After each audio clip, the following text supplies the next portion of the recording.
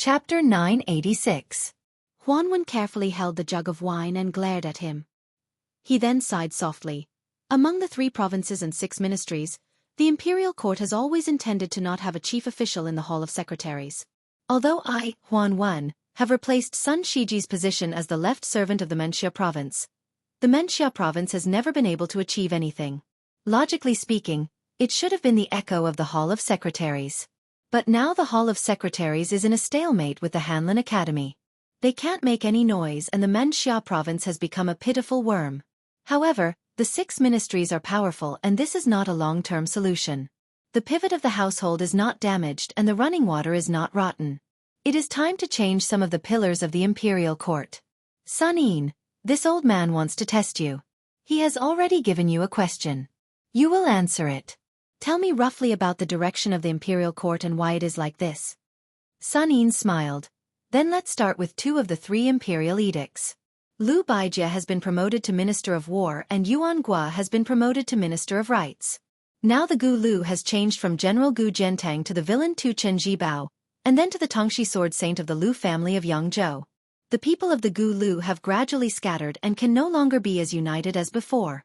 With Guangling Taoist Lu Xianxia entering the Ministry of War, the Ministry of War is truly the Emperor's Ministry of War. The Gu Lu has only the form but not the spirit. Before the second master Chen Jibao left his post, he suppressed the treasurer Huang Yi. The original backbone of the Gu Lu, Gu Jiantang, purposely turned a blind eye to it. He took the initiative to send a message to the imperial court that the surname of the Gu Lu is no longer Gu. The emperor has the final say on what the surname of the Gu Lu should be. With the departure of the Gu Lu, only the Zhang faction was left. It should have been a scene of a higher level, but the Grand Secretary did not do so. In fact, for the past 10 years, the Grand Secretary had intended to cut off his own branches and leaves. He expelled Yuan Gua and Han Lin and deliberately distanced himself from the Hanlin Academy where he had made his fortune. He allowed the Crown Prince Yin Mao Chun to change factions. In the end, he let the 2 tigers, Zhao Yuling of the Ministry of Appointments and Wang Xiongui of the Ministry of Revenue, fight. Zhang Lu made an unexpected choice and kept the relatively weak Minister of Revenue instead of Zhao Yuling. It could be said that the Zhang faction in the imperial court had been retreating step by step over the past few years. But it did not matter. As long as the Grand Secretary was in charge of Zhang Lu, no one dared to make trouble. The Grand Secretary had been dormant in the Hanlin Academy for more than 10 years, and no one knew that he had made the first move. The layout in the Jianghu province was the middle stage that many people could only see through the fog. The next stage was probably the end. The Minister of Rights did not let the Crown Prince Yin Mao Chun, who was widely expected to take over. Obviously, this was the first step in the final stage of the struggle for power between the Emperor and the Prime Minister. Both sides had a tacit understanding. In the next few years, Yin Mao Chun would end the situation of the Imperial Secretariat being a piece of sand without a leader. He would become the Grand Secretary in name and the second in power, sharing the limelight with the current minister Zhang Julu. The Minister of Rights, Yuan Gua, would take over the Grand Secretary's position. He would not be the rightful next master of Zhang Lu, Wang Xiongui from the Ministry of Revenue. In addition, with old Master Huan overseeing the Jianghu province, he would be a peacemaker. The 3 provinces would be harmonious and would not consume too much of the national power for the struggle between the factions. As for Zhao Yuling from the Ministry of Appointments, he would at most be given the title of Grand Secretary before his death. After his death, he would be given an extremely high-ranking posthumous title. Although he would lose his position first, he would still be able to gain face.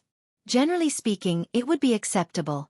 Moreover, with his in-law, Yin Mao Chun, taking over the position first, Zhao Yuling would also have to avoid arousing suspicion. Huanwen nodded repeatedly and said with a smile, "Then after I, old man Huan, die, who would be in charge of the Jianghu province? You, Sun Yin, should not have any extravagant hopes. Before I die, I will definitely send a secret memorial to His Majesty to not let you gain too much power." Sun Yin's expression was calm and tranquil. With a smile he said, "It's not like Grand Secretary Zhang is the only one with the ability to play this game of chess. Since the Prime Minister Yin Mao Chun has already surfaced, there will naturally be another Prime Minister. Right now, he is acting as a hidden dragon in the abyss. However, as to who this person is and where he is located, I, Sun Yin, cannot guess. I will probably have to wait for quite a few years. However, this person will definitely not be the Grand Secretary or left servant Shidaren's disciple. Huanwen laughed aloud and said, Kid, you're not bad. In the next 20-30 years, it will probably be like this. Later on, this old man will bring you to Green Eye's residence. You can play a few games of chess with him. Green Eyes will most likely bear a grudge against you after you lose, so you will be able to play your part in the Xianxia province even more peacefully. You won't have to be a lackey. Yao Baifeng's expression was displeased. He released a heavy cold snort. Sun Yin hesitated for a moment. He then asked curiously, Old man, why did you give Subarang Jean a punch? The corners of Huan Wen's lips curled. Jean Lanting, that kid, being a parental official for the common people of Liang shouldn't be bad. Being a subject of His Majesty is even more loyal. However, when it comes to being a person, he is a bit too dishonest. I gave him a punch for his own good, so that he won't become too complacent and think that just because Green Eyes and I are backing him up, he can put everyone in his eyes. That's right, old Yao. This kid formed a clique in the Imperial College. I helped you vent your resentment and spread the word that I will return the money he was familiar with. Can you help me return the money?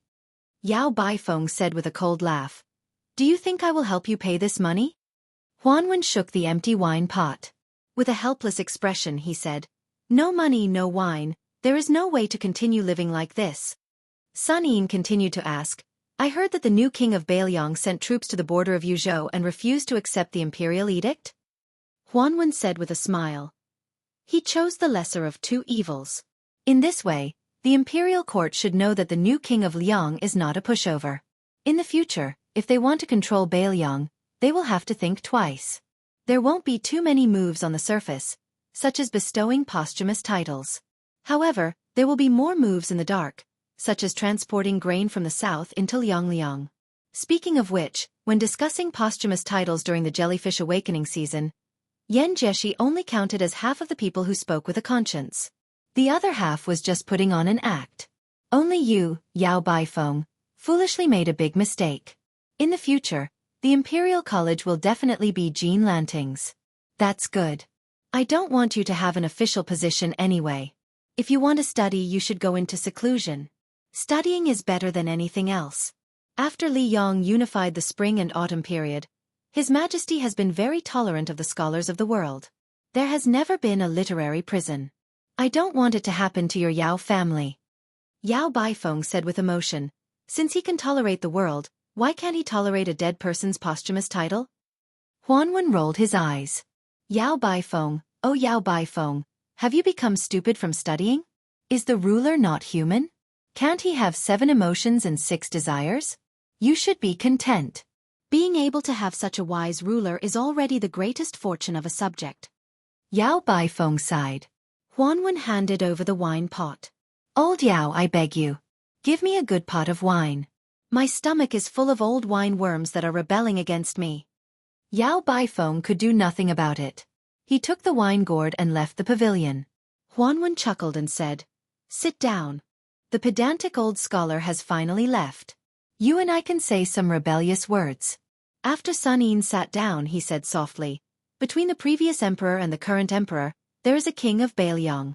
Between His Majesty and the Crown Prince Zhao Zhuan, it is our Grand Secretary. The great general is high and the emperor is far away. He has 300,000 elite soldiers. With Beimang watching, the court does not dare to kill the Su family. They can only wait for Su Shao to die and use his posthumous title to disgust people. But Grand Secretary Zhang? Huanwen glanced at this young scholar and slowly asked, You are so smart. Does Beiliang know? Sun Yin replied with a question, I came to Great Peace City not for the emperor, but for the common people. Does old Master Huan believe me?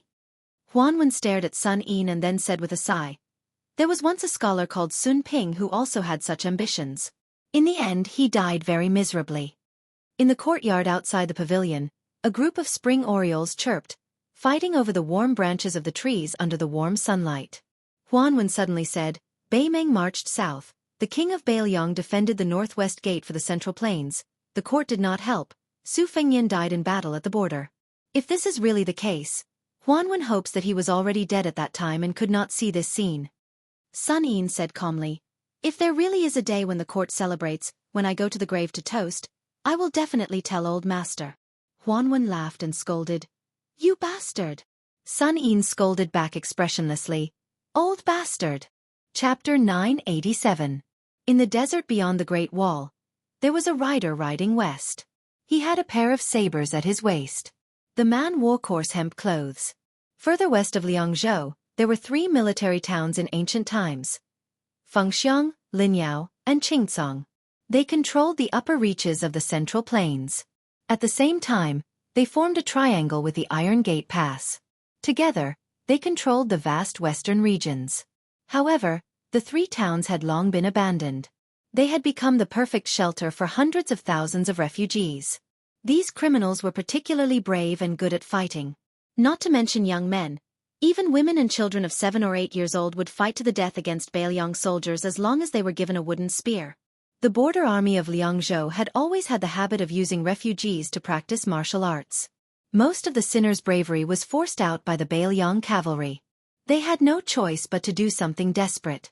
The first thing the Beiliang crossbowmen did was to throw them here. They were only given a horse, a crossbow, and a cold saber. Then they had to pray for their own good. If they could survive for a month, they would have crossed the first threshold. If they died, even collecting their corpses would be an extravagant hope. They would have long been whipped to pieces by the sinners who hated Beiliang to the bone.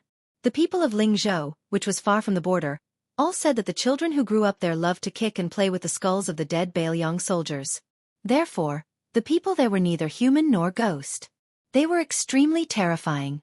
When the rider traveled 200 li to the west, he encountered a group of future crossbowmen who had just entered the area. The 2 sides were on the verge of fighting. There was no need for words. The coarse hemp man casually blocked the barrage of short crossbows and 2 waves of charges without injuring anyone. The elite soldiers returned without accomplishing anything, so they gave up on trying to chew this tough bone. Although the number of heads they beheaded after returning to Liangzhou was related to the amount of money they would be rewarded, their original intention was still to survive. Since it was clear that they could not chop off this fellow's head, they quietly took a detour after picking up the crossbow bolts one by one. This place where the refugees gathered was full of hidden dragons and crouching tigers. There was no lack of Jianghu people who fled beyond the Great Wall after committing crimes in Liang. Those who were able to gain a foothold here were either in a high state of martial arts or were proficient in unorthodox ways. Therefore, the group of armored soldiers did not find it strange that they encountered this knight in white hemp garments with a saber. What they found strange was that this young fellow had blocked all of their attacks without even drawing his saber, which made them fearful. The hundreds of thousands of refugees, a mixture of good and bad people, did not disperse. They were mainly concentrated in the 3 abandoned cities from the east to the west: Qingcang, Linyao, and Fengxiang, which had been removed from the map of Liang. This was because if they were to disperse, they would definitely become ghosts under the sabers of Beiliang's armored soldiers. The refugees rarely carried weapons with them. If these stragglers ran into groups of armored soldiers who had the potential to become Beiliang's elite scouts, even if they were not afraid of death, they would still die. As for why Beiliang did not take down the 3 cities in one go, the refugees were already extremely lucky to be alive. They were too lazy to care about this. They wanted nothing more than for the old king of Beiliang to treat them like a fart and let them go. However, when they heard that this butcher was already dead, they were skeptical. At first, they were more or less relieved. Then, there was a rumor that a new king had ascended to the throne in the 3 cities and was going to use them as an example to establish his might. Soon, a large army would be coming to the border. This immediately put them on edge. These refugees actually hated the poison warrior Li Yishan the most. When the Su family took over Beiliang, those local wealthy families who showed even the slightest hint of disloyalty were all killed off. Not a single one was left alive. The children who were not taller than a horse's back were driven here.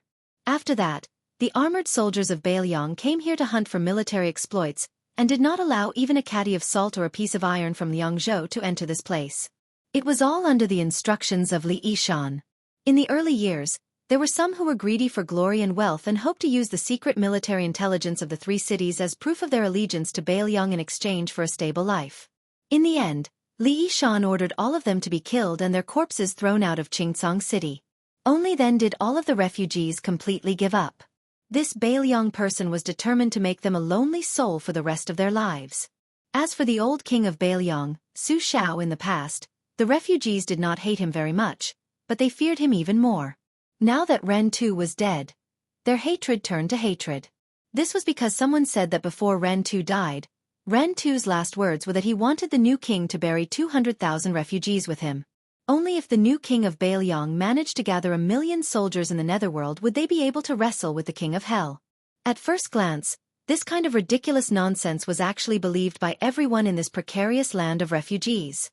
In the twilight, they could faintly see smoke curling up from the kitchen chimneys of several villages. In this area, there were very few Bailiang riders who dared to wander around unscrupulously. The last time they did so, it was the son of the administrator and a man with heavy pupils who came to take a stroll around the city. The man with the saber led his horse forward and asked for a ladle of water from a family living in a mud hut at the entrance of the village.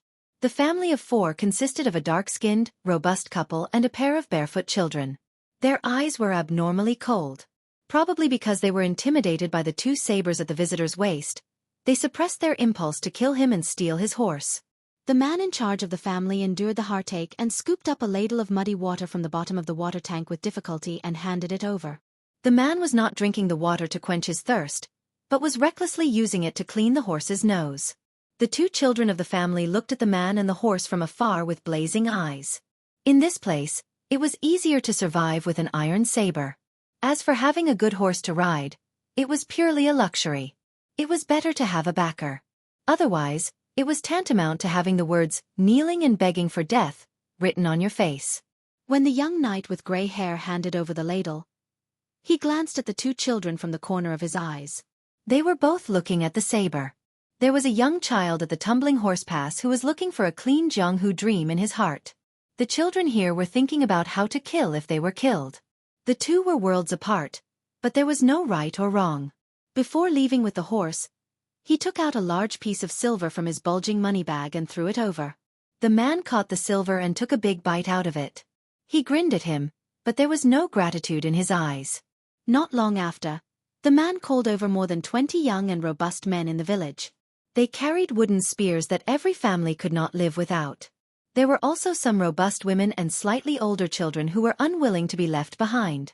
They aggressively intercepted the wanderer who accidentally revealed his yellow and white substance.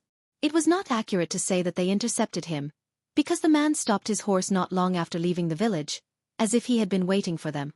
The man with the saber gently threw the money bag in the open space in front of him and said in an authentic Bailiang accent, "If you are not afraid of death, take it if you have the ability."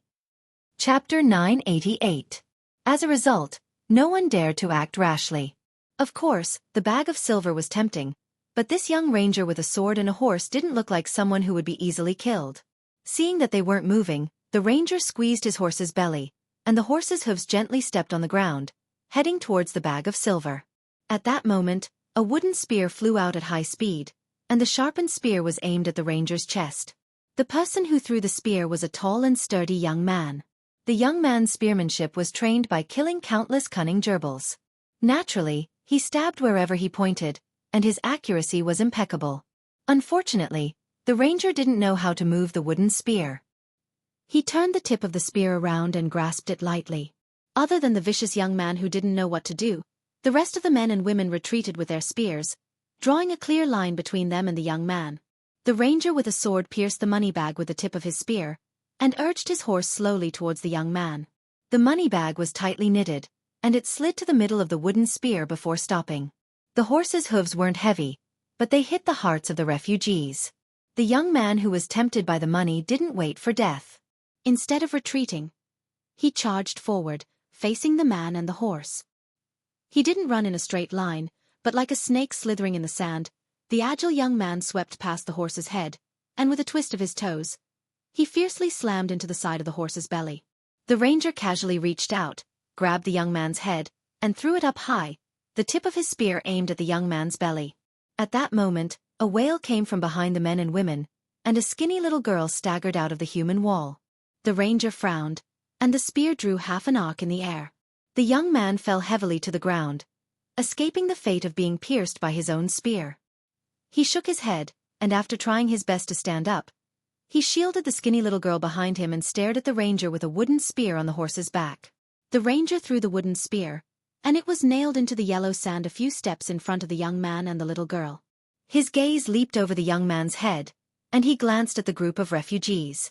Only then did he pull on the reins and turn around to leave. The little girl, who was so skinny that she couldn't even get frostbite, sobbed as she hugged the young man who was dependent on her for survival. The young man who survived the disaster pulled out the spear with trembling hands and pulled the heavy money bag onto his hand. He untied the knot and poured out a small piece of broken silver. Then, he handed the money bag to the elders in the village to divide the spoils. It was not that the young man was poor and generous. It was just that even if he took a little more than that, he would be beaten up badly. But this time, the young man was greatly surprised. None of the 30 or so men and women in the village came forward to take the money bag. The young man wasn't stupid. He remembered the glance the ranger gave him before he left. It was obvious that the Jianghu expert had made these people not dare to touch the silver. The young man didn't have any elders in his family.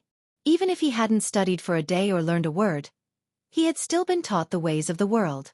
He used the money to buy a pitiful amount of dried meat and coarse grain from those people. After squandering the money bag, the young man didn't rush back to the village. Instead, he gave the small piece of broken silver to his little sister, squatted down, and let her ride on his neck. He slowly stood up, holding the wooden spear that had almost taken his life. The young man was somewhat annoyed that the money bag had also been taken by someone else. He looked in the direction of Xianxia city, but he couldn't see the ranger anymore. The young man smiled brightly and said, "Little grassroot, it's silver." The little girl, who was holding the broken silver tightly, rested her chin on her older brother's head and made a sound of agreement. The rider rushed into the dilapidated Xianxia city before the gates were closed. There was no such thing as a pass here. Being able to stay alive was the biggest pass. Who cared about your surname or your household registration? In this city, it didn't matter if you were Zhang Julu or Grand Secretary Zhang. It was the same even if you were the emperor's son.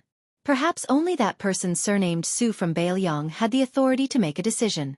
After the ranger entered the city, he sat high on his horse and looked around. It was indeed different from the cities within Beiliang's jurisdiction. It had nothing to do with whether it was rich or poor. Tuma Pass was also poor, but the people on the streets lived a stable and free life. On the streets of Xianxia city, there was actually no lack of well-off men dressed in silk and satin. However, everyone was afraid of danger and looked at each other with deep vigilance. Moreover, there were very few travelers who were alone. Most of them were in groups. Some of the local ruffians squatting on the streets with nothing to do were not as lazy as the local tyrants of the Central Plains, who gave people the feeling that they were half dead. At this moment, the people who raised their heads to look at him were all emitting ominous glints. It was as if they had calculated how much money he, a horse, 2 knives, and all of his belongings could be sold for. They were also weighing whether or not they should risk their lives for this windfall. In this dangerous place where everyone was jackals and wolves, if a scholar who could recite the wind and recite the moon was thrown into the city, he would probably end up being hacked to death on the spot. The ranger raised his head slightly and saw the tallest wolf smoke arrow tower in the city. Out of the hundreds of thousands of refugees, only 4 people had managed to carve out a bloody path and proclaimed themselves as kings in the past 20 years. 3 of them had occupied Fengxiang, Linyao, and Qingcang respectively, and the last vassal king had established a huge sect between Linyao and Fengxiang that could support tens of thousands of people. The one who held Qingcang was the weakest because he was constantly being cut by Beiliang's cavalry with blunt knives. However, he was also the most violent. His real name was Kai Junchen, and he used to be a mediocre swordsman on Liang Lake. Later on, he was lucky enough to make a name for himself here, and he gave himself a nondescript nickname, something like the 1,000 Frost and 1,000 Snow Pear Flower Sword.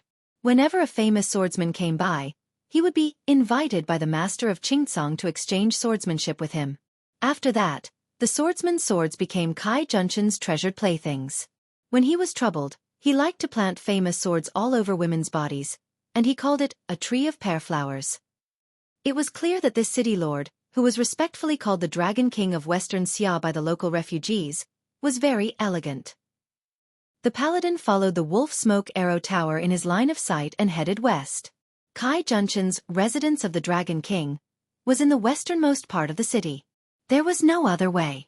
Qingcang was the closest to Beiliang in the east. Kai Junchen would be able to escape faster if he abandoned the city. the Dragon King of Western Xia kept saying that he would lead his troops to Mount Qingliang one day. Who would believe him? Kai Junshin would probably be the first to not believe him.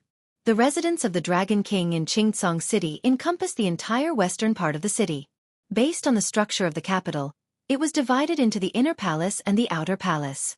The so-called walls of the palace were merely red battlements that were 20 feet tall. However, some of the palaces and pavilions in the city were covered in bright yellow glazed tiles. It was not easy for them to have a little bit of the spirit of an imperial family, but they were all ruined by the arrow towers of different heights. Every time there was a rebellion in Qingcang, the palace walls would be easily flipped over. Then, it would be these porcupine-like arrow towers that would do the work. However, this kind of rebellion would at most number 200 to 300 people. It was not even comparable to the chaotic battles of horse bandits in the land of refugees. When this rider was still 100 feet away from the gate of the palace, he was intercepted by a group of leather-armored foot soldiers who were holding a rarely seen shiny iron spear. The leader was a burly man who looked like a military officer. He wore an old southern Tang-style armor. When he caught a glimpse of the two sabers that the bold fellow was carrying, he could not shift his burning gaze away. He laughed loudly and said, "There is a thief who has trespassed into the palace. Men, kill him on the spot." More than 20 spear-wielding foot soldiers rushed over. There was no formation to speak of, but they had the advantage of being vigorous and incomparably dauntless. Suddenly, the military officer shouted sternly, "Wait!" The foot soldiers stopped abruptly. The burly man in Tang armor pulled out his saber and pointed at the paladin. He laughed and said, "Boy, your saber is a good one. Before you die, tell me the name of your saber." Snatching a famous saber is not the same as snatching a woman. The latter does not need to care about the name. I do not know how to take pity on women, but I am a man who cherishes a good saber. The paladin was dressed in a hemp robe as white as snow. He smiled and said, "One is embroidered winter, the other is crossing the river soldier." Chapter 989. The lieutenant in old Tang armor chewed on the meaning of the two names but did not find anything special. Instead, he felt that they were not very particular and could not be used to scare people. Somewhat disappointed, the lieutenant raised the tip of his sword and pointed at the rough man. More than 20 spear-wielding infantrymen rushed forward. The young man on the horse had a calm expression. His right index finger lightly tapped the back of his right hand that was holding the reins. Just as the infantrymen were about to stab the man and the horse into hedgehogs, a rider rushed out of the palace. A thunderous roar tried to stop the infantryman's charge. However, there were still 2 strong infantrymen who could not stop in time and quickly thrust out their iron spears. Then with a bang, the 2 guards flew back along with their spears. It was as if their chests were pierced by a powerful arrow. They exploded into a large pool of blood and fell to the ground dead. The Tangjia lieutenant had good eyesight and knew his stuff. If he wasn't a martial pathmaster, he would have dug out his eyeballs to see how the linen-clothed ranger killed without leaving a trace. He turned his horse around and respectfully bowed to the general who rushed out of the palace gates. He cupped his fists and said, "I greet the East-conquering general." The middle-aged general who was respectfully called the East-conquering general glanced at the face of the infantryman. He noticed that there was a hint of mockery at the corner of the man's mouth. This rough man actually blushed. This general of his was naturally wild. The lord of Qingcang, Kai Junshin, gave him an official position and rewarded him with some second-grade or third-grade official titles. In any case, he did not need a single copper coin from Kai Junshin. Other than He Dajie, the great general of the East, there were also Anqi Garrison, North Patrol, and South Patrol. In any case, they had gathered the East, West, North, and South. East of Qingcang was Northern Liang. Thus, great general of the East, He Dajie, had often been teased by his political opponents. They all said that they were waiting for him to go to Northern Liang and achieve a great victory. In name, He Dajie was a general, but in reality, he only had 1,500 soldiers and horses under him. The armored soldiers did not make up half of them. He Dajie did not pay attention to the lieutenant who touched the pot that did not boil. His expression was serious as he cupped his fists and said calmly, "My king would like to invite you into the palace for a chat. What do you think?" The infantryman nodded. He still did not realize that he had stepped into a tiger's den. He held the reins with both hands and looked at the city gates. The light horse's hooves stepped on the green jade tiles, making a crisp sound. Xianxia followed behind the infantryman with a complicated expression. His heart was in turmoil. When the infantryman approached the city, a secret letter was sent to the residence of the Dragon King. The Qingsong king, who did not attend court every night, was frightened. He hurriedly kicked away a few naked bodies beside him and rolled off the bed. He put on a poorly made dragon robe and was about to convene a court meeting. In addition to Xianxia, there was also Jianghu, the South Patrol General. Together with the Queen and a few civil and military officials, they were arguing over a portrait. Jianghu insisted on killing His Royal Highness of Beiliang before discussing anything else. This was a once-in-a-lifetime opportunity. Anyway, the new king of Beiliang had the intention to bury hundreds of thousands of refugees with the old king. Either way, he would die. Even if he killed the man in the portrait, even if he angered the Beiliang cavalry, he could just take the head and thousands of elites and escape to Beimang. Cai Junchen specially asked the confidant of the Qingsong king, who was in charge of spies, whether Beiliang had deployed a large number of troops to the border. The answer he received was no. The man in the portrait had left Liangzhou alone and entered Qingsong city alone. This made the timid and cautious Cai Junchen even more uncertain. Was this guy tired of living? Did he really think that he could win people over with virtue in the refugee land just because he was the king of Beiliang? Did he want Cai Junchen to take off the dragon robe that he had only worn for a few years and kowtow to him? Was he willing to be a lackey for a hothead who did not have hair on his mouth? Cai Junchen could not stand the instigation and clamor of most of the civil and military officials. He gritted his teeth. He had originally made up his mind to send out all the masters in the residence of Dragon King and 2,000 cavalrymen to kill that guy at the gate of the imperial city today. However, the Queen and Xianxia did not agree. They said that the guy surnamed Su gave up his position as the king of Beiliang and came to Qingsong City to seek his own death. Even if he did not have good intentions, he would not be able to stir up any trouble in the residence of Dragon King, which was heavily guarded by swords and spears and arrow towers.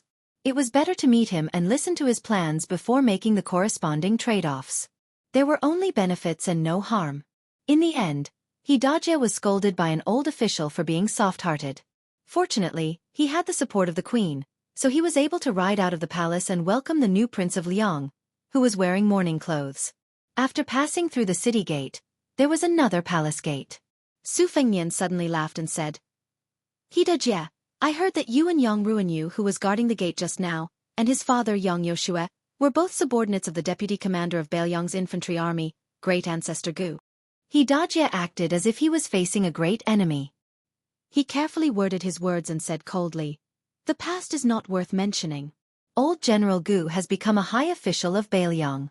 It is a good thing, but it is not my turn to congratulate him." Su Fengnian laughed softly and said, "The deputy commander of Beiliang's infantry army is only of the second rank. Only Yan Wenluan and Yuan Zuozong have the same rank as you, Great General Zhendong. Speaking of congratulating, it should be Great Ancestor Gu who should congratulate you." Xianxia, who was ridiculed to the extreme, snorted coldly. The palace gate opened and a dozen people walked out. The official embellishments were either red-crowned cranes, golden pheasants, or unicorns and lions. The one in the middle was not Cai Junchen, but a noblewoman wearing a phoenix coronet and a red robe. It was hard to say what kind of motherly style she had, but the thumb-sized pearls hanging all over her body were very valuable. If this group of aggressive fellows were in Liang, their entire family would have been exterminated just based on their overbearing attire. There were 2 arrow towers built inside the palace wall. Soon, someone drew their bow and shot an arrow, giving Su Fengnian a show of strength. It was the long-lost Shishu chain arrow, the mother and son linked heart arrow. The 2 arrows were of different lengths and were shot at Su Fengnian's face. The mother and son linked heart arrow was only an entry-level archery skill in the Shishu chain arrow. Su Fengnian flicked his sleeve and caught the 2 arrows.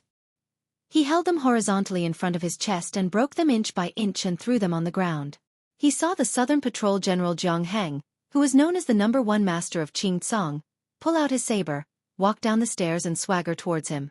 Su Fengnian turned to Xianxia and laughed. "Is this how you treat your guests in Qingsong?" Xianxia said with a straight face, "Whether it is a toast or a punishment depends on your ability." Chapter 990. Su Fengnian smiled and dismounted from his horse. Jianghu was like a wild horse that had escaped from its reins. He charged straight at Su Fengnian with his saber. His momentum was overwhelming. However, when he was 10 feet away from the young lord of northern Liang, everyone saw an incredible scene. General Zhang's saber art was like a rainbow. It was beautiful and murderous. It was obvious that he had gained the upper hand by showing his strength. However, before he could even touch the rough guest's body with his saber, streams of scarlet blood began to emerge from his body like fountains. This was the miserable scene of a warhorse crashing into the Mo saber formation. The bystanders felt baffled, but the southern patrolling Grand General himself felt as if he had fallen into the clouds and mist, complaining incessantly. He hastily stopped the saber momentum that was tantamount to suicide, and was about to decisively retreat to evade the edge of the saber. His body was pierced with 6 holes by the invisible sharp weapons. He did not know who to complain to. Could it be that the young man in front of him, who had both hands in his sleeves and was clearly 2 feet away from the twin sabers at his waist, was a master of secret weapons who was proficient in the sleeve universe? Jianghu originally wanted to gain some face for the Dragon King residence, so that the Azure Kingdom could bargain with the Bailiang. Now, he gave up on this thought and thought that stopping the bleeding was the most important thing. However, everything in front of him turned black and the South Patrolling General had no more words to say. Su Fengnian held Jiang Heng's head that was dripping blood on the ground with one hand and the headless body with the other. He threw it up and smashed it onto the watchtower where the archer was at. Instantly, the fence shattered. The east-conquering General He Dajie behind Su Fengnian swallowed his saliva. He couldn't help but feel sad for Jiang Heng. He had never gotten along with Jiang Heng, but Jiang Heng died in just one exchange. Who knew if the next one would be He Dajie, who he hadn't even reached Master Realm yet? Su Fengnian threw the head and it rolled all the way to the bottom of the stairs. He smiled and said, "You don't want to do it the easy way, but you want to do it the hard way." He Dajie's face was really ugly and he got off the horse silently. Su Fengnian raised his voice and slowly walked forward. "Tell Kai Junchen to get his ass out here. This king has already given the Qing Tsong Empire enough face by entering the city. If you don't accept the face I've given you, you'll end up like Jiang Heng." The fox-like woman who was dressed as the empress of a country raised her arm. Behind her, no less than 200 armored guards rushed out and stood in formation at the bottom of the stairs. Almost at the same time, numerous archers appeared on the palace walls. There were also more than 10 old men who looked like they were guarding beside the woman. The elites of the residence of Dragon King had all come out. Su Fengnian looked around. The gate of the royal palace had been closed. Outside the gate, hundreds of soldiers with spears swarmed into the city. It seemed that they had made up their minds to close the gate and beat the dog. The woman pushed away a squire who was carefully guarding in front of her, and glanced at the head at the bottom of the stairs. She raised her head and smiled coquettishly. "King of Bailiang, Qing Tsong's hospitality is not small, is it? If you can still take it, I respect heroes the most. What's wrong with helping you bathe and change your clothes?" Su Fengnian gestured with his finger, indicating for the residents of Dragon King to make their move. The first batch of 30 armored soldiers surrounded and attacked. Su Fengnian crossed his arms in front of his chest and remained indifferent.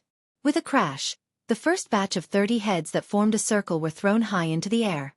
The second batch of armored soldiers did not have time to stop and their heads flew into the air again. These 2 batches of people were cut off from their shoulders as if they were being twirled and swung by a child to cut rice. The beautiful woman who looked like the most beautiful courtesan in a brothel was truly ruthless. There was no fear on her pretty face as she ordered, "Continue to attack. All captains, draw your swords and supervise the formation. Those who retreat without permission will be killed without mercy. After this, their families will be exterminated. The person who obtains the greatest merit today will be given half of the property of the Southern Patrol General, Jiang Heng." Su Fengnian closed his eyes and concentrated. After the 3 batches of armored soldiers were all decapitated, they learned to be smarter. The encirclement became thinner and thinner, but they still could not escape the fate of losing their heads. Fortunately, the number of casualties was quickly replenished by the armored soldiers within the palace. The square between the palace and the imperial city was still increasing in number. An old swordsman with a goatee approached the woman and reported softly, "Queen, it should be an extremely rare flying sword technique in the Jianghu. If I am not wrong, it is somewhat similar to the Wu family's sword tomb." The woman frowned. "I don't care if it is a flying sword or not. I just want to know when this kind of suicidal behavior will end." The goateed swordsman glanced out of the corner of his eye at the woman's chest. His Adam's apple moved slightly, but his words were still respectful and reverent. Compared to his superior flying sword technique, this child's internal energy cultivation isn't that shocking. This old man guesses that after 200 or 300 people die in battle, this fellow will be an arrow at the end of its flight. At that time, Her Majesty the Queen will have external experts charge in recklessly, and they should be able to accomplish something. The Queen sneered, just external experts may not be enough. I feel that I need the help of a sword expert like you to hold the line. The short and thin old swordsman smiled embarrassedly. The Queen is right. In order to solve the Queen's problems, Mao Bishan will not hesitate to go through water and tread on fire. A tall and sturdy man with a long sword on his back crossed the threshold of the palace and walked to the side of the woman. He stood on the left and right of Mao Bishan, who was also valued by the residents of Dragon King, and said in a low voice, Your Majesty, after the flying sword technique of the Wu family's sword tomb enters the mysterious realm, there is no need for too much internal energy to support it. With a thought, the flying sword will arrive. It is not wise to die like this. Mao Bishan clicked his tongue. Oh, Gu Feiqing, when did you become so familiar with the Wu family's flying sword technique that is not taught to outsiders? Could it be that you have been hiding all these years and your surname is not Gu but Wu? You have the same background as the Peach Blossom Sword God and are the illegitimate son of a sword immortal in the sword tomb? Gu Feiqing did not even look at this old man who had been expelled from a famous Taoist sect. He said calmly, I am only passing on the original words of Great Master Tang of the palace. Upon hearing the title of Great Master Tang, Mao Bishan immediately kept quiet out of fear. Those who were in power at the moment in Qingcang knew that Kai Junshan's success was due to the queen, Yu Ruru, who was good at recommending herself. Kai Junshan started from a homeless person in the past 20 years and worked under 4 powerful people. Relying on Yu Ruru's wife's relations, he was highly valued every time. Then, every time he was fully developed, he would decisively betray them. In the land of homeless people, there was a saying, thousands of snow and pear swords, for surnamed slaves who betrayed their wives. However, if it was only Yu Ruru who had a soft waist, Kai Junshan would not have been able to achieve what he had today. Many years ago, he met a noble whose surname was Tang. He learned many different things and his martial arts realm was unfathomable. The original Qingcang city lord, Ruan Shandong, if it wasn't for the Tang guy who captured him at the last moment, Kai Junshan would have been killed. This great bodhisattva was respected by the couple as the old master, and he had not fought in recent years. Apart from that, the Dragon King residents had 2 other masters whose cultivation was unfathomable. For example, Mao Bishan was close to grade 2 master. Every time he saw the 3 of them who were of different ages, he would feel fear. Su Fengnian opened his eyes and reached out. He used his qi to grab an iron spear. He had lost his patience and wanted to break into the palace. In the land of homeless people, only knowing how to kill people could not accomplish anything. However, if one did not know how to kill people, then one could not do anything. Chapter 991. When Su Fengnian walked towards the palace gates with his spear, the soldiers below the steps breathed faster. Fortunately, the mistress of the residence of Dragon King, Queen Yu Ruru, did not let them die. She smiled gently and said, Since the king of Bailiang wants to enter the palace, then I will make way for the king of Bailiang. Mao Bishan and the other Jianghu lackeys all carefully protected the queen and made way for him to enter the palace. Su Fengnian walked up the steps and crossed the threshold. Yu Ruru looked at the back of the handsome man and smiled. The square inside the palace was paved with dark green stones. 2 rows of short peach trees were planted at the foot of the wall. It was unknown what species they were, but they bloomed much earlier than in Jiangnan. The trees were short but had large flowers. The color of the flowers was not the common pink of the Central Plains. The flowers were gold and purple, and the branches were red. It was a sharp contrast to the dark green stones. One could vaguely see many scabbards hanging from the peach trees. When Su Fengnian walked into the square, the Mother of Heaven Queen was sitting on the threshold. She leaned against a pillar, her long skirt dragging on the ground. She turned her head and smiled at the new Prince Liang, who could be called a hothead. Mao Bishan and Gu Feiqing looked at the queen's posture and were surprised. They did not believe that the residents of Dragon King would bow to Bailiang like this. Although the 2 of them were guests of high status in the residence of Dragon King, they rarely came into contact with confidential matters. However, this was not strange. Even Mao and Gu Feiqing felt that it was natural. The head of a family spent money to buy a dog to guard the house, not to involve it in the housework. Su Fengnian walked to a large stone in the center of the square and used the bottom of his spear to knock on the stone. The sound was sonorous and powerful. Only a tall old man in a goat fur hat walked out of the throne room. Su Fengnian still did not see Kai Junchen's figure. He looked up at the empty-handed old man and said, "Tanghua Embassy, Li Yongzhao, a top spy. Proficient in qi training and sword formation. I heard that Ruan Shandong died at your hands." The exposed old man looked at Su Fengnian and said in a loud and clear voice, "Ruan Shandong was only a spy placed in Qingcang by Beiliang's aide, Li Yishan. He deserved to die." A cluster of gorgeous peach blossoms shook violently and a person fell heavily from the tree. This slovenly burly man sat on the ground. He accidentally pulled a scabbard and scratched his head with the scabbard. He used the scabbard and scratched his head. And then cursed in a half-baked refugee dialect, "Tanghua Embassy. What? Are you making like old people? I hate you like old. If you want to fight, hurry up." Su Fengnian glanced at the middle-aged man and frowned. It was not difficult for the man to recognize him. However, the spies from Beiliang had not obtained any accurate information about this man. Su Fengnian still guessed his identity. This made Su Fengnian feel that it was a bit troublesome. During the trip to Beimang, Tuoba Chun's son made Su Fengnian suffer a lot.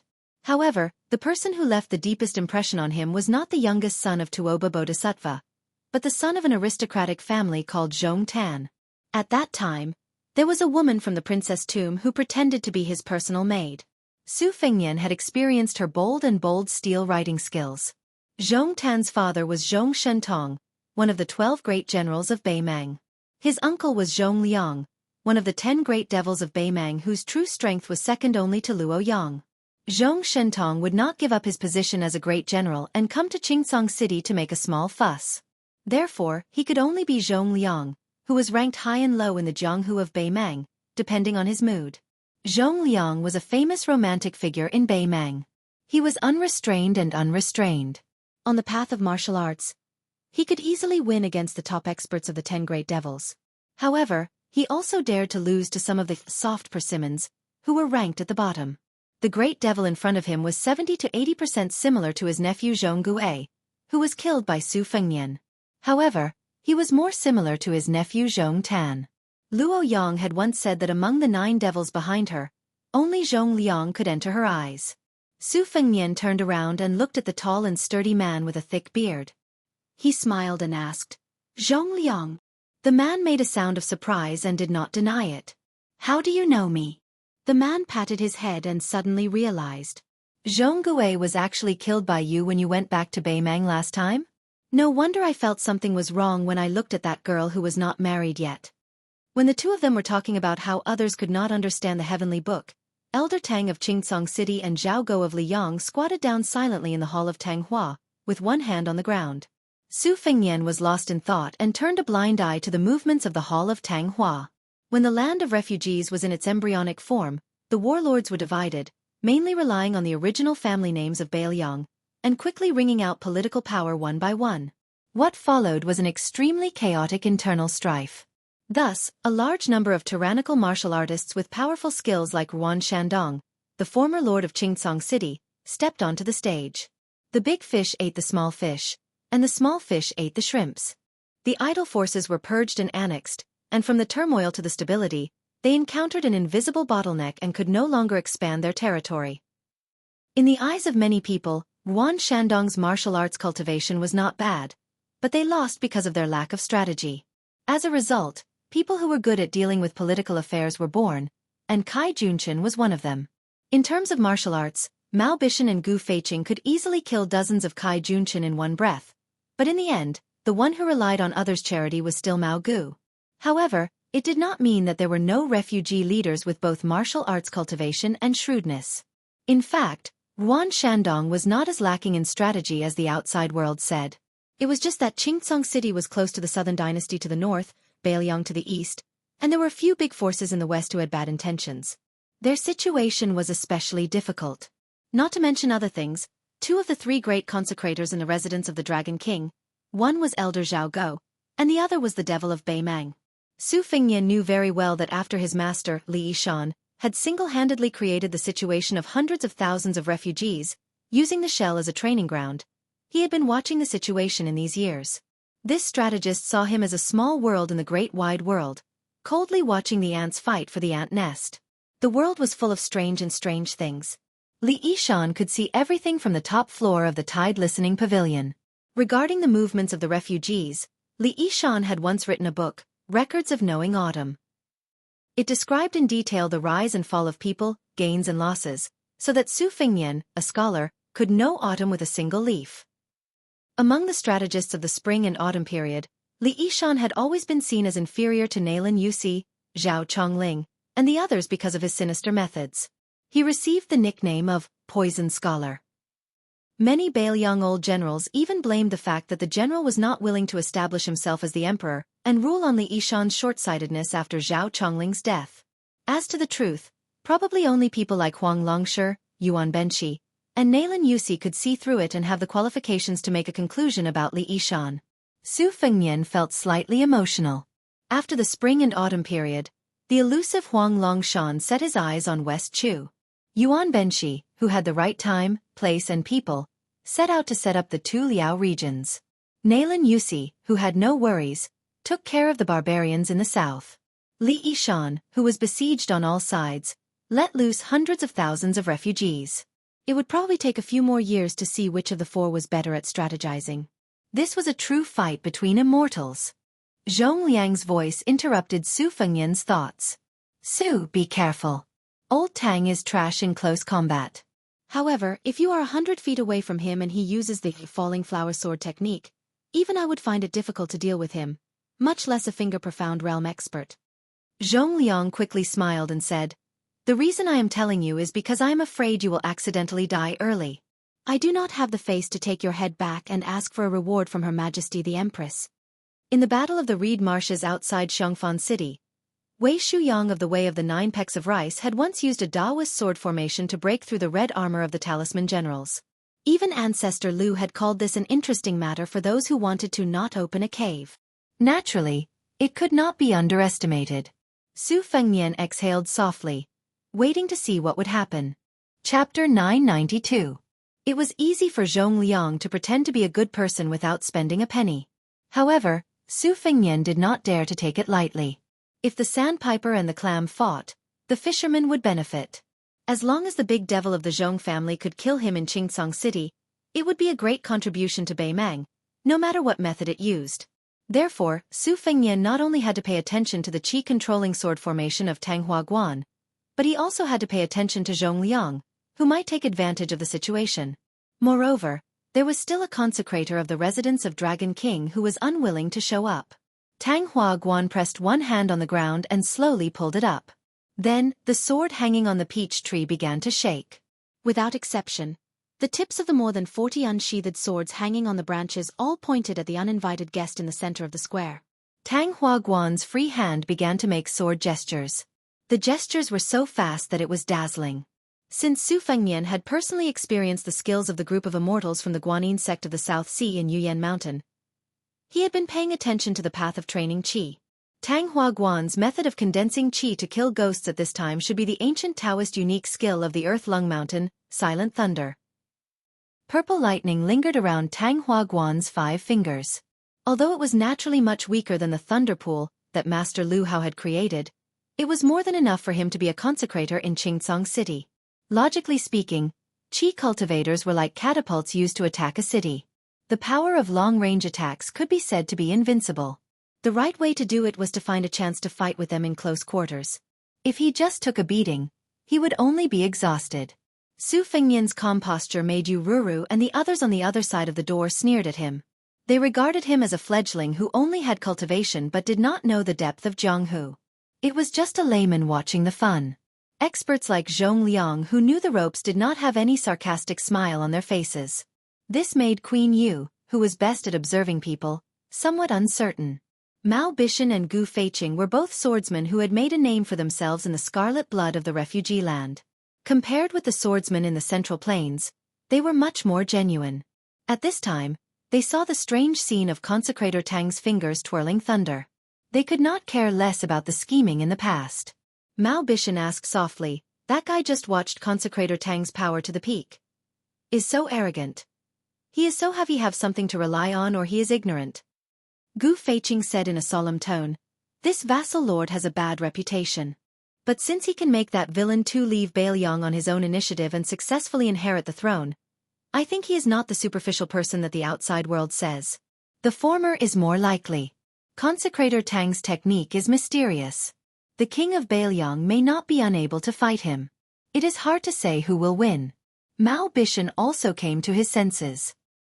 He twisted his beard and nodded, saying, indeed. As long as the brain has not been kicked by a donkey, no one will come to the Qingcong Empire to deliver a good head. I think that the one surnamed Su either has an expert secretly looking after him, or his cultivation is really deep. Not only does he have the sword-controlling technique, but he also has his trump card. Tesk, I really didn't expect that Tu, who is only a second-grade martial master, would have two good sons who are better than him. If you ask me, with this talent and the Tide Listening Pavilion's arsenal, why should he be the king of Bailiang? Wouldn't it be better for him to roam the Jianghu? He can also make the Zhao Emperor feel at ease. Maybe he will be happy and give him a golden plaque with the title #1 in the world. Old Wang likes to claim to be #2. In this way, both of them will be justified. When the Queen of Yu heard this kind of ignorant tone that was similar to a country bumpkin's, she rolled her eyes charmingly.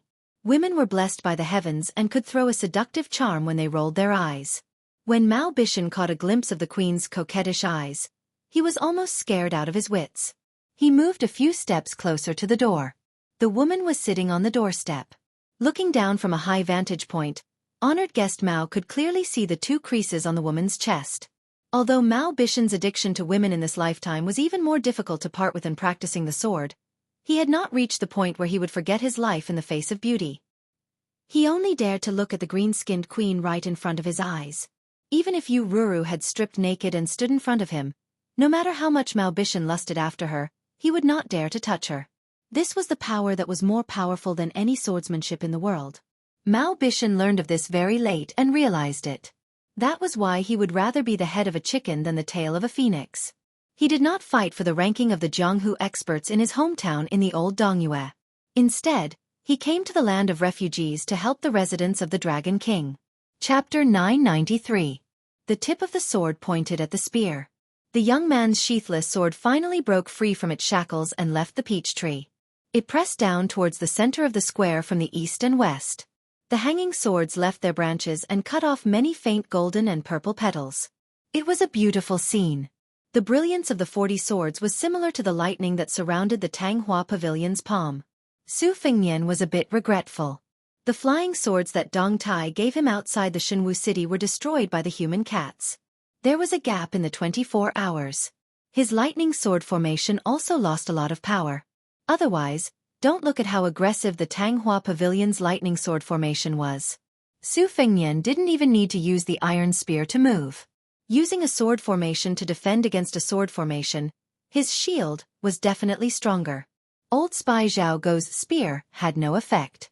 In fact, the essence of the 12 Lingxi sword tomb flying swords was not in the flying swords themselves, but in the sword intent and secret technique that each sword contained. This was an epiphany he had gained when he observed the alternation between day and night on the top of the Dunhuang city tower. Later on, he obtained the Great Qin sword behind the Yellow River Dragon Wall.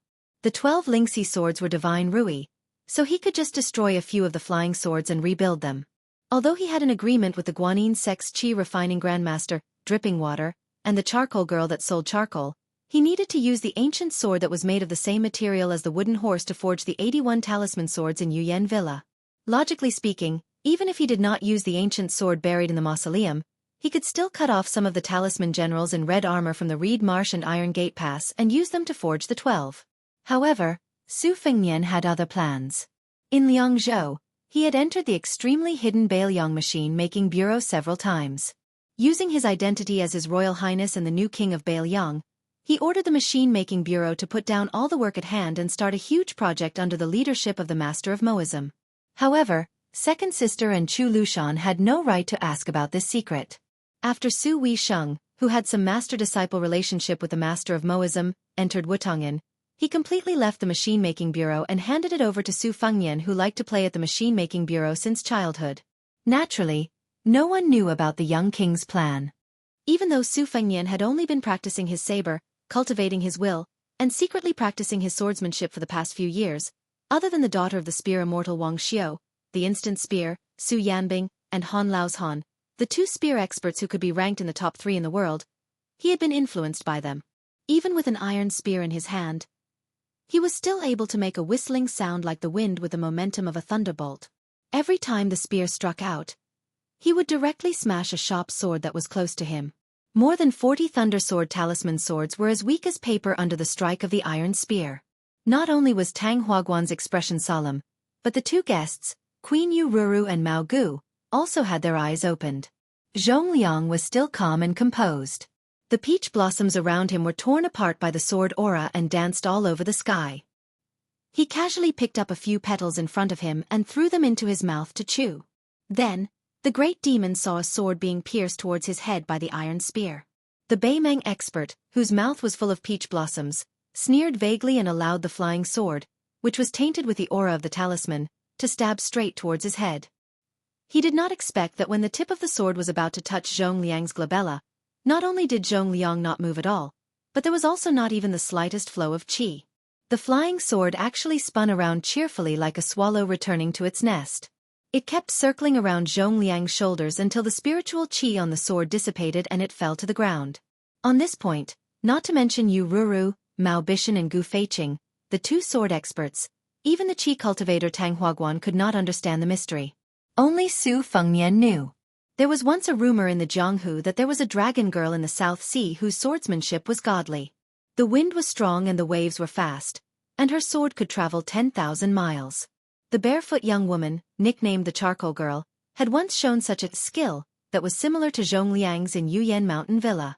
At that time, even Su Fengnian's flying sword, which had a complete sword embryo, was unusually docile and almost changed sides.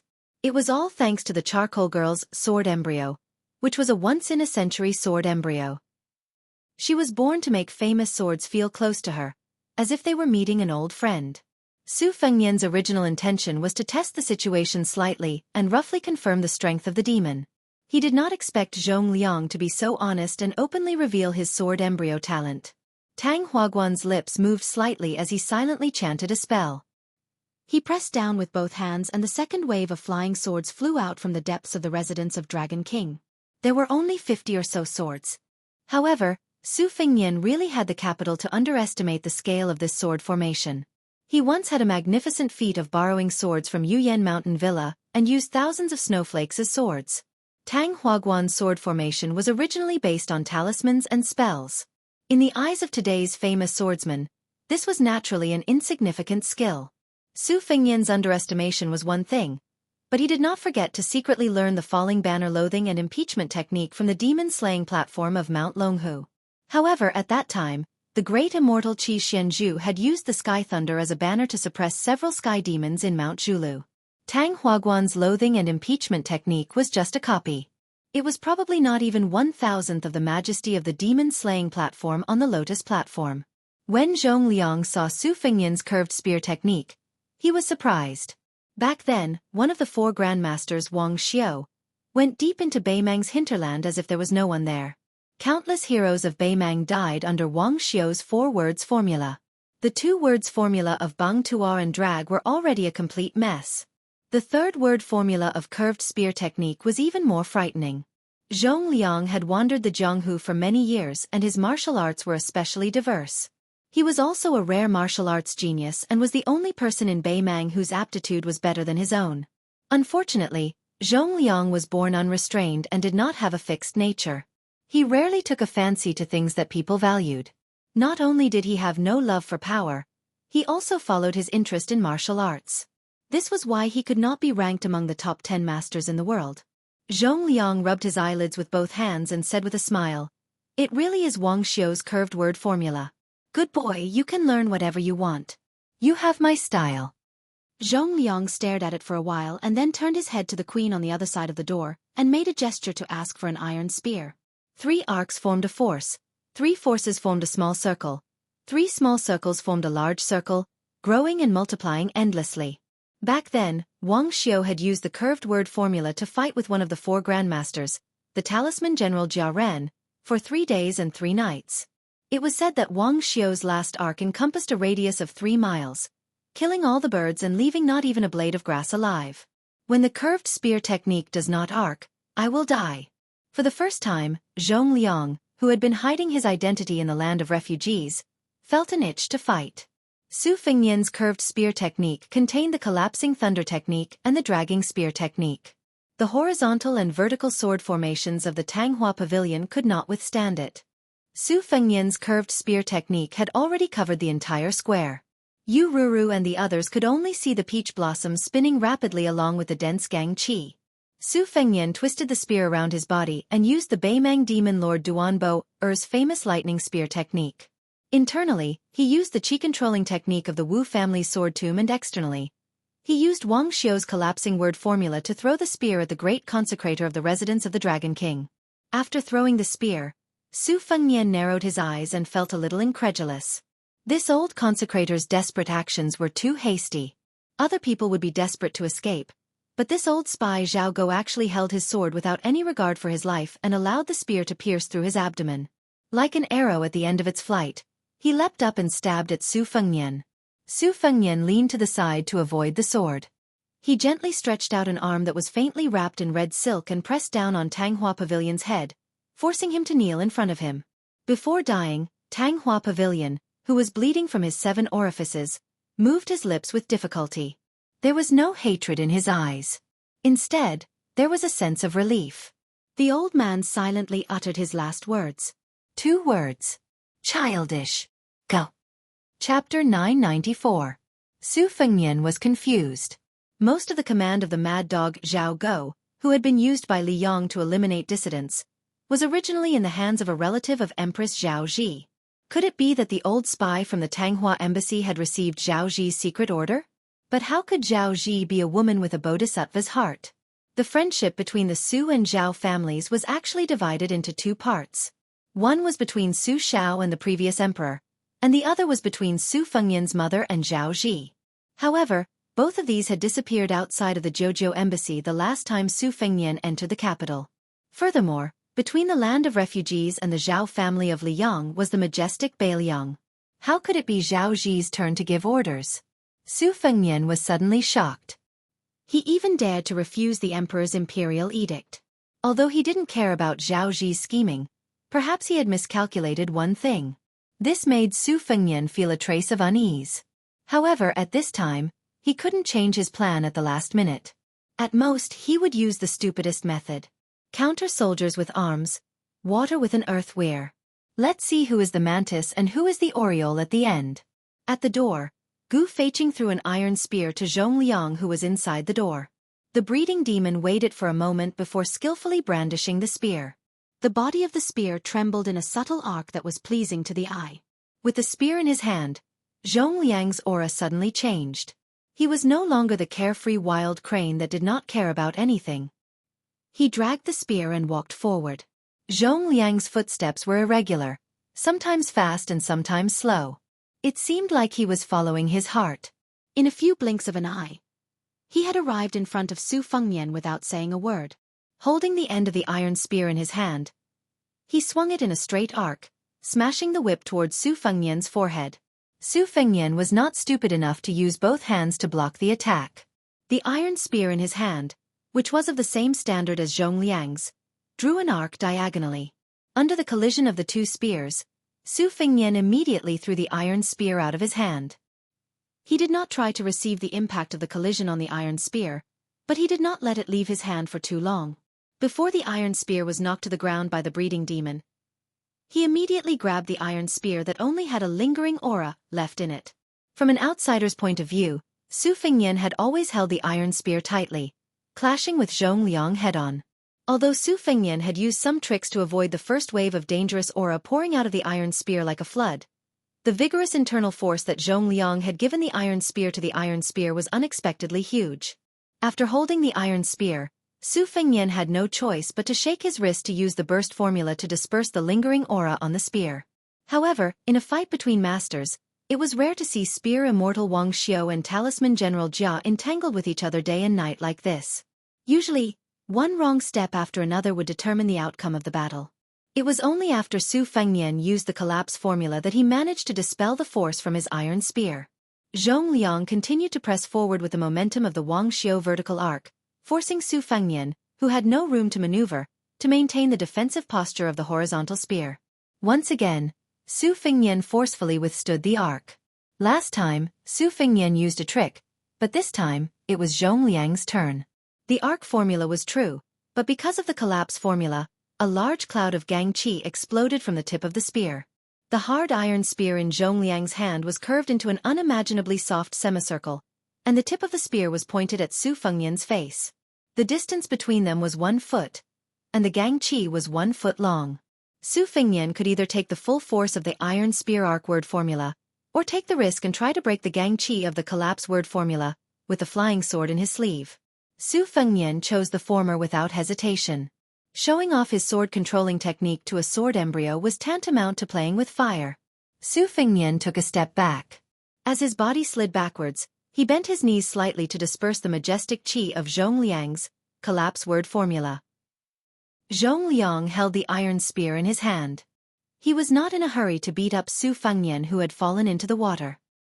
He only followed like a shadow and kept the tip of the spear a foot away from Su Fengnian's eyes. He did not even immediately use the collapse word formula, which had an immediate effect. His gang qi was about to appear. This great devil who was ranked second in Beimang was recklessly mocking Su Fengnian. The reason why Zhong Liang was able to come up with a spear immortal secret technique that was on par with Su Fengnian's was because of his innate talent. More importantly, he had a high-profile battle in Beimang 2 years ago. His opponent was Deng Mao, who had become one of the top 10 fighters in the world. Zhong Liang's deep understanding of spear techniques was on par with Su Fengnian's. However, on the surface, Su Fengnian only had level 2 internal force, which was a huge gap compared to Zhong Liang's. Zhong Liang was not one of those otherworldly experts who only knew how to fight behind closed doors. As a result, Su Fengnian's defeat was a matter of course. In terms of innate talent, Su Fengnian was not as good as the old man wearing the sheepskin fur coat, who thought he was number 1 in the world from the moment he held a sword. He was not as good as Shenyuan Jingqing, who only knew how to read and became a Confucian sage. He was not as good as the woman who inexplicably cultivated the sword-controlling jade mystic while practicing calligraphy. He was not as good as the coal girl who was born with the sword immortal embryo. There were many more. Su Fengnian would lose to Zhong Liang and these Jianghu playboys. But when it came to risking one's life, Su Fengnian might not be better than them, but he was at least not inferior. When Su Fengnian retreated from the 2 peach trees and was about to lean against the palace wall, he stopped retreating. He drew a small arc with his spear, as if he was risking his life to kill Zhong Liang in an arc. Zhong Liang was very calm and did not withdraw his spear. He took the opportunity to slowly push the tip of the spear forward half a foot. It was actually Su Fengnian's desperation to trade his life for Zhong Liang's. It was as if this time he was aggressive and did not intend to win a complete victory, so he deliberately hid his strength. He was gambling on whether Su Fengnian dared to trade his life for his life. Su Fengnian did not hesitate. His arc spear continued to move forward, but at the same time, his left hand grasped the embroidered winter saber on his left waist. This saber was given to him by White Fox Face. It could be regarded as Su Fengnian's most intimate lover. It accompanied him on 2 trips to Liang and Beimang. When Su Fengnian, who was on the path of cultivating his mind, held the embroidered winter saber, it was a completely different scene.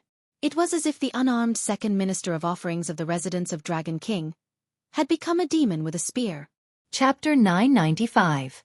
Zhong Liang's eyes grew colder, and the flow of qi in his body grew faster and faster. Thousands of thoughts appeared in his mind. At the critical moment of exchanging his life, this boy still did not want to escape by using unorthodox methods. Instead, he was afraid that the curved spear would cut through his waist and kill him. Would he only be at ease if he added another blow before he died? Did this boy really not think of the king of Beiliang as some kind of vassal king? Did he really have the determination to die together? Zhong Liang's gaze instantly turned hot, and he was no longer careless. The gang qi at the tip of the spear was like a burning charcoal that had been thrown out of a furnace. At the same time that Su Fengnian's iron spear swept past Zhong Liang, the demonic breeding head spear tip, along with the gang qi, smashed into the space between Su Fengnian's eyebrows. In a flash, even Zhong Liang, who was unparalleled in martial arts, was sent flying 30 feet away. However, he still could not escape unscathed, and a wound deep enough to see bone appeared on his shoulder. Zhong Liang looked at the young man who had crashed into the palace wall. His end was even more miserable than his. He had already thrown away his iron spear, but his saber had also returned to its scabbard. There was a scarlet spot between his eyebrows, and the space between his eyes was a mess of flesh and blood. However, there were red threads like slender red snakes crawling from his sleeves to his arms, then up from his neck, and up from his temples to his eyebrows. It was a terrifying sight. Zhong Liang was clearly somewhat annoyed. He muttered, "His saber technique is a bit like Gu Jiantong's half-baked thunder of mind. Could this dragon attachment technique be a human cat's Xianxia?" Zhong Liang sighed and looked with pity at the new King Liang who had surprised him.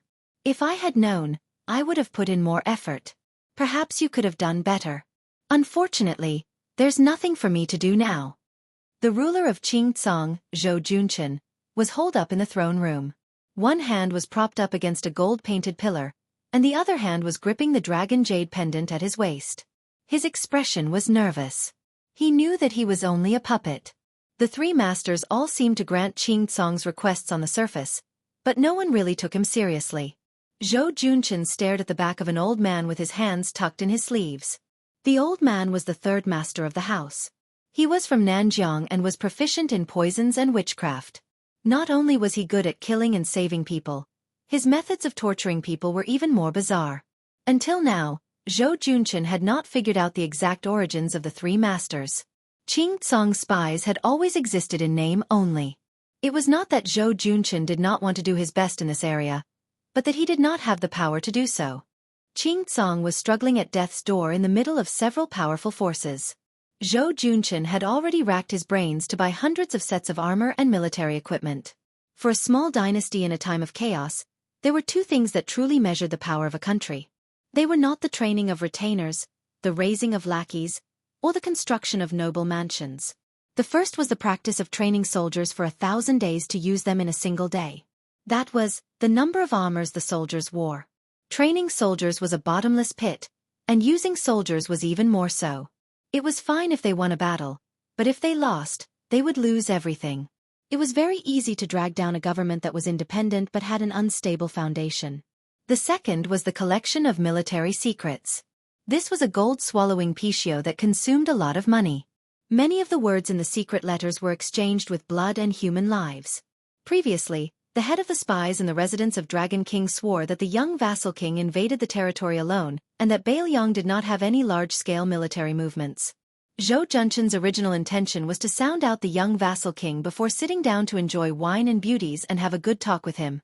If the young vassal king of the Liang dynasty was sincere, Zhou Junchen did not mind being a provincial governor under Beiliang or even a general with real power. If he was not sincere, it would not be too late to shed all pretense of cordiality and kill him. Unfortunately, first, the old man from the Tanghua Club insisted on using the talisman matrix that was the most expensive item in the residence of Dragon King. Then, the third minister of offerings and Jianghu, the general of the cavalry troop, agreed. The second minister of offerings, Liang Zhong, who claimed to be a remnant of the spring and autumn period but spoke with a Beimang accent, chose to stand by and do nothing. This completely ruined Zhou Junchen's wishful thinking. He could only hope that the Su Fengnian outside the palace was dead. It would be best if the Beiliang was in turmoil and collapse. Otherwise, he could only flee to the more barren and desolate western region with a group of bodyguards. Zhou Junchen sighed and turned back to look at the golden dragon throne. He then turned his head and stood on tiptoe to look at the scenery outside the hall. He was lost in thought. Then, Zhou Junchen felt his scalp tingle. He turned around with difficulty and saw 3 men and a woman he had never seen before. 2 of them were adult men and a pair of young boy and girl. The young boy was a little fat and was rolling around on the spacious dragon throne. He seemed to be enjoying the feeling of rolling on the dragon throne. The young girl was not a beauty either. Her appearance was average. Fortunately, a fair complexion covered all her ugliness. If she was placed in the crowd of beauties and palace maids in the residence of Dragon King, Zhou Junchen, who was not happy without meat, would not even look at her. The young girl was squatting beside the dragon throne. She opened her mouth and took a big bite, as if to verify whether the dragon throne was made of gold. Zhou Junchen could ignore this pair of naughty children, but the two men who were about 10 years apart in age were intimidating. The slightly younger man had a majestic figure and was born with a vision of having eyes but no pupils. It was not accurate to say that he was blind. A short man dressed in the attire of the Northern Mang Northern Dynasty stood beside the majestic man, leaving Zhou Junchen with a rough side profile. He extended a hand and stroked the dragon throne. His stroke was extremely slow, as if he was yearning and ridiculing. Zhou Junchen, who was dressed in a yellow dragon robe, swallowed his saliva. He did not even dare to breathe loudly, let alone scold him. The short man smiled and did not look at Zhou Junchen. He asked softly, "Is this dragon throne bigger or smaller than the one in the throne room of Liang?" Zhou Junchen knew a little about the Beimang language and replied cautiously, "It's much smaller." The man nodded and withdrew his hand that was stroking the dragon throne. He turned to face Zhou Junchen. Half of his face was covered with scars. He rubbed the scars on his face with his thumb. Seeing this scene, Zhou Junchen remembered a rumor and was shocked. He staggered back a few steps. When the Northern Liang cavalry went the furthest north, there was a young military genius from the Northern Mang who was born in the Northern Dynasty's imperial family. He pushed the roaming cavalry's invasion and plundering to the extreme, and with a small number of troops, he beat the two great generals of Liang who were still alive on the eastern front until their faces were covered in grime. In the end, he dared to rush to the western front to provide assistance, and had several direct confrontations with the Northern Liang cavalry that were like a hot knife through butter. Not only did he not fall into a disadvantage, he even had a slight advantage. This continued until he was at a place called Pure Gold, where he was set up by Li Yishan to the point of death. He was entangled by a fatty surnamed Chu who was also adept at lone troops and roaming cavalry. Both sides had 3,000 cavalry each. They circled around each other and attacked each other, slaughtering each other for an entire 800 li. In the end, this Northern Mang sect's general did not have a single soldier left, and the one surnamed Chu was not much better off, only having 80 or so cavalry left. That battle to the death that shook the millions of troops on both the eastern and western fronts was not enough to make the final decision, but it was enough to make all the generals sigh in admiration. At the same time, this ordinary-looking man was the most proper descendant of Beimang. He was the younger brother of Murong Empress from a different mother, Murong Bao Ding. Murong half-faced Buddha was all thanks to the current Beiliang Protector General Chu Lushan. This person was not only a great genius in the art of war, he was also fully deserving of the title of martial prodigy. He was not at the Great Vajra realm, but he was better than the Great Vajra realm. He had an invincible golden body and was a white-clothed monk comparable to the two Zen temples. Murong Bao Ding, the head of the Beimang Orange Prefecture, saw Zhou Junchen's cowardice and laughed. "You recognize him?" Then the short man pointed at the handsome man with no pupils beside him. "You should be afraid of him. He is the leader of the Ruren Three Towns Cavalry, Hong Jingyan." Hong Jingyan? Although he had been demoted from the fourth world to the sixth world by the greatest demon in the world, wasn't the sixth world still an expert? Murong Bao Ding, who was also one of the top 10 experts in the world, was also here. What did it mean for the two of them to stand together in the Azure continent?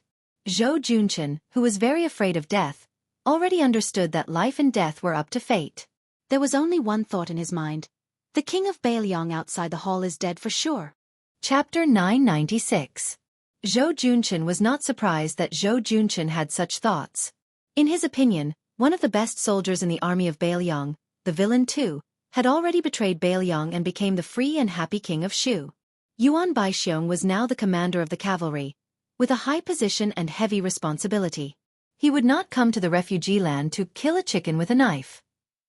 Even Han Lao's Han, the personal retainer of old King Liang's junior fellow apprentice Immortal of Spear, had become the general of Lingzhou or the deputy general.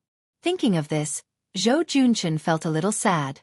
Compared to the young king outside the palace, he would not have a better ending. The young man risked his life alone and tried to show enough sincerity to recruit Qing Tsang. It was a good idea and there was a possibility of success. At least, Zhou Junchen believed that he would be tempted by a provincial governor or a general. However, Zhou Junchen reckoned that there must have been a fatal flaw in one of the espionage segments and the Northern Mang knew about the heavenly secret. Otherwise, the short journey from Liangzhou to the Qing Tsang would not have required the joint efforts of the Zhu province and the Ruren to mobilize so many people. The key point was that they had timed their movements so accurately. Thinking of this, Zhou Junchen found some joy in his misery. He thought to himself, our Xianxia's espionage is like a piece of tofu. Your rich northern Liang doesn't seem to be any better. At the thought of being in the same boat as the king of Beiliang, Zhou Junqin's gloomy mood brightened a little. But when the Lord of Azure saw the scene in the main hall, her heart sank to the bottom.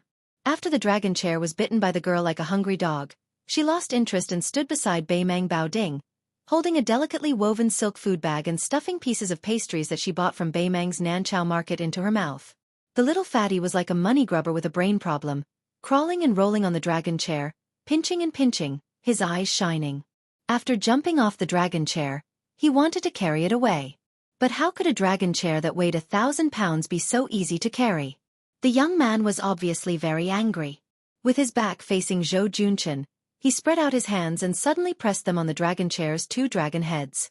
The golden dragon chair that was shining with a golden light instantly melted into a large pool of golden liquid at an astonishing speed, as if ice and snow were being roasted by a raging fire. The golden liquid that was used as a cushion on the steps was burned into a dazzling fire. The little fatty's boots and trousers were burned into nothing, but he himself was not injured at all. The young man fiercely fell to the ground with a plop and grabbed a handful of golden liquid, his eyes greedy. When the golden liquid flowed down the jade steps, it was originally going to pass by where the girl, Murong Baoding, and Hong Jingyan were standing, but the girl coldly snorted, and then with her as the center, the boiling golden liquid froze into a circle of gold in the blink of an eye. The girl's body was shrouded in mist, revealing a hint of frost. The girl was still angry, probably because she was angry that the fatty of the same age was obsessed with money. She ignored the golden liquid under her feet that did not decrease in temperature and directly took a series of small steps, one foot stepping on the young man's butt, causing him to fall into the boiling golden liquid. The young man turned his head to glare at her, but he quickly turned his face back to the ground, his hands cheerfully continuously hugging the golden liquid above his head. The girl's cheeks were puffed up as she chewed on some stiff pastries. She stepped on the fat boy's fat and ugly buttocks one by one, splashing a large amount of golden liquid. The golden liquid condensed into golden ice cubes of different sizes in midair, falling into the golden liquid and melting again. Seeing this, Zhou Junqin's face turned pale as if he had seen a ghost in broad daylight. Where did Beimang find such a pair of water and fire freaks? Murong half-faced Buddha and Hong Jingyan were enough to turn Xianxia City upside down.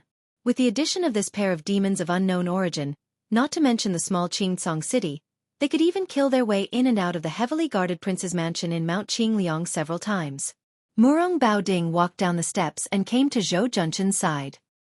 He laughed softly and said, "If Beiliang knew that their new master had died in your house after only a few days of succession, what would you do?" Zhou Junqin's mind turned quickly. He carefully responded with his awkward and unpleasant northern Beimang dialect. "Is there a place that will take me in?" The governor of Beimang, who was half a head shorter than Zhou Junqin, smiled and slowly said, "Beimang is far from being as rich as Liang's central plains, but there are still many fertile grasslands. Compared to the land of refugees, it is still more suitable for living. This King's Orange province is one of the few rich places in Beimang. What's so difficult about taking in a few Zhou Junqin? However, if you, Zhou Junqin, want to go to Beimang and continue living the life of a local tyrant, it won't be easy. The key is that under the leadership of the residents of the Dragon King, there will be tens of thousands of refugees in Qingcang who will migrate to Beimang. This king has come to the south this time to kill the king of Beiliang. However, if you, Zhou Junqin, can make a contribution to this king can also go with you to the empress to ask for a reward.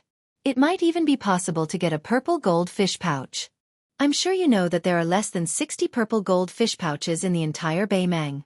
Even Hong Jingyan, who holds the Ruran army of 3 towns, only received one recently." Zhou Junqin looked troubled.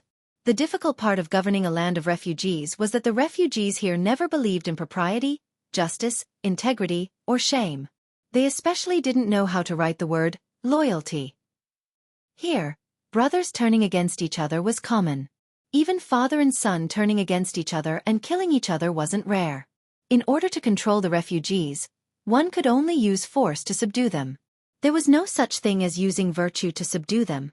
Whoever had more soldiers and horses and brighter armor would be able to defecate and piss on the heads of others. Zhou Junqin's jurisdiction was centered around the ancient military town of Qingcang, which had a population of 20,000. The influence of the residents of the Dragon King, the Zhou family, would begin to decline sharply once they left the city. If news of the residents of the Dragon King being destroyed were to spread, as long as the refugees outside the city knew that it wasn't an imminent disaster, they would just pick their noses and continue with what they were doing. They couldn't be bothered to care about whether the residents of the Dragon King was surnamed Zhou or something else. In addition to the less than 2,000 dragon-scale army, under Zhou Junqin's command, he didn't have the confidence to bring more people to Beimang, even if it was the 4,000 or 5,000 bodyguards under the command of his trusted generals. For the refugees, life in this world was like this. No matter how hard it was, it couldn't get any harder. They were used to being frogs at the bottom of a well in the land of refugees. They didn't even want to wander elsewhere. Therefore, the spread of Buddhism in the land of refugees was far deeper and more extensive than that of Confucianism and Taoism. Since they couldn't pin their hopes on riches and honor in this life, they might as well endure more hardships and endure all the hardships in their next life in hopes of being reincarnated into a good family in their next life. In the land of refugees that was full of disasters, those who could wander alone and stably were not martial arts masters who relied on their strength to bully others. Only those ascetic monks who were as poor as the refugees. Zhou Junqin didn't dare to make a promise on the spot. Murong Baoding obviously knew the unique circumstances of the land of refugees, so he didn't make things difficult for Zhou Junqin. He laughed softly and said, "You have your difficulties. This king can understand." In the eyes of ordinary refugees, even if they went to Beimang, even if they ate and drank well for a while, they might have to work for Beimang someday. Once the War of Liangmang starts, the first batch of people to die will be them who defected. In other words, if you rely on Beiliang, it's the same logic. The only difference is whether you will die under Beimang's arrows or under Beiliang's horse's hooves. Since that's the case, it's naturally better to continue hiding in the land of refugees. Beimang, Beiliang, they won't go anywhere. There's a saying in your country that it's better to live than to die. It's referring to the hundreds of thousands of refugees who can get on their horses and fight. Zhou Junqin smiled flatteringly and said, "The commandant has already seen through the affairs of the world. If the military power of Beimang is in the hands of the commandant, the imperial court of Zhao can only bow and obey." Murong Baoding said calmly, "Although you're flattering against your will, you're right about this king's thoughts. Tuoba Bodhisattva's so-called god of war is only a talent in military affairs. He's just a mediocre talent. Dong Zhuo is more capable in military affairs. But no matter how capable he is, no matter how well he mingles, it's just the fate of Liang Su Shao. It's a pity that Dong Zhuo's rise came too late. The great generals of the southern dynasty who were ranked before him can still hold on for many years. Fatty Dong may not be able to smoothly reach the day when his meritorious service is so great that he can't be conferred the title of emperor." Zhou Junqin's scalp tingled. With a bitter face, he said in a low voice, "The commandant doesn't need to tell me these heavenly secrets. I'm short-sighted and my knowledge is shallow. Anyway, I don't understand." Murong Baoding, whose half-face was ferocious and terrifying, twitched the corner of his mouth. He patted Zhou Junqin's shoulder with one hand and said, "Don't worry. The current situation in the land of refugees is very delicate. The gains and losses of both sides of Liangmang have to be calculated by double. This king has recruited Zhou Junqin, so Beiliang will have one less Zhou Junqin. In the future, they will have to face General Zhou, who has a purple gold fish bag around his waist. This kind of business where even women and children know the pros and cons. This king won't be so muddle-headed as to let his emotions affect his decisions. When this prince was young, I once said that I wanted to pile the corpses of all the refugees on Mount Qingliang.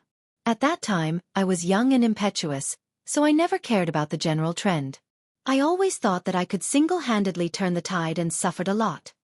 The young man and young woman had unknowingly run to their side.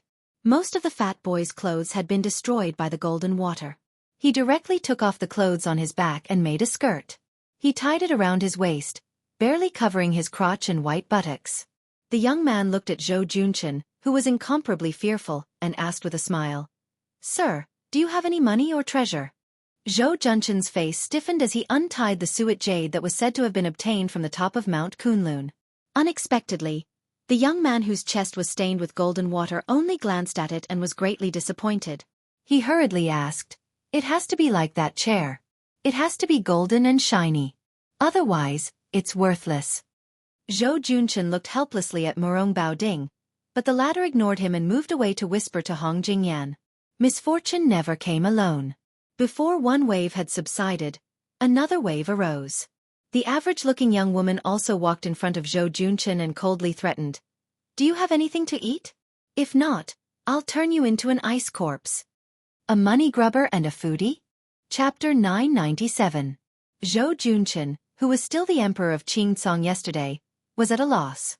He almost begged the two children to stop torturing him.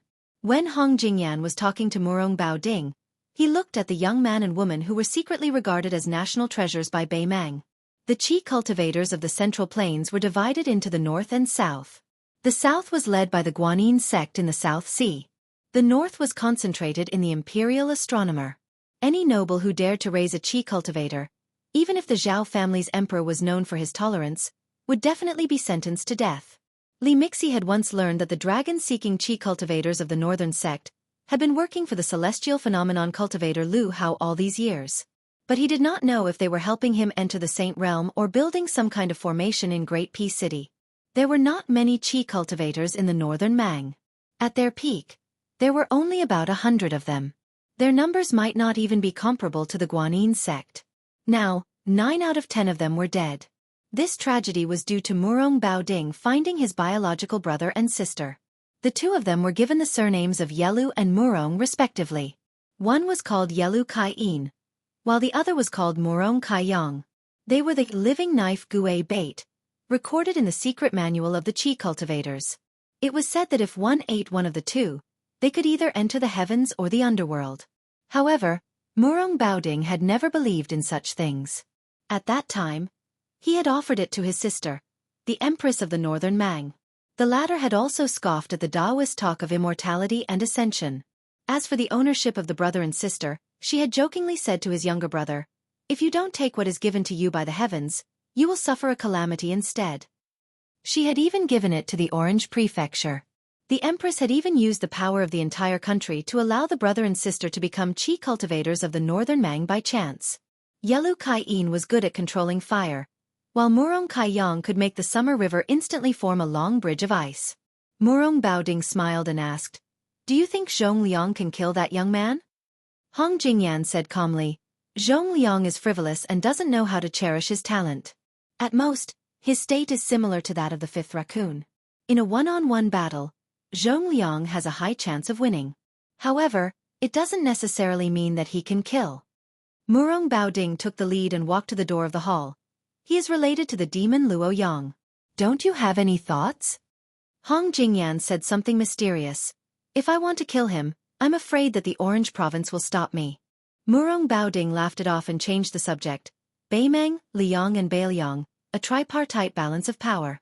Originally, as long as Su Shao did not die, the other two sides would have to obediently follow Beiliang's orders. At that time, Liang wished that the young heir apparent would die prematurely. They carried out many assassinations, hoping that Beiliang would die the second time. Later, beyond everyone's expectations, Beiliang quietly settled the general situation. Su Fengnian's hereditary succession could not be stopped.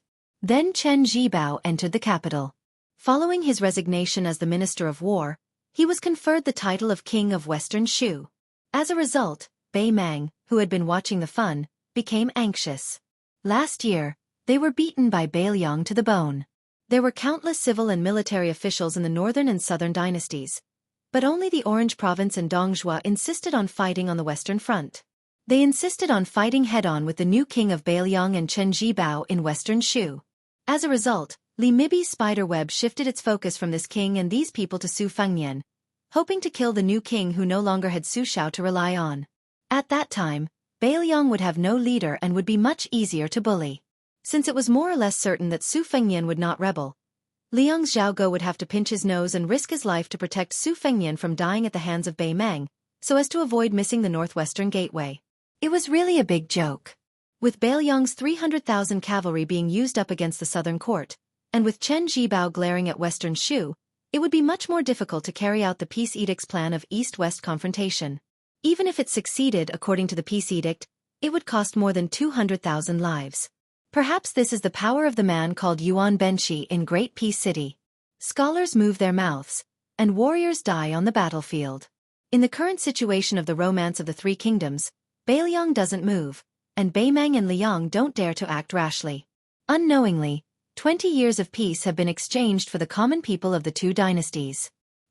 This is all thanks to Li Yishan. It's a pity that this enemy is dead, and there's no way to tell him face to face. This king has a belly full of words, and he can only nag and nag to you, Hong Jingyan. Hong Jingyan smiled.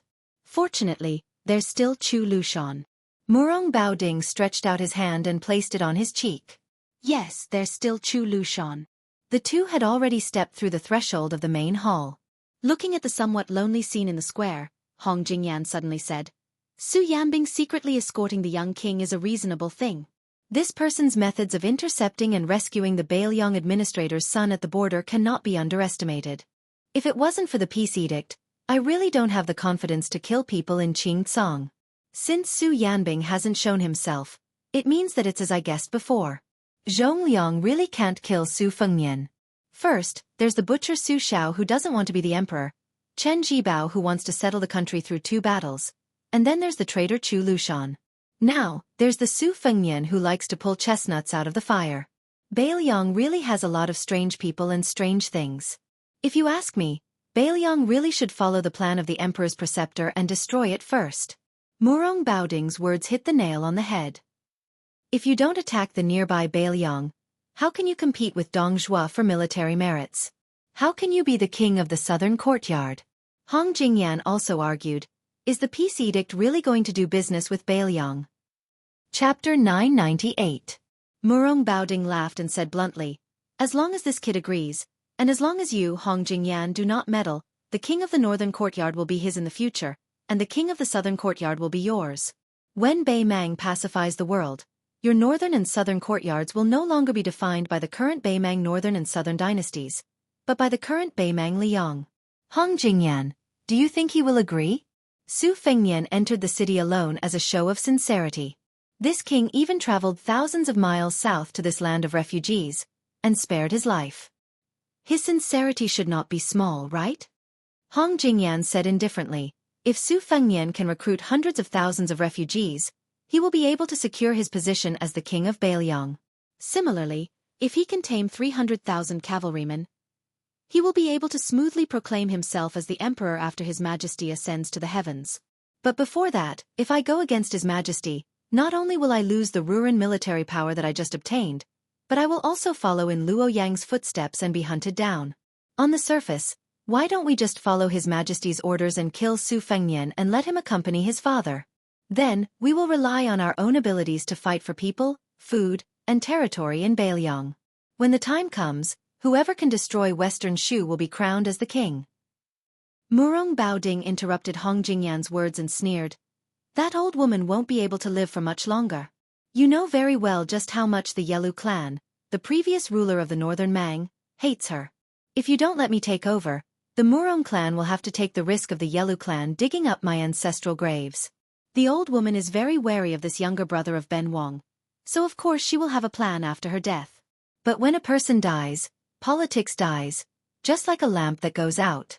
Without her protection, and with Ben Wang's illegitimate son, Li Mibi is destined to die miserably.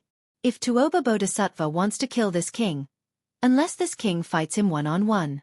Otherwise, with his ability to lead troops, this king will definitely lose in a battle of 100,000 against 100,000. But above 200,000, he will definitely die. This king and Zhong Shentong are in secret collusion. Almost everyone in Beimang knows about this fact. As the ruler of a country, what can that old woman do to the Zhong family? The Zhong family was not like the Su family. They were ruffians who rebelled whenever they wanted. This is also the reason why he is willing to look at the Su family in Beiliang. The chess and sword music schools, Gong Luzi, was silent. The changes in the square in the palace were overwhelming. It was completely beyond the imagination of Queen Yu Ruru and Mao Gu. First, Minister Tang died in the hands of Su, even though he had a talisman array. Then, Second Minister Liang Zhong was extraordinarily powerful. He only used an ordinary iron spear to make the young king bleed. What happened next was even more confusing. After the third minister of offerings from southern border showed up, he did not rush to join hands with the second minister. He just casually took out a brocade pouch from his sleeve with his dark purple fingers. Then, he waved his sleeve and rolled up the peach blossoms that filled the sky, including the second minister. As a result, the 2 rows of peach trees under the palace wall became dead trees. At that time, Mao Bishan and Gu Feiqing knew that the essence of the talisman array was not the 2 aggressive talisman swords, but the inconspicuous poisonous peach blossoms. Mao Bishan had already fled. Gu Feiqing, who had always been loyal to the residents of Dragon King, did not care about etiquette. He held his breath and threw the queen outside. He risked his life to close the palace door, but just after a few steps, black blood flowed out of his chi orifice and he died. Southern Border had an immortal Gu that specialized in killing immortals. This immortal was naturally not an unfettered land immortal, but one of the 3 realms of first rank. However, it was similar to many moves in the pugilistic world that were powerful but could not withstand a single blow. Although the peach blossom immortal Gu of the 3rd minister was not vulgar, it could not take the life of the demon. Instead, it was nailed to the palace wall by Zhong Liang. What was unimaginable was that the old man could actually let out a sinister laugh. He pressed his hands on the iron spear and pulled his body out of the spear inch by inch. After falling to the ground, his voice was hoarse. He sat down and said to the young man who had been watching by the side, "By the order of Master Li Yuanying, I respectfully welcome the king of Beiliang." Only then did he die with his eyes wide open. It was not the spear that took this death warrior's life, but the peach blossom immortal Gu itself. However, Zhong Liang was not unscathed. He used his fingers to wipe away the black blood that flowed from his ears to his temples. His life was not in danger, but his cultivation was still affected. Murong Bao Ding and Hong Jingyan left the palace at this time. Zhong Liang, who had a full beard, was silently healing his injuries. Su Fengyan squatted in front of the old death warrior of Beiliang and closed the old man's eyes. Su Fengyan had seen Murong Bao Ding's picture in the Tide Listening Pavilion's secret files. After standing up, he heard this half-faced Buddha ask with a smile, "This king is accompanied by the 6th in the world, Gung Luzi. I wonder where Su Yanbing is?" Su Fengyan smiled and did not speak. Murong Bao Ding deliberately drew in a breath of cold air and asked meaningfully, "Did you really come to Qingcong City alone? Are you trying to use yourself as bait to catch a few big fish?" Su Fengyan said frankly, "Fishing is not fake, but it's my family's business. It can't be considered catching big fish. Su Yanbing is definitely here, but I don't know where this king is, and I don't know when he will appear." Murong Bao Ding looked at the calm young man under the wall and felt a heartfelt admiration. He somewhat understood why the current Zhao family son of heaven was in love with Chen Jibao. In the future, when he sat in the north facing the south and ruled the world, there would be such outstanding officials standing in the imperial court. Not to mention other things, just watching them stand there and serve him was very pleasing to the eye. Murong Bao Ding laughed heartily and said, "Su Fengyan, you may not know this, but this king's true eldest son is Yu Lu. This king can let bygones be bygones for your grievances with him." Su Fengyan took the crossing the river pawn from his waist and placed it in front of his eyes. He gently exhaled and purple thunderbolts rolled onto the scabbard, bouncing gently. There were 9 thunderbolts pearls on the blade. These were the treasures that he had obtained from his battle with Lu Haosher. They could be considered priceless treasures. Su Fengyan looked at Murong Bao Ding and Hong Jingyan, who were standing side by side, and said something that even these 2 top experts could not understand. "I have had Wang Xianji's mentality since 800 years ago. The whole world is my enemy. I am invincible in the world." Chapter 999. Murong Bao Ding glanced at the rolling thunder on the scabbard and was a little surprised. Although martial arts were vast and there were countless unorthodox methods, as long as it was related to chi cultivators, it was considered top-notch. The young brother and sister behind him were more than familiar with this. In Beimang, there were chi cultivators who were proficient in collecting thunder and lightning. The money grubber boy and the foodie girl gathered together and whispered to each other. Especially the gluttonous girl.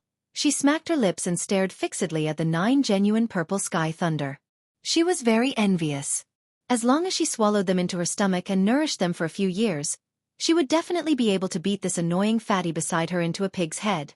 Hong Jingyan's expression was still rigid. When one's martial arts realm had reached such a high level, it was nothing more than coping with changes by sticking to the status quo. Su Fengyan's crossing the river pawn in his left hand was out of its scabbard in an instant. The speed of the blade was so fast that the scabbard that left his palm crashed into the palace wall. Su Fengyan's arm followed Wang Xiu's arc formula and swung the blade down. The nine thunder lingered and the purple clouds dazzled. Zhong Liang unceremoniously controlled the iron spear that was abandoned by Su Fengnian. He had been holding the spear with one hand. This time, he finally held the spear with two hands and took out enough attention to deal with the unsheathed blade. The spear curved horizontally. Before the sharp blade of the blade touched it, the curved tip of the spear was already pointed at Su Fengnian's waist. Su Fengnian did not deliberately change from attacking to defending. He just followed the blade with ease as if he was possessed by God and understood the wonders of the Xian finger. The tip of the blade suddenly twisted and fell faster and faster. His body was also forcefully pulled a few feet forward. The rolling blade technique was still the rolling blade technique. It was just that compared to the rolling blade technique of ordinary swordsmen, it was much more mysterious. The spear missed for no reason. Zhong Liang's eyes lit up. Borrowing the force of the curved spear, the curved body of the spear also curved. In the eyes of others, one person was following the blade and the other person was unwilling to fall behind. Therefore, the person followed the spear. At first, Murong Baoding had a smile in his eyes. He did not think highly of the kid's rolling blade technique. However, when he saw that Su Fengnian's bladesmanship seemed to be disorderly, but it was just right. Every blade was chopped 4 feet away from Zhong Liang's face. This somewhat surprised half-faced Buddha. Zhong Liang, who kept dodging, frowned. He was not angry that this kid was taking revenge on him for pointing the tip of the spear at his glabella. It was because he had never heard of such a ridiculous rolling blade technique. Of course, Zhong Liang did not know that there was an old swordsman from East Yu named Song Yanqing. When he went out in Jianghu for the last time, he had 14 swords and 14 moves. The only sword with a sword tassel was called Zhao Dan, which meant that he was carrying a lamp to illuminate the mountains and rivers. It was such a walking sword that he walked all the way to the side of the white-robed Luo Yang. Every time Su Fengnian's rolling blade finger, a purple thunder was suspended. After 9 times, he suddenly clenched his right hand. There were 9 flying swords hidden in the 9 thunder, which condensed into a formation and trapped Zhong Liang. Su Fengnian did not look at how the breeding demon was going to deal with it. He randomly patted the void with one hand, which was the 18 strokes of the Hu Jia played by the blind female zither player in the battle in the rainy alley. His finger tapped on the soldiers crossing the river, which was the finger sword secret skill of the young female chi trainer on the lake of Yuyan Mountain Villa. Many of the abandoned talisman swords that were left behind in the square jumped up from the ground and stabbed fiercely at Zhong Liang with distorted trajectories. Together with the domineering Thunderpool flying sword and the unpredictable Hu Jia paddle, it created a magnificent scene. The 3 arcs of the arc formula formed momentum. At this time, Su Fengnian's 3 arcs were secretly learned from Song Yanqing, Shui Songguan, and the Qi trainer from the South Sea. They seemed to be unrelated, but they were fused together and vaguely appeared to be in the great Grandmaster realm. Murong Baoding chuckled softly. It looks good and is quite practical, but it's a bit too messy. There's still a long way to go before returning to the original state of celestial phenomenon. Zhong Liang was exhausted dealing with the 3 arcs in the formation. It was easy to deal with the barbarian clapper that came out of nowhere. With his Vajra physique, even if he was hit by it, it would be nothing more than a flesh wound. It was just a small matter of losing face. He didn't know how the boy controlled the dozens of talisman swords, but it didn't matter. With Zhong Liang's Xian finger comprehension, he could deal with it easily. In the past, with his rare talent, he didn't even need to dodge. However, he was afraid that if he didn't dodge, he would fall into a trap. Moreover, the flying swords of the sword tomb, which were wrapped in purple thunder as clothes, were no longer close to him, a natural sword embryo.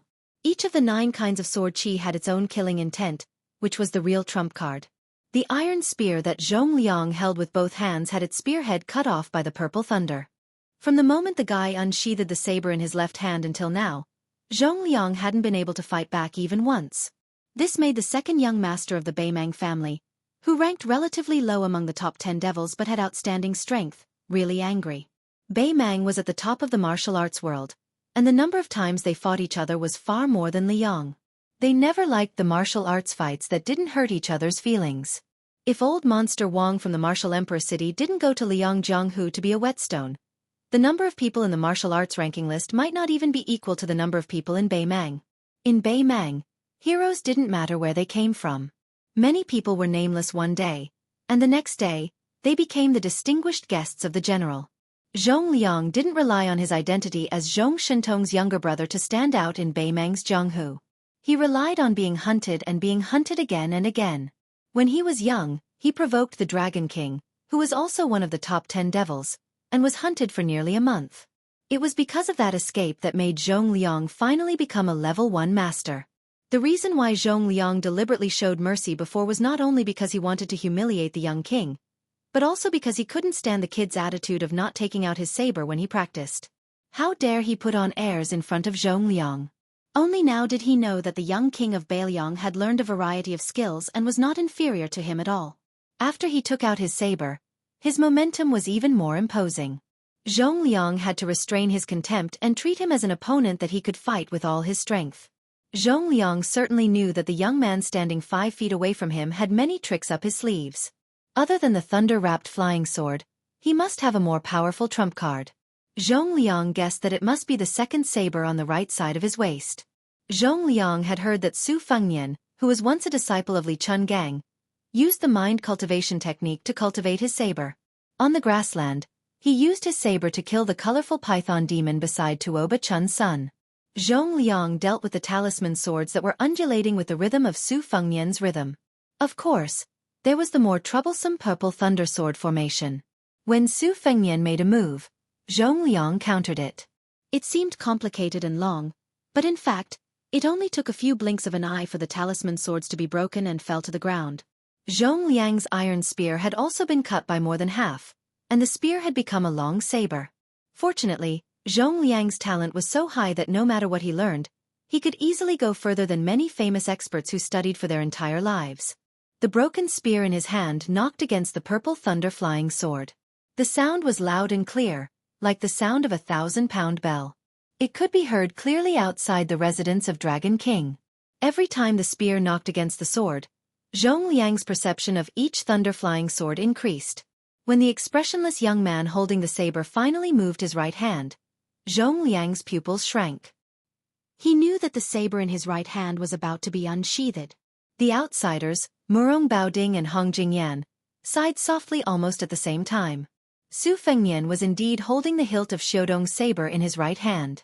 However, the one who made the move was not Xiaodong, but the scabbard crossing the river pawn. Su Fengnian's palm was split open, and blood splattered everywhere. It was obvious that the crossing the river pawn was so fast that even Su Fengnian, who was holding the saber, could not control it.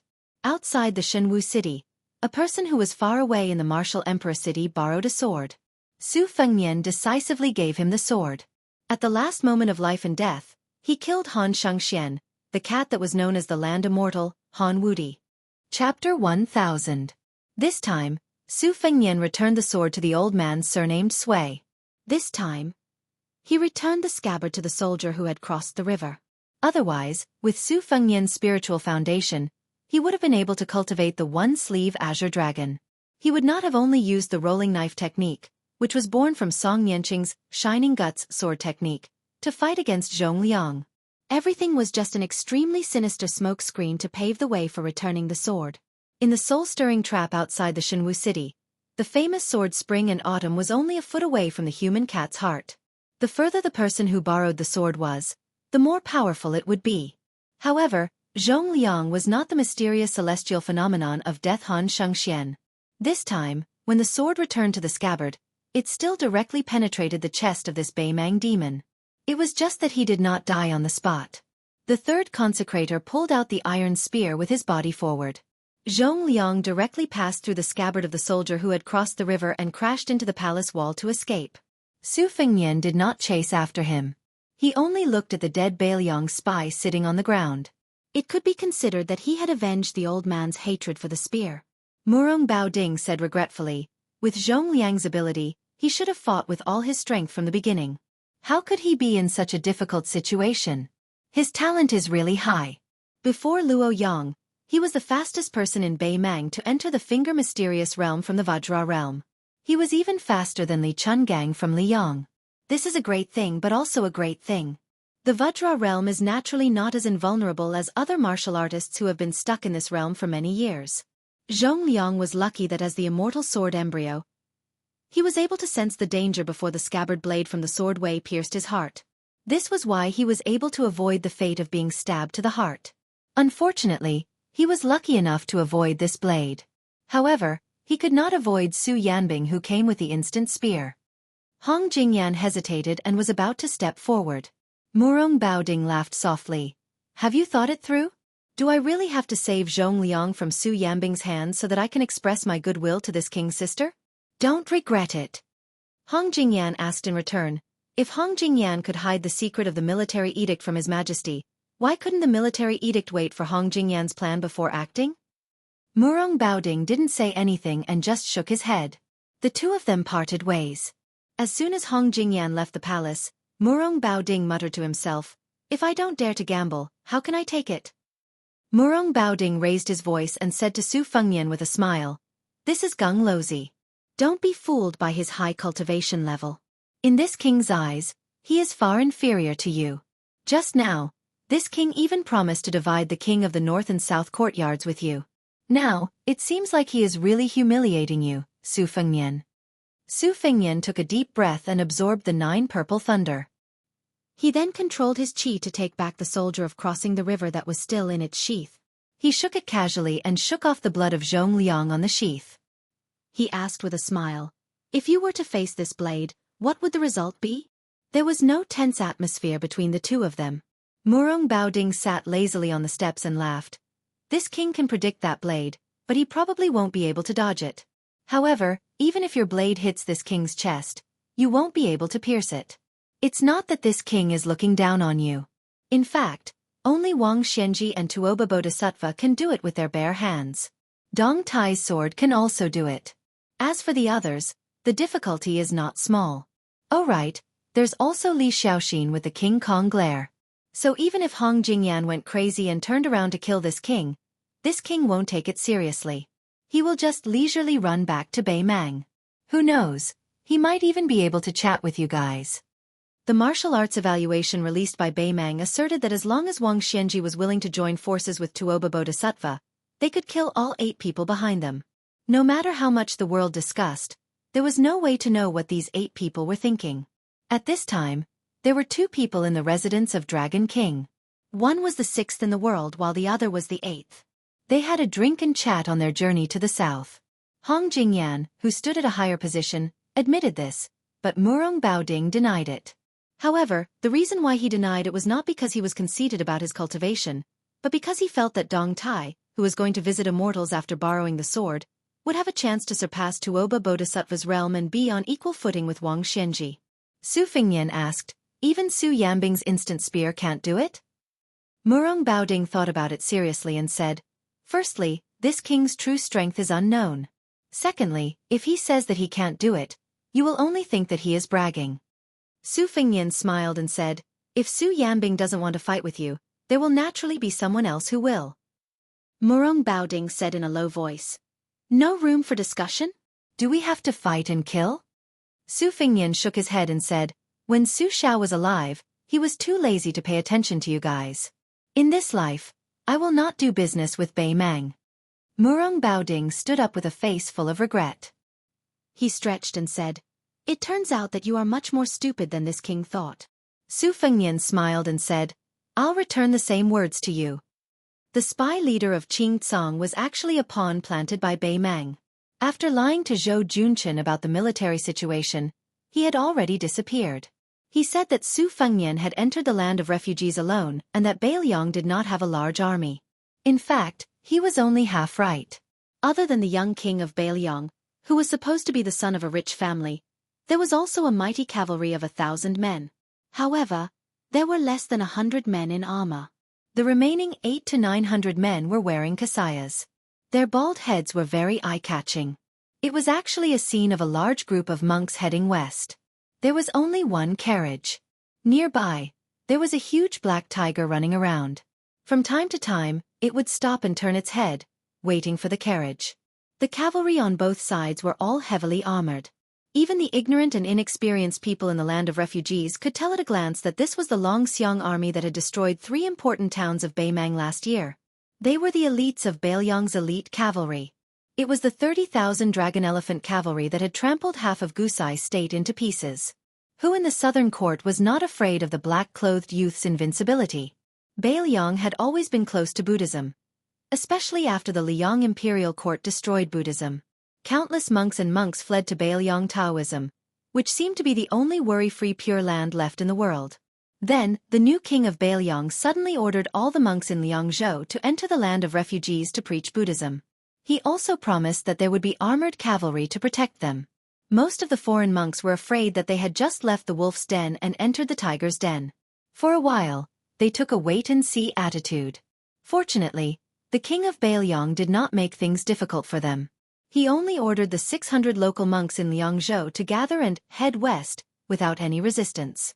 However, there were more than 300 foreign monks who still had the idea that if they did not go to hell, they would die. In addition to Liangzhou, there were also monks from Yuling and Liangzhou who set off quickly. Many monks who chose to give up the risk regretted when they learned that the Black Tiger, who had listened to the great immortal Qi Xuanzhen's scripture, was also in the cavalry.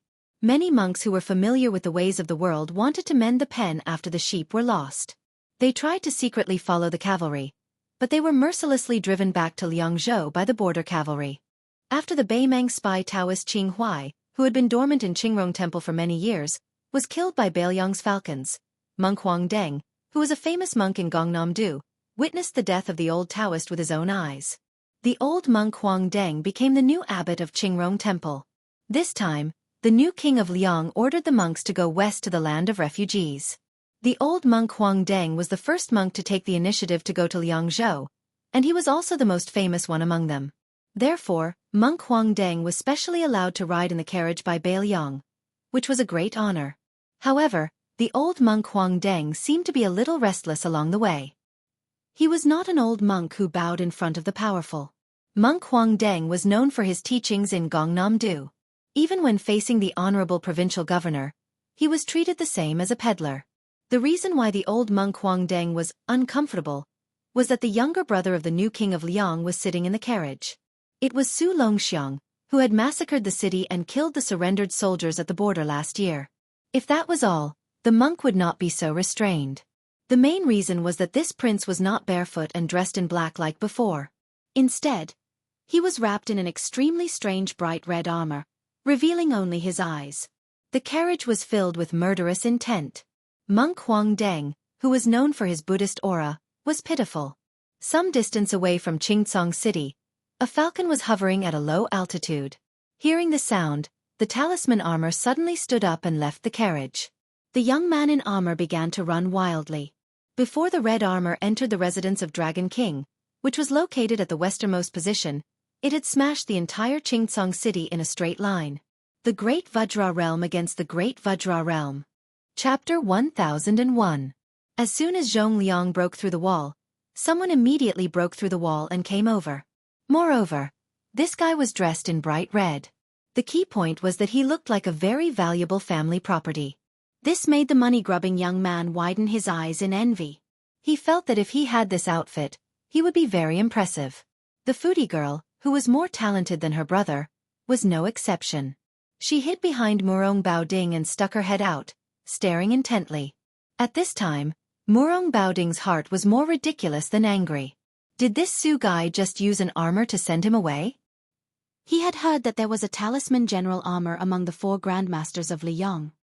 He was a good-for-nothing who had been skinned alive. Murong Baoding had always been prejudiced against these so-called masters who used external objects to abuse their power. He looked at Su Fengyan with a gloomy face and said, "This king has already been rejected by Hong Jingyan once. This king's patience is running out. Su Fengyan, I advise you not to take advantage of him. Be careful that you don't become the second Zhou Junchen." Su Fengyan seemed to be in a good mood. He walked to the side of the red armor and patted it here and there. He seemed to be relieved. He turned his head and smiled at half-faced Buddha. "Murong Baoding, don't think too highly of yourself. Who are you trying to scare by calling him this king? This is not Orange Province, and you haven't become the Emperor of Beimang. As for me, thanks to my father, I've seen the Emperor of Liang, the Empress of Beimang, and the vassal kings of Liang. I've also seen many of the top 10 people in the world who are better than you in the martial arts evaluation. They don't seem to be as arrogant as you. Therefore, you should speak as arrogantly as you can. Murong Baoding put on a fake smile and twitched his lips, revealing a strong murderous intent. Talisman General Su Longxiang looked at his brother. The latter nodded, indicating that he should play freely. Since One Cut Willow was Murong Baoding's illegitimate son, he should treat it as the father paying the son's debt. Su Longxiang turned to face Murong Baoding. He didn't know if it was because of the talisman armor's tight concealment or if it was just a bluff, but Murong Baoding didn't feel any abundant chi flow. This made the governor, who had high vision, very puzzled. Where did Su Fengnian come up with such a joke? Wasn't he afraid of disgrace? Murong Baoding only knew that Su Zhao's youngest son was born with a vajra. He was barefoot and dressed in black. He led the cavalry of Dragon and Elephant and bullied the 3 military towns of Gentleman's Hall. They were like 3 virgins who had no power to fight back. His son's exquisite murderous sword chi couldn't kill him. Naturally, the governor of Orange Province didn't expect that Su Fengnian would make an unnecessary move and let his younger brother wear the talisman general red armor. Su Longxiang's 5 fingers stretched and clenched into a fist.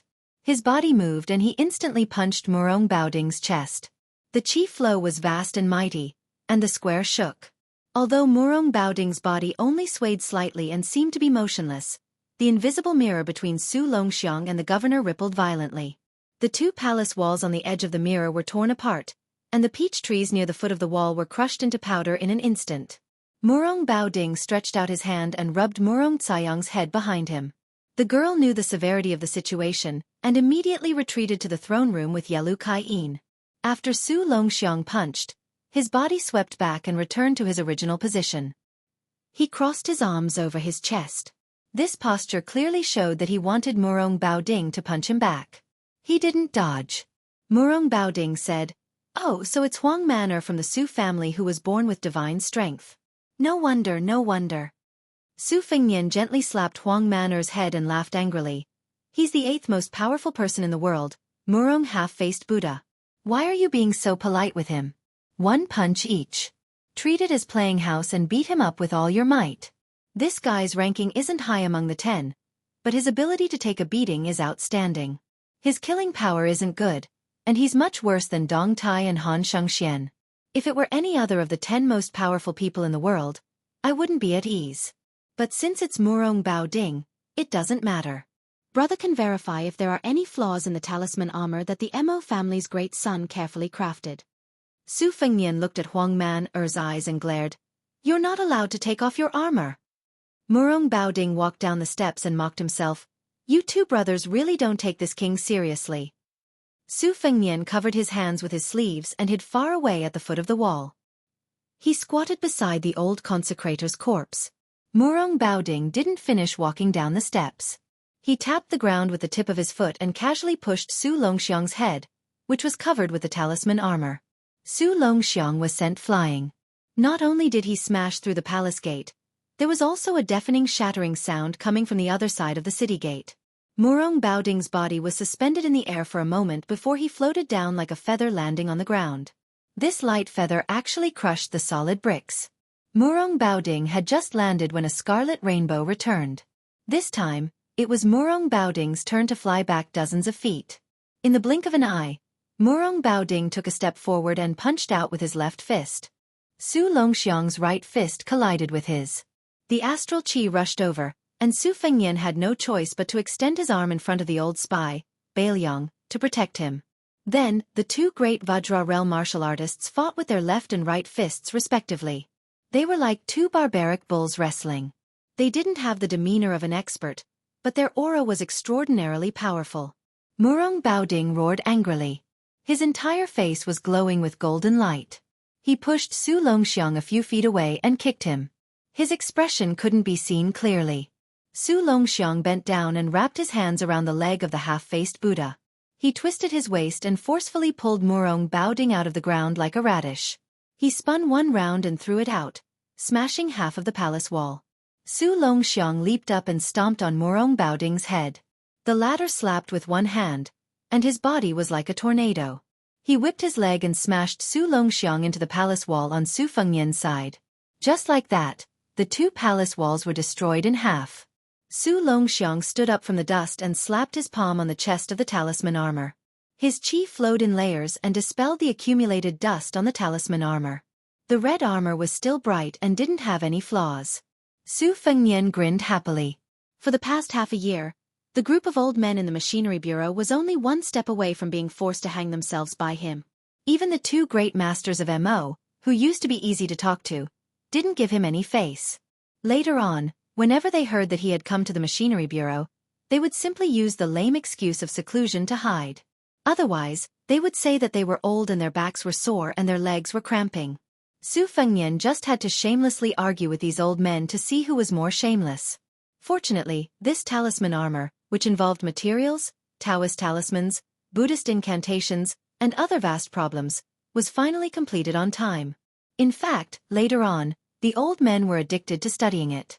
When Su Fengnian said that he wanted to take it out for a walk, the two great masters of MO looked at him with resentment as if he had stolen their wives. They even threatened to fight the king of Beiliang to the death if it was damaged in the slightest. Fortunately, Su Fengnian threw out a huge bait. He said that no matter how much manpower, material, and financial resources Beiliang had to build the talisman armor to the level where it could withstand heavenly thunder. He even provoked them by asking if they dared to go against heaven's will. This made the eyes of a large group of old men immediately light up. They turned around and ran to draw the blueprint. They really ran, the kind where they ran away like a wisp of smoke.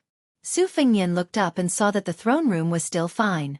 The palace walls had already disappeared, but Huang Manor had somehow wrapped his hands around Murong Baoding's head and tucked it under his armpit. The two of them bumped into each other like this. After they bumped into the palace walls, they went to find trouble with the palace walls. Su Fengnian returned the favor. After he broke free, he grabbed Huang Manor's ankle and used the talisman armor as a knife to cut rice paper, cutting a gully in the middle of the palace walls. Huang Manor did not fall behind. He stepped on Murong Baoding's chest in the air and kicked the half-faced Buddha, who was known as the immovable wisdom king, to stagger. Then, the two of them began to fight back and forth, punching each other's heads. After each punch, the talisman armor and the half-faced Buddha were unharmed, but the ground under their feet cracked inch by inch. Huang Manor was still fine. He had the talisman armor on him, so he did not appear to be in a difficult situation. However, Murong Baoding's clothes were already in rags and he looked like an old beggar. He did not have the slightest bit of the bearing of a Beimang military commander. Chapter 1002. Murong Baoding casually picked up an iron spear from the square and smashed it into the talisman armor's waist. The talisman armor was fine, but the iron spear shattered from head to tail. There were still many iron spears on the ground, but they were all picked up by Murong Baoding. During this time, 2 iron spears were aimed at Huang Manor's eyes, but they didn't succeed. The iron spears that were supposed to shatter were also shattered. Without the palace walls blocking his view, Su Fengnian's line of sight was still quite wide. When he saw this scene, he couldn't help but tremble with fear. He had intentionally looked down on Murong Baoding, who was the 8th most powerful person in the world. However, the half-faced Buddha's methods weren't as powerful as the other 9 people's. However, that was only when compared to Wang Xianji, Tuoba Bodhisattva, and Deng Tai Yi. It didn't mean that Murong Baoding was a coward who only knew how to take a beating. The half-faced Buddha's punches and kicks weren't as powerful as Huang Manor's. If it were an ordinary martial artist in the Vajra realm, they would have been beaten to a pulp. Su Fengnian could see that the ingenuity of the half-faced Buddha's attack was that after a punch, there would still be a lingering effect on the opponent's body. The essence of willow sword chi was able to grow a willow. It was most likely born from this. Therefore, after more than 100 punches from Murong Baoding, how heavy would the chi accumulated on Huang Manor's talisman armor be? Therefore, when Huang Manor was pushed to the wall by Murong Baoding, before the talisman armor could touch the wall, a huge hole was blasted in the wall by the red armor's crazy chi. Murong Baoding looked at the red armor who stood up from the collapsed ruins and let out a long sigh. Their clan had the custom of worshipping Buddha. When Murong Baoding was young, he liked to follow his elders to the temples to worship Buddha. Moreover, he would often raise his head to look at those gilded Buddhas, and he would often look at them for several hours. As he grew older, especially after the Murong Empress usurped the throne, the Murong clan became extremely honored. Murong Baoding did not neglect to focus on practicing martial arts and learning the art of war. Whenever he had free time, He would travel and visit famous temples to look at Buddha. This had practically become a strange hobby that everyone in the Northern Mang and Northern dynasties knew about. During the war between the two countries, Murong Baoding was good at raiding and killing the enemy with a small number of elite cavalry. He became famous early on, but he was much slower in martial arts. After the defeat, Murong Baoding went on a long trip alone and saw a big Buddha enlightened him. He learned the Vajra invincible sitting Buddha. After he opened acupoints, he opened Buddha. And he opened Buddha's Vajra's body. Standing. Murong Baoding slowly raised his left palm in front of his chest. His right hand was about to press against his chest like a monk. Standing Buddha between heaven and earth. Su Longxiang turned his head and looked at Su Fengnian, who was squatting in the distance. He took off the rune armor helmet with both hands and threw it at his feet. He wanted to follow the method that his brother had asked him to memorize. He wanted to knock on a few points of the array and take off the red armor in one go. However, Su Longxiang hesitated and only took off the helmet. He did not take off the armor completely. Su Fengnian saw this and sighed. He did not say anything. Su Longxiang was much taller than when he went to Mount Longhu to cultivate with the old celestial master Zhao Shituan. His face was sallow and emaciated, but the biggest change was that his eyes were less confused and more stubborn. It was this young man who slaughtered the soldiers of the 3 towns of Beimang. He personally led the cruel act of killing the surrendered soldiers after the spring and autumn period. Su Longxiang twisted his neck and punched the palm of his left hand with his right fist. Then, he bent his knees slightly. Su Longxiang looked at the half-faced Buddha whose body was overflowing with golden light. The corner of his mouth twitched. With Su Longxiang as the center, not only did the fist power that Murong Baoding left on the rune armor suddenly disappear, the atmosphere between heaven and earth seemed to be absorbed by the young man. The young man was like an ancient ferocious beast. If God blocked him, he would kill God. If Buddha blocked him, he would kill Buddha. Su Longxiang began to run. Step by step. He stepped on the ground with the momentum of 1,000 horses galloping thunder. Then, he jumped up lightly. His 10 fingers intertwined and formed a fist, smashing down on the head of the standing Buddha. When Murong Baoding's invincible golden body was smashed into the ground, his hands were tightly pressed together and there was a gap. Su Fengnian stood up. He knew that the situation in Qingcang City was settled. Su Fengnian did not stop the young man and woman from leaving quietly. Although Murong Baoding's body was broken by Huang Manor's fist, if both sides were to fight to the death, Su Fengnian might not be able to gain anything. Su Fengnian looked at Huang Manor's back. He probably felt that if he took off the rune armor helmet, he would be scolded by his older brother. He looked into the pit for a long time. When Su Fengnian did not appear, he ran to squat down and put on the helmet. He always had his back to Su Fengnian and just squatted like that. Su Fengnian did not know whether to laugh or cry. He just lightly carried the old spy's corpse and walked into the very small throne room. Dressed in a dragon robe, Zhou Junqin bent down hard and called out to the king of Beiliang. He said a lot of mushy and flattering words. Su Fengnian placed the old man's corpse beside the dragon pillar. He did not say anything and just glanced at Zhou Junqin. The latter quickly shut up. He realized that the young vassal king in front of him who had seen many storms was not like the previous vassals he had relied on. Not only was his eyes shallow, but he was also soft-hearted. Zhou Junqin lamented in his heart. Half an hour ago, he was still waiting for his subordinates to tie this guy up and bring him to the throne room. He hoped that he could enjoy an audience with the dignified king of Liang. Now, the battle outside had turned the world upside down. Not only had the Ruren Mountain Lord, Hong Jingyan, even Murong Baoding had to personally lead the battle. Thinking of this, Zhou Junqin bent down even more. Su Fengnian went straight to the point and said, "Originally, I wanted to rely on my status as the Northern Liang Prince to talk business with you while drinking. However, as the Azure City Lord, you really put on airs. All right, we can settle the old and new debts together. Yuan Shandong is from Northern Liang, and so is your third consecrator. They all died because of you, Zhou Junqin. Your head isn't worth much, so you can't pay for it. When I came in, I estimated that you would have to use 20,000 loyal refugees to pay for it. Jianghu and He Dajia have about 3,000 bodyguards. Shan Konggu, who is not in the city, has another 1,600.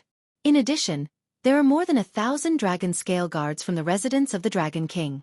These are not included in the 20,000 people.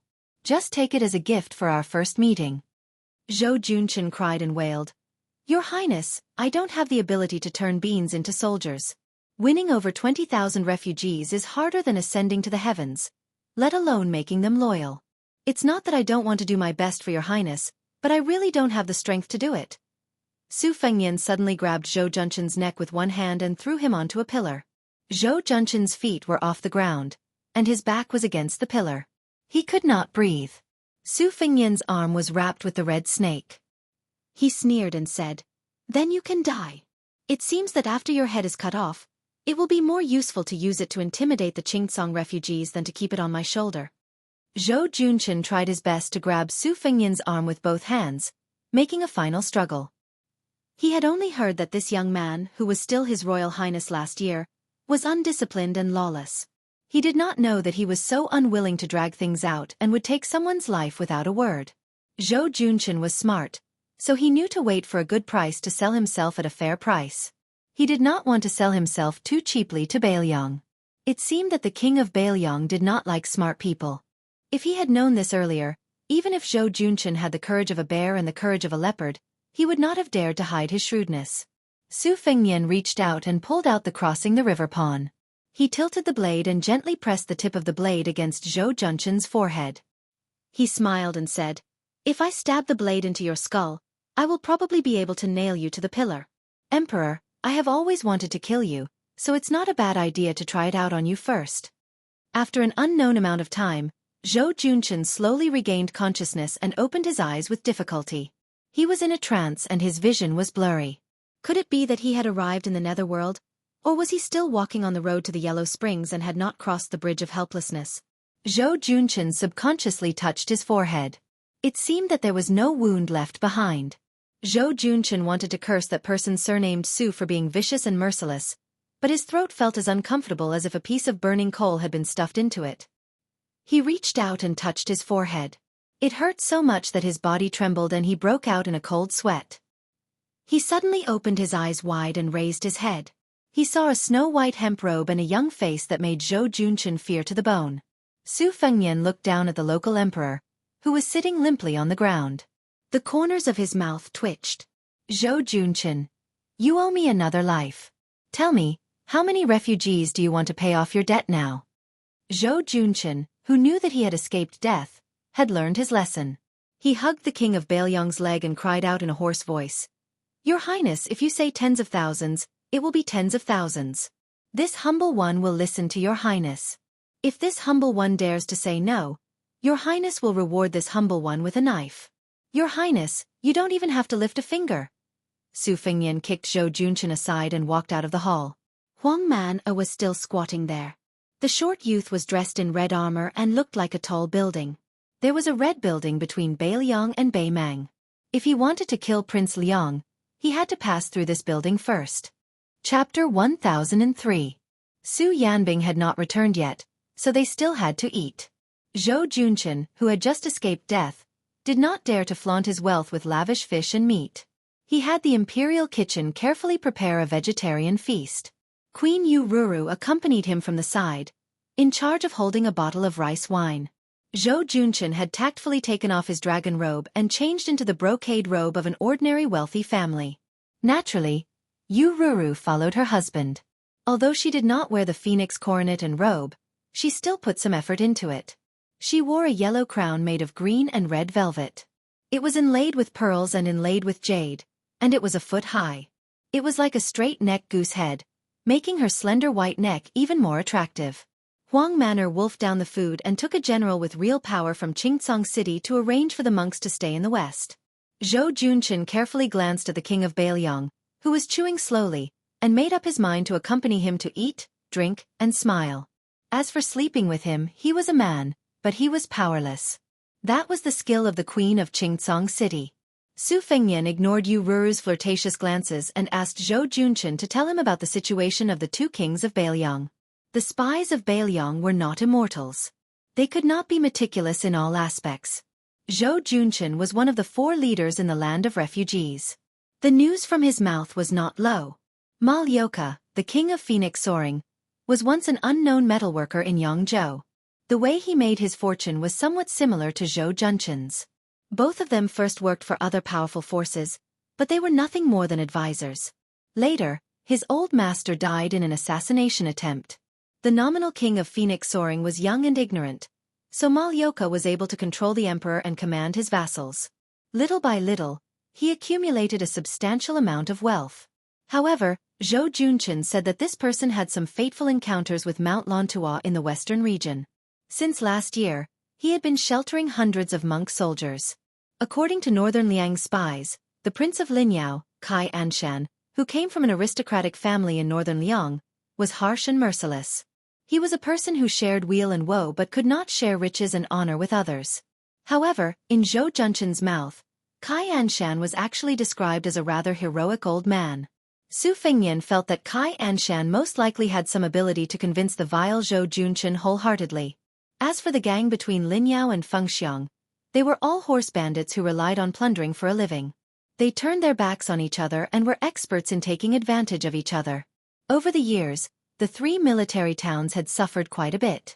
Moreover, this group of horse bandits were often bold enough to cross the border and plunder from Northern Mang's southern court. Once, one of Northern Mang's great generals, Lu Guai, was alarmed. Not only did he personally lead an army to suppress the bandits, he also specially instructed a fatty surnamed Dong to keep an eye on this area. It was only after this incident that the horse bandits at the border of Gusai province were reduced by a lot. This lawless gang was stationed at Stone Mountain. Zhou Junchen said that the gang leader was a coquettish woman in the prime of her youth. He revealed the heavenly secret and reminded Su Fengyan that although this group of horse bandits was not on good terms with Northern Mang, both he and Kai Anshan privately felt that it was merely a ruse to injure themselves to gain the enemy's confidence. In reality, they were spies that Northern Mang had planted in the refugee lands. Su Fengyan sorted out Zhou Junchen's words bit by bit and did not find any big loopholes. He asked, "The three old military towns and the horse bandits have a total of 170,000 to 180,000 sinners. About half of them are in the prime of their lives. They can fight on horseback and farm off horseback. They are a source of soldiers that even Bei Mang covets. I don't expect to get all of them in one go. You see, Fengxiang, Linyao and Stone Mountain, there are only about 20 people in power in these three places. How many of them are willing to be appeased and recruited?" Zhou Junchen hesitated for a moment. He gritted his teeth and said, "I'll risk my life to tell you the truth. As long as they don't really starve to death, they would rather be hungry than eat the leftovers given by the Bailiang. Take my Qingcang city as an example. It's easy to guess that Shan Kongwu and his 1,600 people would take advantage of this opportunity to either establish their own family or to rely on Kai Anshan in Linyao City. They would rather die than run back to Qingcang City. No matter how high the position you give him, it's useless." When he was 6 years old, he saw with his own eyes that the heads of his family's elders were chopped off one by one. Then, he was driven to this desolate land of refugees. Even in his dreams, he was thinking about how to kill his way back to Bailiang for revenge. Fengxiang and Linyao also have many people in their prime who are irreconcilable with the Bailiang. They hold military power. Firstly, I'm not from the Bailiang noble family that was destroyed back then. I have no grudge against the Bailiang. Secondly, I admire the ability of the prince from the bottom of my heart. That's why I'm willing to do anything for the Bailiang." Su Fengyan put down his chopsticks and said calmly, "If you were in my position, how would you recruit the refugees? No matter how difficult it is, you still have to do it. If you can tell me the truth, I'll give you a great merit, and the Qingcang Empire will still be in your pocket." Zhou Junchen was about to pretend to be trembling in fear when Yu Ruru, who was holding the bottle, coughed lightly. Zhou Junchen quickly came back to his senses. He already knew the habits of this young king when he talked to you about serious matters. Don't be vague. It was better to be straightforward than anything else. Zhou Junchen drank a cup of wine to boost his courage. Then he said, "We refugees are all ghosts without a home or roots. Yes, we're the kind of pitiful people who don't even know where to go during the Qingming festival. We all believe that if we don't stay here, there will be a place to stay. We don't do long-term business here, and no one has the patience to cast a long line to catch a big fish. We only care about what you can take out from your pocket. If you give us money and food, then we'll be your people from head to toe." If you reward us with good wine and good meat every day, then I'll be willing to risk my life for you. Of course, Beiliang, this outsider, is an exception. We've suffered too much for so many years. The crossbowmen of the prince's family come here to kill people every 2 or 3 days. We're scared and scared to the bone. I heard that His Highness had brought more than 1,000 monks into the land of the refugees. This is something that this lowly one could never come up with even if I racked my brains. It's amazing. There aren't many ancient books in the entire land of the refugees. Therefore, Confucianism is a joke here. As for Taoism, when a person attains the Tao, even his chickens and dogs ascend to the heavens, no one is interested in it. If one can't even fill their stomachs, how can they cultivate? Only the bald donkey's theory is something that many people are willing to believe. In any case, they were born with a lowly life of suffering. At most they would just give up. What's the big deal? Can't they just wait for the next life? I've seen through people. As long as they have the slightest desire to stay, they will start to fear death. Take me, Zhou Junchen, for example. When this lowly one heard that His Highness wanted to keep me alive in Qingcang, I couldn't help but become excited. Once the monks arrived, they would pray for blessings for the refugees day after day. Although the refugees might not be grateful, at least they would have something to think about and wouldn't give up so easily. They wouldn't think that killing one Beiliang soldier in this lifetime would be considered as breaking even, and killing 2 would be considered a profit. However, Zhou Junchen secretly believes that just having the monks to give us something to think about isn't very useful. We need something more practical, especially something that can fill our stomachs. In the past, even the residents of the Dragon King in Qingcang City was struggling to make ends meet. We really don't have the capital to attract people's hearts. However, with His Highness's Beiliang backing us, we don't need a lot.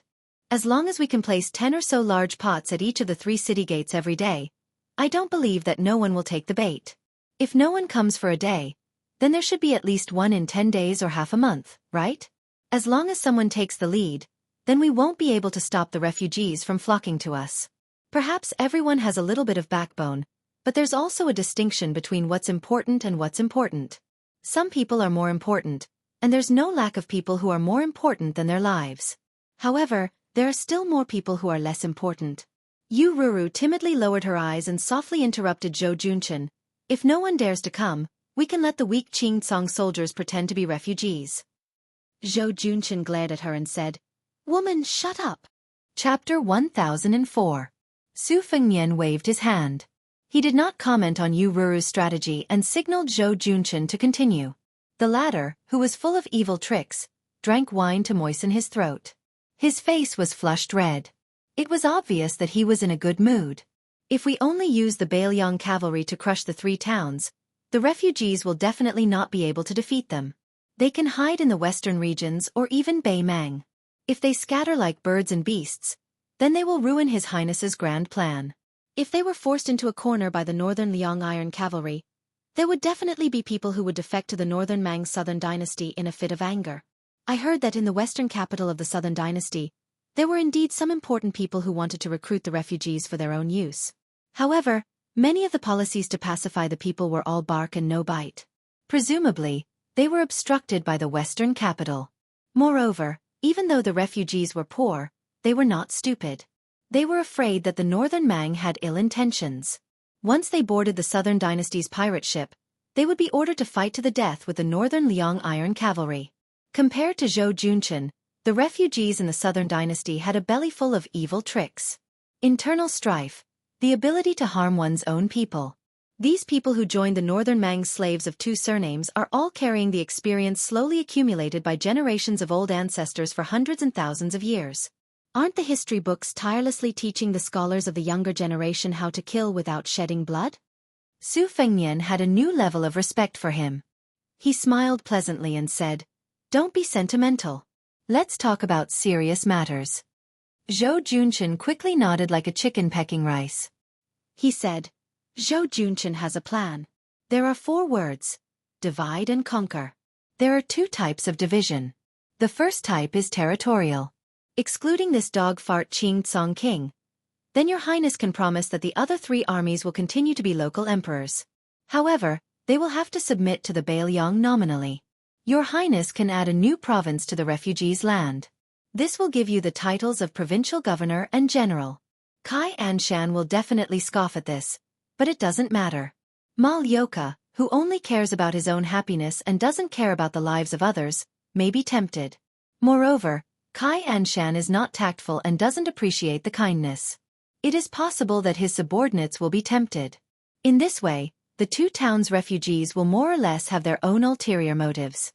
In any case, if they defected to the Bailiang, when the time comes and they really have to fight to the death on the battlefield, it will be the soldiers under their command, not the officials. However, this matter still needs to be told by Your Highness personally. The second type of division and conquer is targeted at the refugees themselves. Some of them are abandoned soldiers who committed serious crimes in the Bailiang army. These people will be pardoned. There are also some people who are from the tyrannical families in Bailiang in the recent 10 years who were driven here. Your Highness can restore their family property in Bailiang. If they have official titles, you can just return them.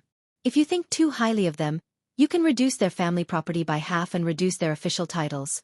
As for the earliest batch of refugees and locals, the people who surrounded them did not change their nature and were the largest in number. However, it was not necessarily true that they were impenetrable.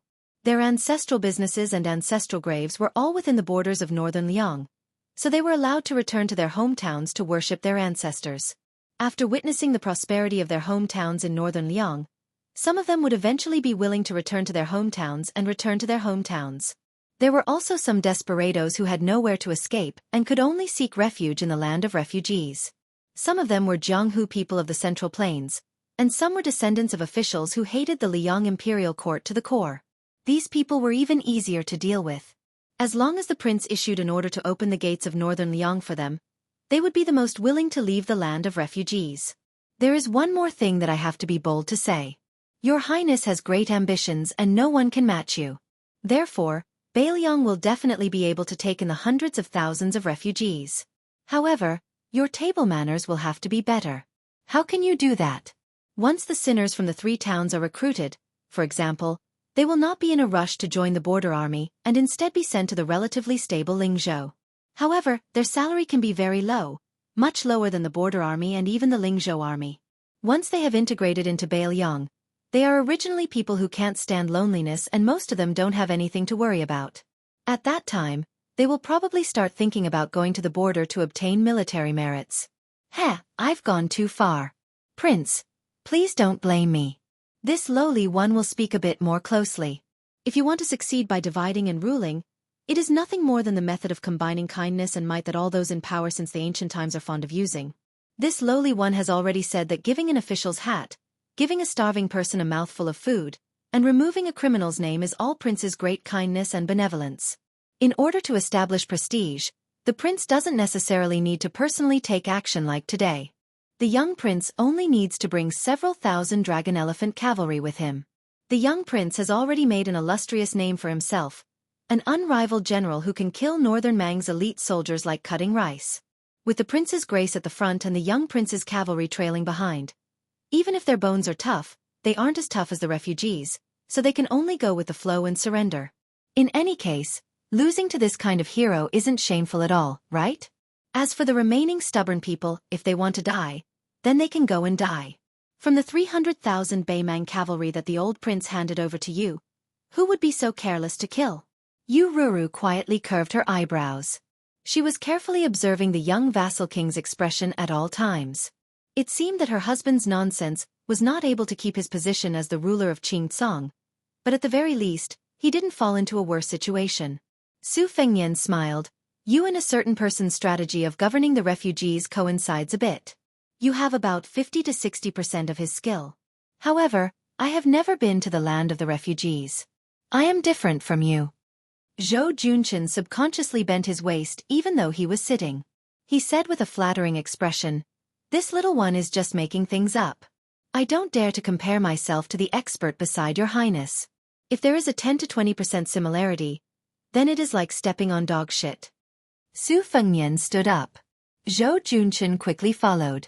Su Fengnian said, "Zhou Junchen, I will give you two choices. Either you stay in Qingcang City and assist that person, or you go to Lingzhou and become the governor of Fik County. However, I feel that it is safer for you to choose the latter. With your backbone, When you encounter a life-and-death situation in the future, you will definitely become a Beiliang traitor. At that time, I will definitely want you to die. A person like you can barely be considered a capable official if you become a peace official. Beiliang lacks officials, but we don't need honest and upright officials who do nothing. When the time comes, you can be greedy. I don't mind, but you must remember not to delay your work for the people of Beiliang. Greedy officials, greedy for more and greedy for less. They only have one mouth and two hands.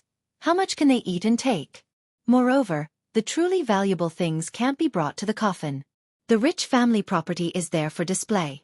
If you really want to use this as an example, the military power of Beiliang's border can be raised to another level. However, the Su family is not at the end of the line yet. Zhou Junqin and Yu Ruru, who had knelt down to express their gratitude, looked at each other. They could see the fear in each other's eyes. Su Fengnian said indifferently, "Both of you get up. You can probably stay in Qingcang for another month or so." Zhou Junqin and Yu Ruru got up and stood side by side. Su Fengnian suddenly smiled at Yu Ruru and said, "I have given Zhou Junqin the position of governor. I don't have anything to give you. Your situation has been written in Beiliang's spy reports. At the very least, as long as you are unwilling, no one will be able to make you take off your clothes in the future. If there is, and Zhou Junqin shamelessly agrees, come to Mount Qingliang. I will help you stop them." After Su Fengnian left, a loud slap sounded from behind him. Then, there was a burst of crying. Some were from Yu Ruru, and some were from Zhou Junqin. Su Fengnian walked out of the north gate of the residence of Dragon King, which was equivalent to leaving the city. In the north of the city, there was a small lake whose water reached his knees. He squatted by the lake, grabbed a handful of sand, and gently threw it into the lake. He was lost in thought. Actually, according to Chen Shiliang's original plan, the first thing he wanted to do was to use 20,000 cavalrymen to bathe Qingcang City in blood. He wanted to kill everyone around Qingcang City. Only then would he talk about the favor. Mal Yoka's soldier monks were actually a deal between Su Fengnian and the 6-pearl Bodhisattva of Mount Lantua. Of course, Mal Yoka did not know the inside story. If the female Dharmaraja of the esoteric sect wanted to be the master of Mount Lantua, she would have to join forces with the Su family of Beiliang. Su Fengnian would then use this opportunity to control the vast area of the western region. Of course, there was also an urgent need, which was to form a military situation that would suppress hundreds of thousands of refugees from east to west. Then, he would send tens of thousands of light cavalrymen to the north and south borders to prevent the refugees from escaping.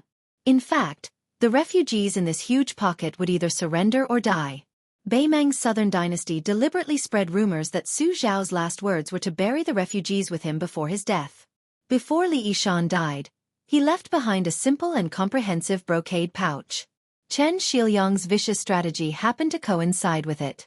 However, in Su Fengnian, he knew that his master felt guilty towards these refugees who lost their homes because of him. It was just that he never said it out loud. Instead, he wrote it down on the tip of his pen. His master died without a grave and his ashes were scattered at the border. When one was born, one had someone to rely on when one was old, and one had someone to bury when one died. These were the 3 blessings of life that the withered man mentioned. The hundreds of thousands of refugees on this piece of land did not seem to be able to enjoy any of them. Li Yishan, who wrote the 20-year history of the refugees, Records of Knowing Autumn, called himself Water Margin Mountain Ghost in his old age. Water margin. In the wilderness. Wild ghosts by the water. Maybe it was because in his master's view, he was not the same as Zhao Chongling who brought thousands of servants to join the Su family. He was not the same as Chun Qiuyang who wanted to conquer the world. He, Li Yishan, had never walked into a temple, had never knelt before anyone. In the end, he was just like these homeless refugees, a wandering soul by tide-listening lake, a wild ghost on clear cold mountain. Su Fengnian leaned back and closed his eyes. He lay on the yellow sand, his hands behind his head. After eating Master Lu Hao's purple lightning, he ate Qilin's spiritual master Yuan Qingshan's steamed bun. He was a bit full. Chapter 1005. The residence of the Dragon King had been turned upside down, but Qingcang City did not have much of a fuss. To the refugees in the city, there were only a few hundred shiny bald heads. Those who were more informed knew that a cavalry of 800 people had entered the city at night to guard the residence of the Dragon King. This elite cavalry was all mounted on white horses and white armor. They were also armed with swords and crossbows, looking very imposing. It was an established fact that Beiliang controlled Xianxia city. Since they did not massacre the city, instead, resources were constantly flowing into the city. Many rare items that were usually priceless sprouted up overnight in Xianxia city. Most of the refugees just went with the flow and muddled through. It was not that there were no refugees who left the city, but the restrictions were relaxed and there were no obstructions. After a few days, these Xianxia nobles who had some family background quietly looked on coldly. When they saw the peaceful scene in the city, they resentfully returned to the city. Other than setting up pots and delivering porridge at the city gates, the Dragon King's residence had also become the new governor's official residence. Beiliang no longer banned the transportation of salt and iron to Xianxia. Moreover, the governor had begun to set up a household register. It was said that as long as the people of Xianxia passed the inspection, they would be allowed to enter Ling province, the richest of the 3 provinces in Beiliang, to do business. Zhou Junchen, who had no chance to wear a dragon robe in his entire life, was very happy. The king of Beiliang was very efficient in doing things. The official documents signed by the governor of Beiliang, Chu Lushan and Ligongda, had already been sent to the entire Ling province.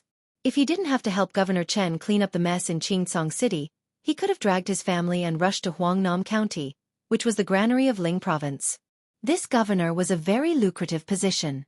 The previous governor, Song Yan, was now the king of Ling province. It was clearly a good place to get promoted and get rich. Zhou Junchen, who was a fence-sitter, was a very good person. As long as he didn't have to work hard and was given a lot of benefits, he would do his best. He didn't hesitate at all. In the past half a year in the city, he had been serving Governor Chen, who was unfamiliar with this place. It was called working hard without complaint. Originally, he was a local emperor who didn't go to court every day. But these days, he didn't have much sleep. In the blink of an eye, he had become a personal soldier of Xianxia. He was resentful and frightened. Zhou Junchen, who was sandwiched between the new lord and his old subordinates, was really a matchmaker and a bride. He was so angry that his mouth was full of bubbles. However, Zhou Junchen, who considered himself a governor, was in good spirits. Most people who had something to look forward to were like this. No matter how short-sighted he was, as long as he could see the future, he wouldn't be afraid of being tired. Before the curtain of night fell, a young man who looked like a scholar, escorted by a group of white horse light cavalry, walked alone up the dilapidated northern wall of the city. He saw a guy with his hair tied into a Wudong Huangting Taoist crown squatting on top of the city wall, with a pair of sabers hanging from his waist, looking far to the north.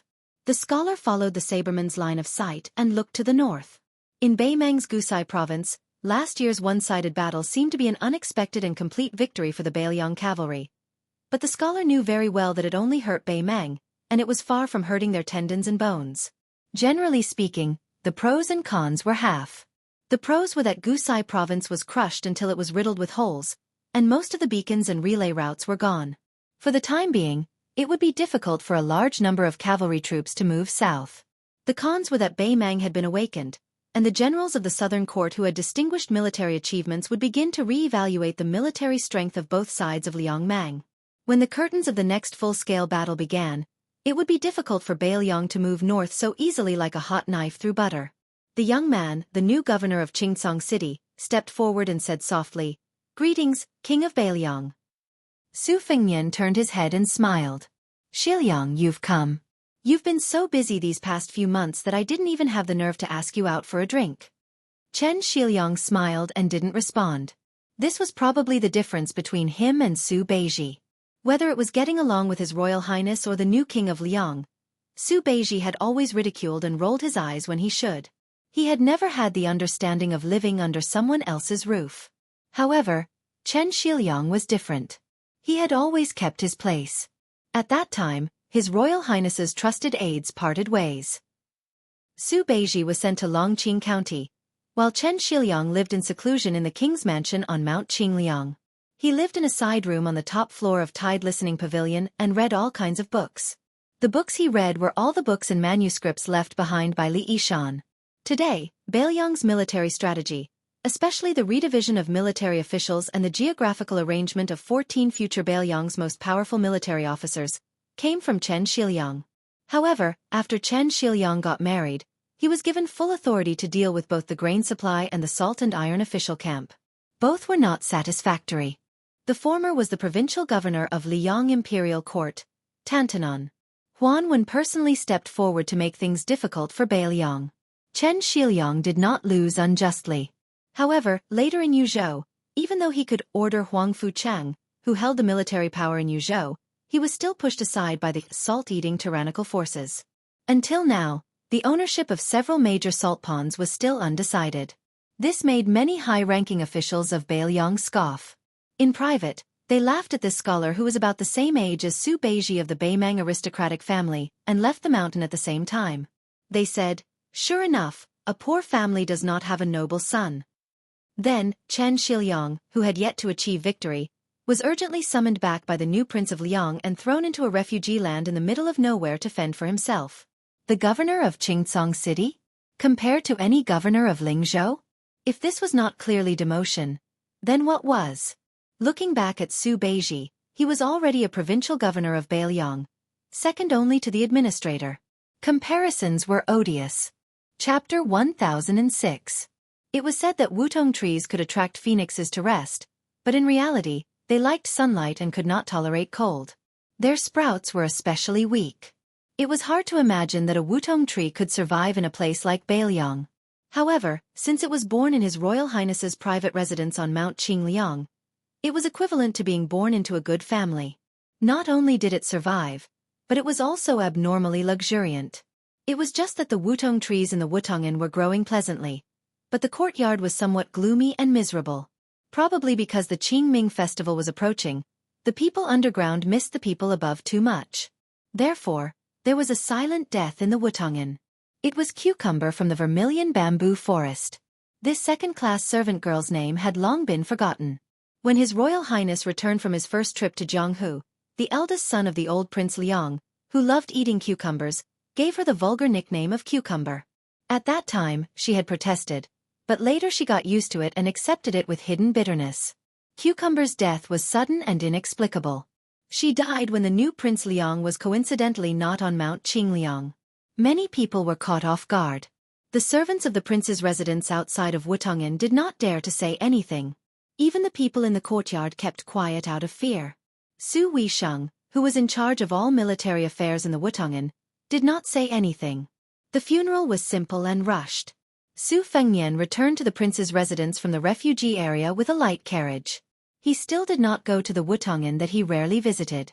Su Weisheng, who was sitting in a wheelchair, found him at the pavilion on Tidehark Lake and handed him a suicide note written by Cucumber before she killed herself. Su Fengnian took it and threw it into the lake without even looking at it. A thin piece of sandalwood flowery paper landed lightly on the surface of the lake. After soaking wet, it slowly sank into the lake. It did not even cause the slightest ripple. The suicide note and the woman were the same. They floated lightly, as if they were insignificant. Su Weisheng calmly told Su Fengnian that after Cucumber finished writing the letter, she used a pair of chopsticks to stab through her neck in her room. She fell over the table and died in a very strange manner. It was only at dawn the next day that she was discovered by Baijiu, who was also a second-rank maidservant and had called her to the main room. Su Weisheng also said that in the letter, Cucumber admitted that she had been a spy planted by the imperial court in Beiliang since she was a child. She had betrayed the imperial court twice in her life. The first time was when she ventured into the refugee area on her own after returning to His Highness. The second time was when she revealed Beimang's whereabouts. At the end of the letter, she said that she hoped that His Highness would come back alive to see her will. She also said that she still wanted to serve His Highness in her next life, and that she would never be like a ghost again. Su Fengnian's expression was calm. It was hard to tell whether he was happy or sad. Su Weisheng also said calmly, when the Eagle and Falcon family in Beiliang split up, the spies in Wutong'an and Chu Lushan were separated into internal and external spies. At that time, I knew that you had already discovered that there was a spy in Wutong'an. I hoped that they would restrain themselves a little and stop while they were ahead. Take it as giving them a chance to live. However, you should know that since you have embarked on this path, there is no way to turn back. There is no need to talk about cherishing one's life. A woman's life is short. Moreover, she is a female spy. After all, she can still decide when and how she will die. She didn't suffer before she died. None of the female spies who were dug out from behind the flames of war in the Spring and Autumn War were as fortunate as her. Su Fengnian sighed and fiercely rubbed his cheeks. His words seeped through the gaps between his fingers. They were slightly unclear. There is another spy who is involved with Bei Mang. She is hidden even deeper. Who is she? Without her leak, not to mention alerting the Orange Province's disciplinary magistrate, Murong Baoding, even Hong Jingyan wouldn't have rushed to Qingcang City to kill me. These two people have chosen the right time. It is obvious that they have been carefully deduced by Bei Mang's think tank. It seems that she is much more thick-skinned than that girl, Cucumber. Su Weisheng asked in return, do you really not know, or are you pretending to be stupid? How many people in Wutongan can be so patient and scheming? Su Fengnian put down his hands and folded them in his sleeves. He turned his head to look at the surface of the lake and said softly, I will go see her right now. Sister, help me prepare 2 cups of wine. Su Weisheng hesitated for a moment, but in the end, he didn't say anything. The second-rate maids in Wutongan all had their own private rooms, each with their own charm. Green Ant's room was the most miscellaneous. There were many strange objects in the room, but there weren't many books. She was good at playing chess, but she didn't have a chessboard or a chess piece.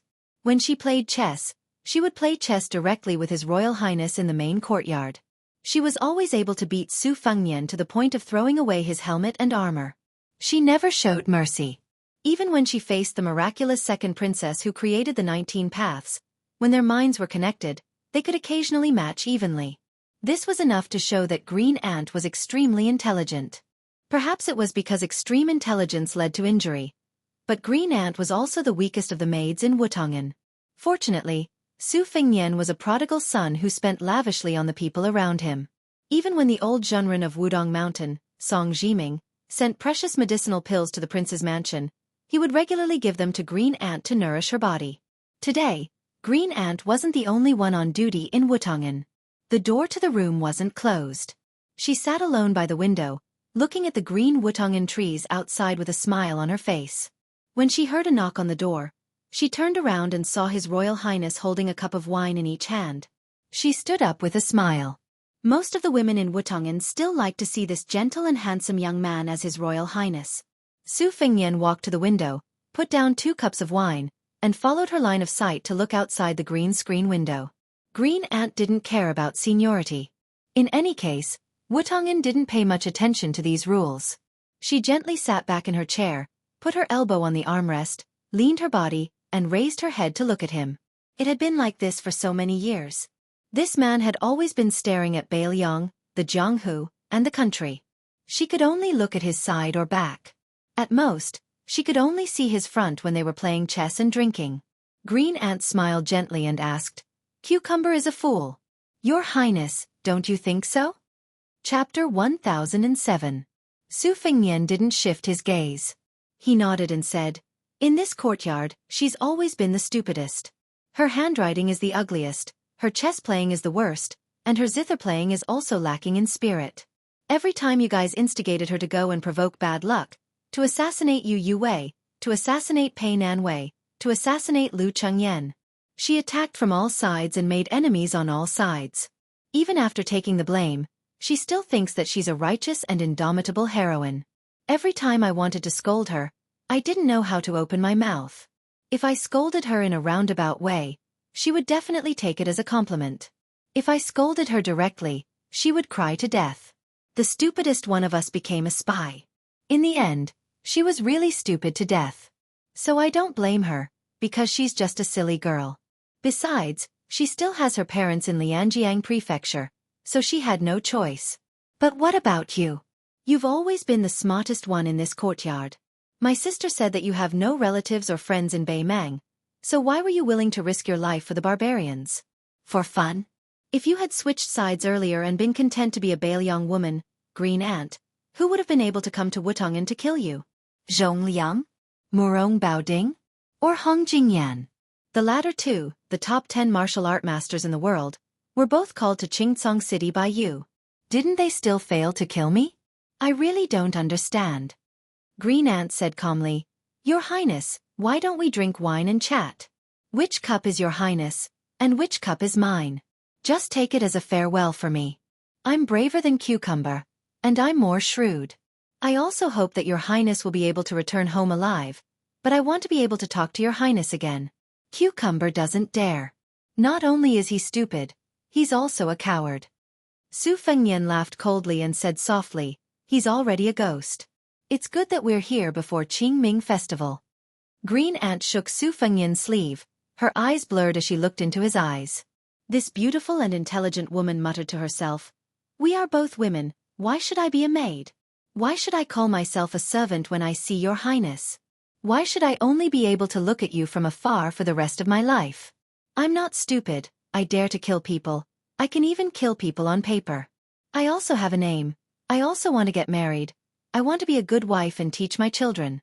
I have too many ideas, but your highness, do you know what my biggest idea is? I remember when his highness came back from the capital, he drank with me and talked a lot about dreams. He said that the dream of a homeless dog was to have a home. It was said that the dream of a soldier crossing the river was to be able to turn back after crossing the river. It was said that the dream of a swordsman was to enter the Jianghu with a sword and leave the Jianghu with a sword. It was also said that you don't want anyone to die because of you. You don't want to see the people around you die one after another. So my dream is to make you look at me one more time, really look at me, just like now. You can only remember me when I'm dead. You can hate me for as long as you live. Su Fengnian shook back his sleeve, not letting her grab it. Green Ant exhaled and smiled sweetly. I'm done talking. I can die now. Your highness, you can leave now. Don't dirty your eyes. I don't want to make your highness feel guilty before I die. Su Fengnian turned and left. Not long after Su Fengnian left the room, there was a slight squeaking sound of a wheelchair outside the room. Green Ant didn't turn to look at the woman who was colder and smarter than herself. She bent down and reached for a cup of wine. Is this the Green Ant wine prepared by the second commandery princess? Green Ant didn't look at the woman in the wheelchair, and the latter didn't look at Green Ant either. Her expression was indifferent. Green Ant snorted softly. Then it's the same. The Green Ants were really smart. If His Highness personally prepared 2 cups of Green Ant wine, 1 cup would be Dove wine, while the other cup would naturally be ordinary Green Ant wine. Whether the Green Ants lived or died would depend on fate. However, if it was the second commandery princess Su Weisheng who gave her 2 cups of wine, she was destined to be poisoned behind His Royal Highness' back. Therefore, it didn't matter which cup she drank. Green Ant picked up a cup of Green Ant wine and drank it in 1 gulp. It was so fast that she didn't even taste the wine before she picked up the second cup and drank it in 1 gulp. Since she was going to die, it was better to drink an extra cup of wine. She had played chess with the second commandery princess many times and won only a few times because she had accumulated advantages bit by bit. Green Ant sat back in her chair and waited for her death. After a long time, Green Ant frowned. She heard Su Weisheng say coldly, I did prepare 2 cups of poison wine for you, and I also guessed that he would change the 2 cups for you. He wants you to drink 1 cup of wine and feel lucky that you're still alive. Then, you'll leave Beiliang and find a beautiful place to hide. You'll be able to live with a clear conscience. However, I won't let you leave this courtyard so comfortably. I'm here to force you to drink 2 cups of wine. I'll let you, an ungrateful wretch, know who's the one who owes whom. He doesn't want you to die, but at the same time, he wants you to live comfortably. I'm not that kind. You can only die of old age. I'll let a few elite falcons follow you for the rest of your life. A voice interrupted the quarrel between the 2 women. That's enough, sister. Su Fengnian came back and pushed the wheelchair away. Su Fengnian pushed her to the top of Mount Qingliang. They looked down at Liangzhou together. He said softly, my last bit of patience has been worn out. So, sister, don't worry. I won't be so kind in the future. Mother said before that no one is born to suffer. Even if a man can't treat a woman well, he can't hurt her as he wishes. He has to treat her as a real human being. Now that Wutong'an is peaceful, I don't have anything to worry about. This time, you can take it as I've made a clean break. I'll be willful with you for the last time. Sister, what do you think? Su Weisheng grunted in agreement. Su Fengnian smiled in surprise. Sister, when did you become so reasonable? I'm not used to it. Su Weisheng knocked her head hard against him. She said calmly, I saw that after you became king of Beiliang, You went to the Bureau of Machine Building in the back of the mountain more often than I expected. That's why I made an exception and allowed you to be willful for once. Bailiang's Bureau of Machine Building was built at the base of Mount Qingliang. It was this inconspicuous organization that produced the best sabers, the best spears, the best crossbows, and the best armor for the northern Liang cavalry.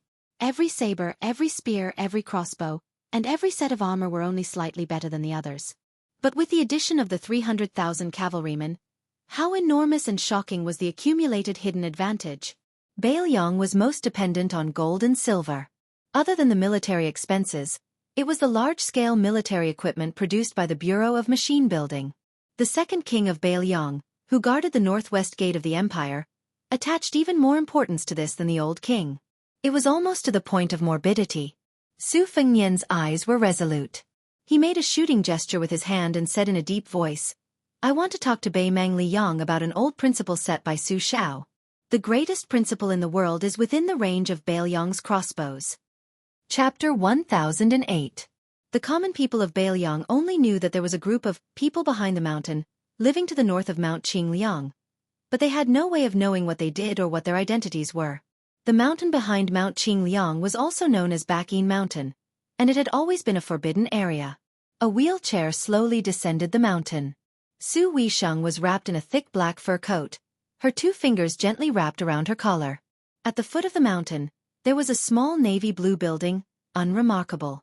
She naturally knew that the Real Bailiang Bureau of Machine Engineering was built underground, and it was brightly lit all year round. When Liyang swallowed spring and autumn, the craftsmen of the Mahis clan had given their all for the Zhao clan. After greatly benefiting the common people, they originally thought that they could retire and live alone in the mountains and forests to do some research. However, with the nature of the Zhao clan and the old Grand Secretary Liyang always belittled the Mahis clan as the 10th nation of spring and autumn, the thousands of Mahis disciples scattered throughout the imperial court were all slaughtered. Especially Gu Jiantang and the other Mahis disciples of the great generals, almost all of them vanished from the face of the earth in a single night. Not even their corpses could be found. Only less than 100 people were left, living an ignoble existence under the protection of the Su clan. Among them, the 2 elders, Master Craftsmen Song Zhongsui and Yang Guangdou, were the 2 elders. Song Zhongsui was skilled in weapon forging, while Yang Guangdou was skilled in offense and defense. During the mourning period, Su Fengnian, who was pushing the cart behind him, went to the machine-making bureau. Other than chasing souls and demanding lives, he shamelessly urged Song Zhongsui and his disciple to speed up the crafting of the talisman armor. He also asked Yang Guang for advice on the Western Front. Su Fengnian was no stranger to the machine-making bureau, so he didn't need to rush at the last minute. His Royal Highness, who was still a teenager, would often sneak into the machine-making bureau's underground lair to admire the unique scene there. The misleading geographical map of Qingliang Mountain that was purposely leaked out from the prince's mansion when he was playing fishing tricks with his enemies in Jianghu was created by Su Fengnian and Song Zhongsui's disciple, Chao Wei. Relying on this map, it wasn't difficult to enter Qingliang Mountain and get close to Wutong'an, but it was impossible to find the exact location. It could be said that His Royal Highness and Chao Wei were both scourges. When they were young, Su Fengnian was beaten black and blue by Chao Wei relying on his skills. If Su Xiao wanted to go to the machine-making bureau to help his son get back, Song Zhongsui and Yang Guang would raise their heads and pick their noses and ears, pretending that they didn't know anything. In any case, if they wanted to find that child Chao Wei in that maze, unless Su Xiao was determined to use 2,000 or 3,000 soldiers to dig 3 feet into the ground, it would be impossible. But later on, Su Fengnian learned his lesson and bribed many of his peers in the machine-making bureau to suppress Chao Wei, blocking the way and trapping him. In short, Su Fengnian and Chao Wei, who was a few years older than him, didn't have a good relationship. In fact, they were born to be incompatible with each other. However, each of them had their own weaknesses. For example, when Su Fengnian said that he wanted to frame someone, or when he wanted to fiddle with some fantastical objects, no matter how unwilling Chao Wei's mouth was, he would do it more efficiently than anyone else. Su Weisheng arrived at the entrance of the bureau, but she didn't enter. She let Su Fengnian enter alone while she took a detour. The wheels followed the quiet limestone path back to the sunny side of Qingliang Mountain. Su Fengnian walked into the machine forging bureau without any obstructions. The tunnels with lights on the walls extended downwards as if there was no end to them. The machine forging bureau was said to be large enough to fit an inverted Qingliang Mountain. Su Fengnian walked for about an hour, passing through 7 secret rooms and 12 secret tunnels before he finally reached a certain place at the bottom. He saw a 2-story tall refining furnace with more than 10 ladders around it. About 100 feet away from the furnace, there was a desk filled with scribbled blueprints. There was a mess under the desk, and there were a few red-faced old men arguing endlessly, occasionally pointing at the furnace. Su Fengnian didn't disturb these old men's argument. He walked in front of the furnace, his face red from the light of the flames. This furnace was called Cauldron Tool, and it had an extraordinary origin. The Tongxi sword furnace, which had already passed away, and the Dongyue sword lake furnace, which was still being forged, paled in comparison to this furnace. It was said that when Great Qin had conquered the world, it had collected all of the ironware in the world to forge the 9 cauldrons, which were used to suppress the 2 cities, 3 rivers, and 4 mountains. Su Fengnian smiled, and just as he was daydreaming, someone jumped up and slapped him on the head. Su Fengnian couldn't be bothered to turn around, so he sent that rude fellow flying with a single slap. Curses immediately sounded out from behind him. Ever since Su Fengnian had started practicing the saber, the fellow behind him had become much more obedient. However, a leopard couldn't change its spots. That Chao fellow couldn't help but provoke Su Fengnian a few times, and this was the result. Chao Wei rubbed his cheeks and stood side by side with Su Fengnian. This young man was short, but he didn't lose to others. When interacting with Su Fengnian, he liked to stand on his tiptoes. Even so, he was still half a head shorter than Su Fengnian. Su Fengnian smiled and said, "I heard that the great-grandson was created by you?" Chao Wei proudly said, "Compared to the sharpest ancestor, the sharpness is a bit worse. Compared to the sturdiest grandson, the firmness is a bit worse. Compared to the lightest father, it's only a bit heavier. Now you know how powerful it is, right?" Su Fengnian poured cold water on Chao Wei's sarcastic face. "They're all just a little bit worse. Which one of them is the best among all the Bailiang sabers?" Su Fengnian and Chao Wei gave the Bailiang saber nicknames. The old ancestor was the first real Su family saber. In the early spring and autumn period, the Su family's troops relied on this first-generation cold saber to conquer the world. It could be said that they were invincible. In the middle and late spring and autumn period, such as the end of the war in western Shu and Xiangfan, they switched to the second-generation saber. It was not as sharp as the first-generation old ancestor, but it was relatively lighter and sturdier. When they took over Bailiang, the third generation of the Bailiang saber, Old Father, made a new choice. Nowadays, the Bailiang saber, Old Father, had been hung by many rich young men in neighboring prefectures of Bailiang. Most of the Bailiang sabers with the most beautiful curves were the son. By the time the grandson generation came, it was already 5 generations. Then, in the hands of Chao Wei, it was the youngest great-grandson. These 6 Zhongliang sabers, unless one was a veteran soldier who was used to weapons, otherwise, it would be difficult to distinguish the differences between them. The 5th generation Su family saber, which was privately called grandson by Su and Chao Wei, was already recognized by the military masters of Liang and Beimang as the best war saber in both offense and defense. Whether it was on foot, war or horse, it was the best in the world. It was not that the generals of the southern dynasty of Beimang, Prince of Yanqi, Prince of Liang and Prince of Guangling, Zhao Yi, these famous warriors, did not think of mass copying. It was just that the production of a seemingly simple saber involved the quality of the iron ore, the efficiency of the iron mining, the temperature of the furnace, the forging process, the design of the mold, and so on. It even had to take into account the size of the soldier using the saber. The knowledge required was complicated and difficult. In addition to the many advantages of the Bailiang's iron ore quality and superb craftsmanship, the most important thing was that the Bailiang cavalry had been guarding the frontier for 20 years.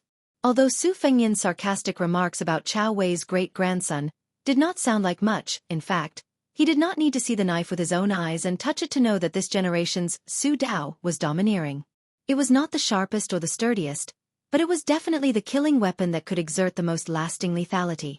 As expected, Chao Wei, who felt insulted, jumped up and scolded, "You layman, if you have the ability, don't touch a great-grandson in your life." Su Fengnian was too lazy to bicker with him. He reached out his hand and very quickly, Chao Wei's apprentice brothers ran over and presented 3 new knives with both hands. This generation's Su Dao was also a great-grandson, but according to common practice, the cavalry, infantry, and Lingzhou soldiers guarding the rear all had their own subtle preferences. Generally speaking, the Bailiang cavalry, especially the elite heavy cavalry, would be equipped with the most new and outstanding cold knives. As long as a new knife appeared, they would be able to change it almost immediately. On the other hand, the normal guards in Lingzhou, such as those who were not guarding the dangerous Tong Pass, were much slower. Su Fengnian took one of the war cavalry knives. His left hand held the handle of the knife and held it horizontally across his chest. The finger of his right hand brushed across the blade, ignoring the blood that seeped out of his index finger. He narrowed his eyes and knocked on the body of the knife a dozen times. He pricked up his ears to listen to the slight echoes that ordinary people could not recognize. He nodded in satisfaction, and a warm smile slowly spread across his elegant face. The young Mahist disciples who were regarded as traitors by Chao Wei were relieved of a heavy burden. They looked at each other and smiled. Chapter 1009. Just as Su Fengnian was about to speak, he heard a loud roar. An old man called out, surnamed Su. Su Fengnian handed the saber back to Moz and walked towards the desk. The Mahist Grandmaster Song Chong Sui had his hands behind his back, his body reeking of alcohol. He tilted his head and signaled for Su Fengnian to follow behind him. The old man with a face full of beard like overgrown weeds walked towards a newly opened secret room. Yang Guangdou was not as slovenly as Song Chong Sui. He wore a green robe and looked clean and fresh. Walking beside Su Fengnian, he softly said, "Old Song followed Prince's instructions and used 20 days to finish it. He had to drink 6 or 7 jugs of wine every day to refresh himself. After I saw it, I felt that it was not bad." "Right, Prince. How is little Prince's talisman armor?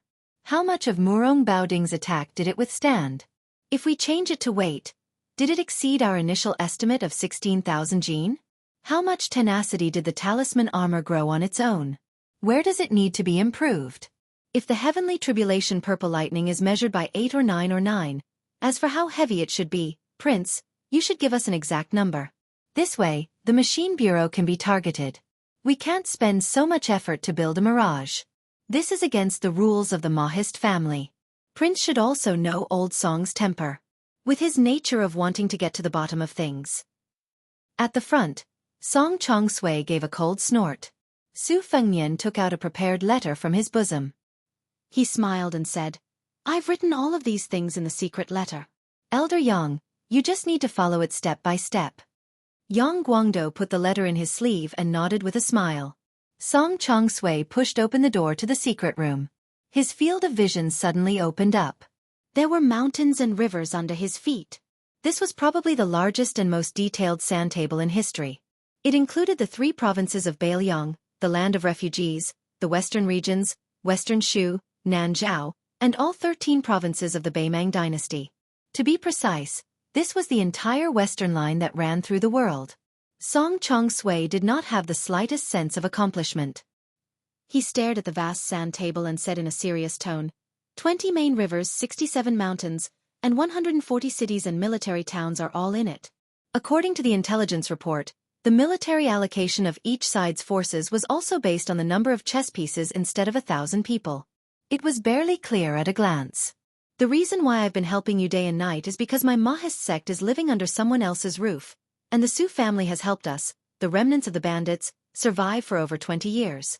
Therefore, it's reasonable for us to do our part. To tell. To me too. Tell him. To me. To me. Su Fengnian grunted and said calmly, "The Empress of Beimang said it herself. Now it depends on when and where the battle will begin. Our Bailiang no longer has the extravagant hope that Beimang will break into the quagmire east of Liang with both feet first. Elder Yang and Mr. Wang of the Yin Shui Gong have predicted that 1 foot will step east and 1 foot will step west. You will have to start all over again." Yang Guangdou sighed and said guiltily, "It's my fault for not being skillful enough. I made a mistake in my plan and misled the great general and the prince. That year, Second Princess did remind me to prepare for the worst. But I have made several deductions. I don't think that Beimang has any chance of winning if they go straight to the east under the order of Taiping." Su Fengnian waved his hand and interrupted Yang Guangdou's words. He said softly, "It's okay. Elder Yang, you don't have to blame yourself. In the end, the gains and losses of the study table still have to give way to the outcome of a tough battle. Song Chongsui sneered. Elder Yang listened to what he said. This guy looks down on you, the strategists who only know how to talk on paper. He is really of the same origin as Lame Su. He doesn't believe in anything. In the end, he only believes in the knife in his hand. Su Fengnian and Yang Guangdou both laughed it off. Chao Wei had sneaked into the sand table at some point. He walked in an arc and squatted in one place, muttering endlessly. Su Fengnian looked at the guy's back. The two of them were natural enemies. Su Fengnian was very familiar with Chao Wei. This shorty was very cheap. He was the kind of guy who would never stand if he could sit, and never sit if he could lie down. He was very shameless. Those who were not familiar with him would feel that he deserved a scolding after a few words. After getting familiar with him, they would feel that this guy really deserved a beating. Chao Wei was afraid of death and blood, but he wanted to lead troops to war one day. He dreamed of going to war himself. Other people hoped to be conferred the title of Marquis because they wanted a bright future and power. But Chao Wei just wanted to have fun. Before Su Fengnian became the king of Beiliang, Chao Wei was still quiet. They just quarreled when they met. But now that Su Fengnian had become the king of Beiliang, Chao Wei was like a cat who had been injected with chicken blood. He shouted that he wanted to ask Su Fengnian for a few thousand light cavalry, and then ran to the western region to hide. In his words, he wanted to directly stab Bei Mang. Su Fengnian did not pay attention to him at first, but this guy threatened to exchange the sixth-generation Su Dao for the command of a few thousand cavalry. As a result, his great-grandson really came out. Chao Wei's art of war was unorthodox. Su Fengnian was not sure of his depth, but Chao Wei's style could be described as an example. Just like playing chess, Chao Wei was not willing to sit down and play. He would feel too tired, so there was no need to make the first move and think long and hard. Chao Wei would only look at the two people playing chess with cold eyes and would not say anything. But when the two sides were about to end the game, he would randomly take out a chess piece that should not be on the chessboard and knock it down. He would say that the game was settled, but he would say that it was a game where he could defeat 200 chess pieces with 1 or 2 chess pieces. Who would not want to beat this kind of rascal to death? However, the sloppy Chao Wei was only afraid of one person. Even if it was Su Weisheng, whether it was fighting, playing chess, the art of war, or quarreling, Chao Wei did not have a chance of winning. He really had to admit that. In the past, Chao Wei was short. His catchphrase was "Wait until I become the great general of the country. If you dare to look down on me, I'll chop off your head. Then we'll see who's taller." As a result, Su Weisheng coldly retorted, saying that with Chao Wei's height, it was useless to chop off other people's heads. Only by chopping at the waist could one be taller than others. Since then, Chao Wei was no longer willing to say this catchphrase. Before Su Fengnian left, he was scolded by Old Man Song. Song Zhongsui scolded this guy for being a prodigal who did not know how to manage the household. Song Zhongsui scolded this guy for accepting the second imperial edict of the imperial court, accepting the title of pillar of the state and the imperial court's decision not to revive him. He scolded him for having no backbone and also scolded Su Fengnian for neglecting the essentials and neglecting the generals. In any case, this old man scolded whatever he thought of. Song Zhongsui's attitude showed that he was not satisfied with anything. The young king of Beiliang was scolded with spittle in his face, but his smiling face did not change. He also did not talk back. He just stood there and wiped his face with his sleeve several times. If Yang Guangdou did not stop him, Song Zhongsui, who was full of energy, would have rolled up his sleeves and directly pointed at the new king's nose and scolded. Su Fengnian waited until the old man had no more energy to scold him. Then he turned and left with a helpless face. Yang Guangdou stood at the door with a helpless face and said, "Old Song, it's about time. Su Fengnian is the king of Beiliang after all." Song Zhongsui stared and said, "What? Can't I scold him after he became a king?" Yang Guangdou glanced at the young man's back and said softly, "You should at least leave him some face.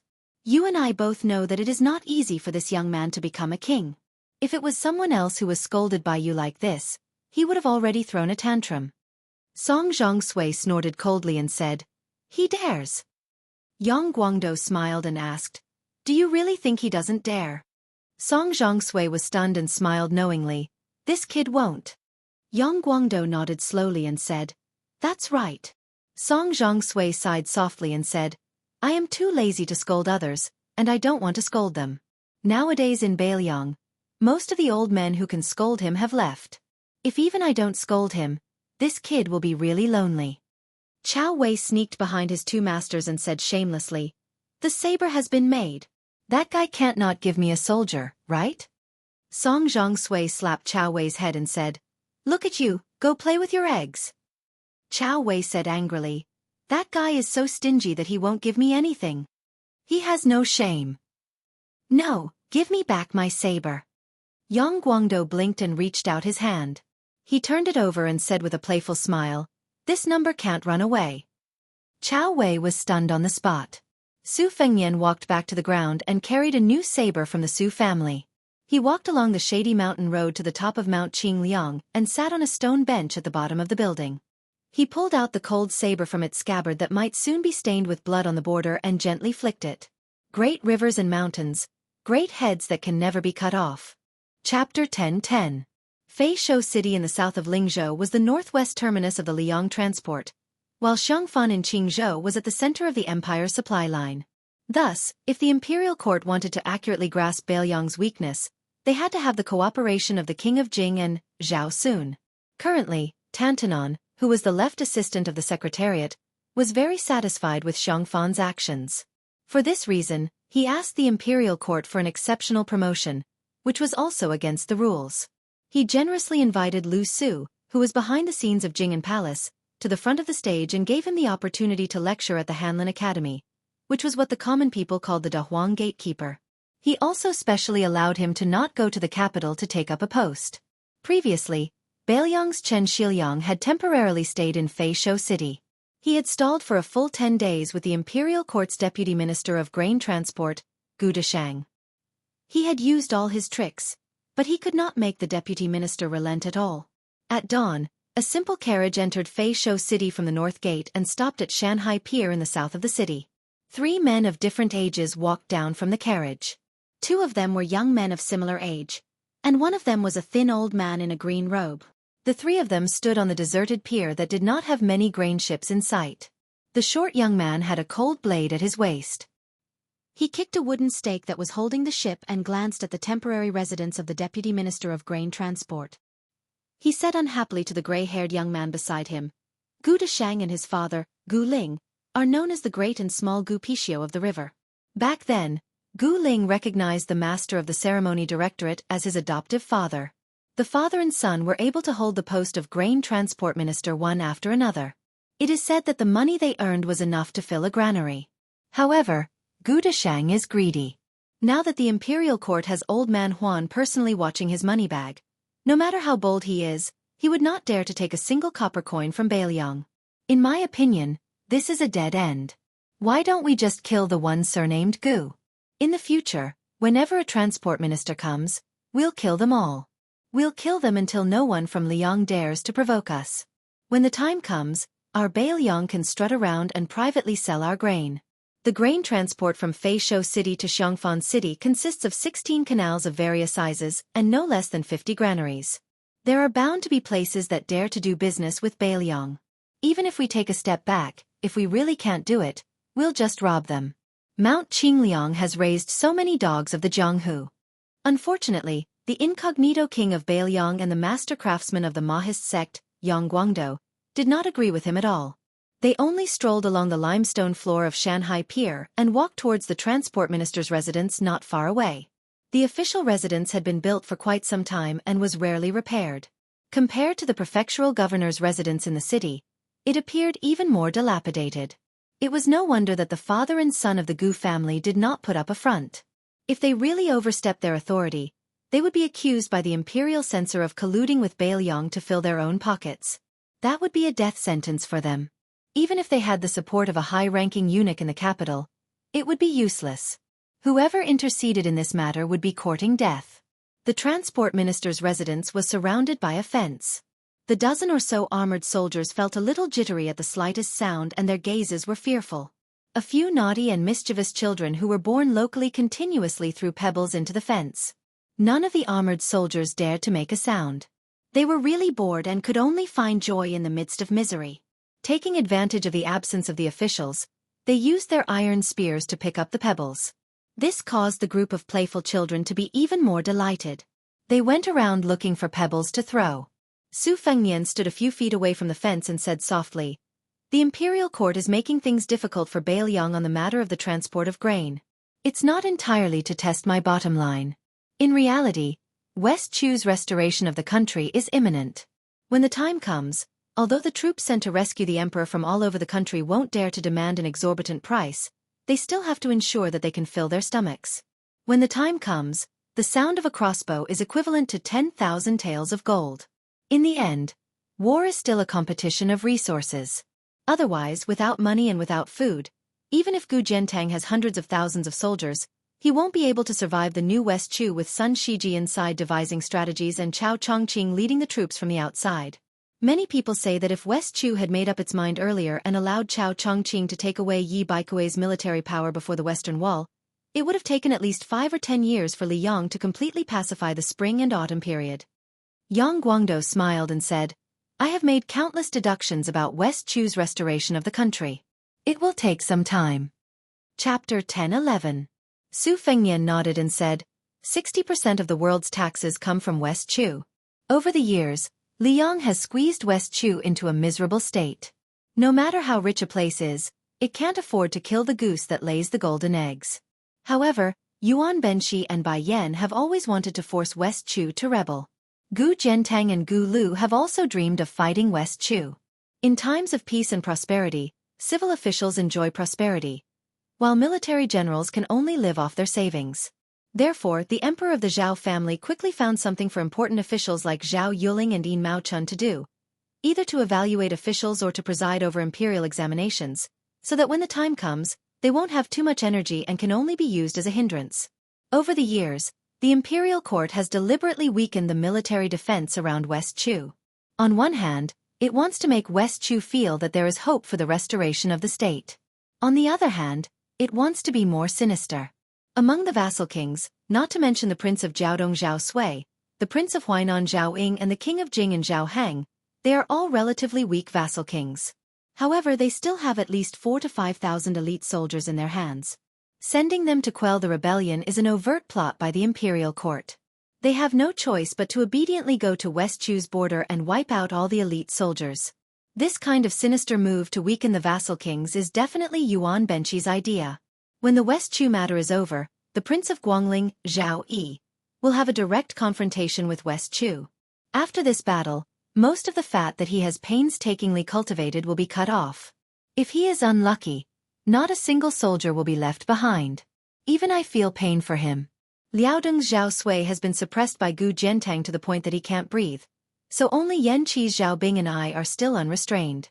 However, Bei Mang is very considerate and has a tacit understanding with Liang. He will immediately fight to the death with Beiliang. You fight your West Chu, I fight my Beiliang. Everyone is doing their own thing. I even suspect that Yuan Benshi and the imperial decree of peace are in cahoots. In the end, only Zhao Zhu's father, the great vassal king, can still be free and unfettered.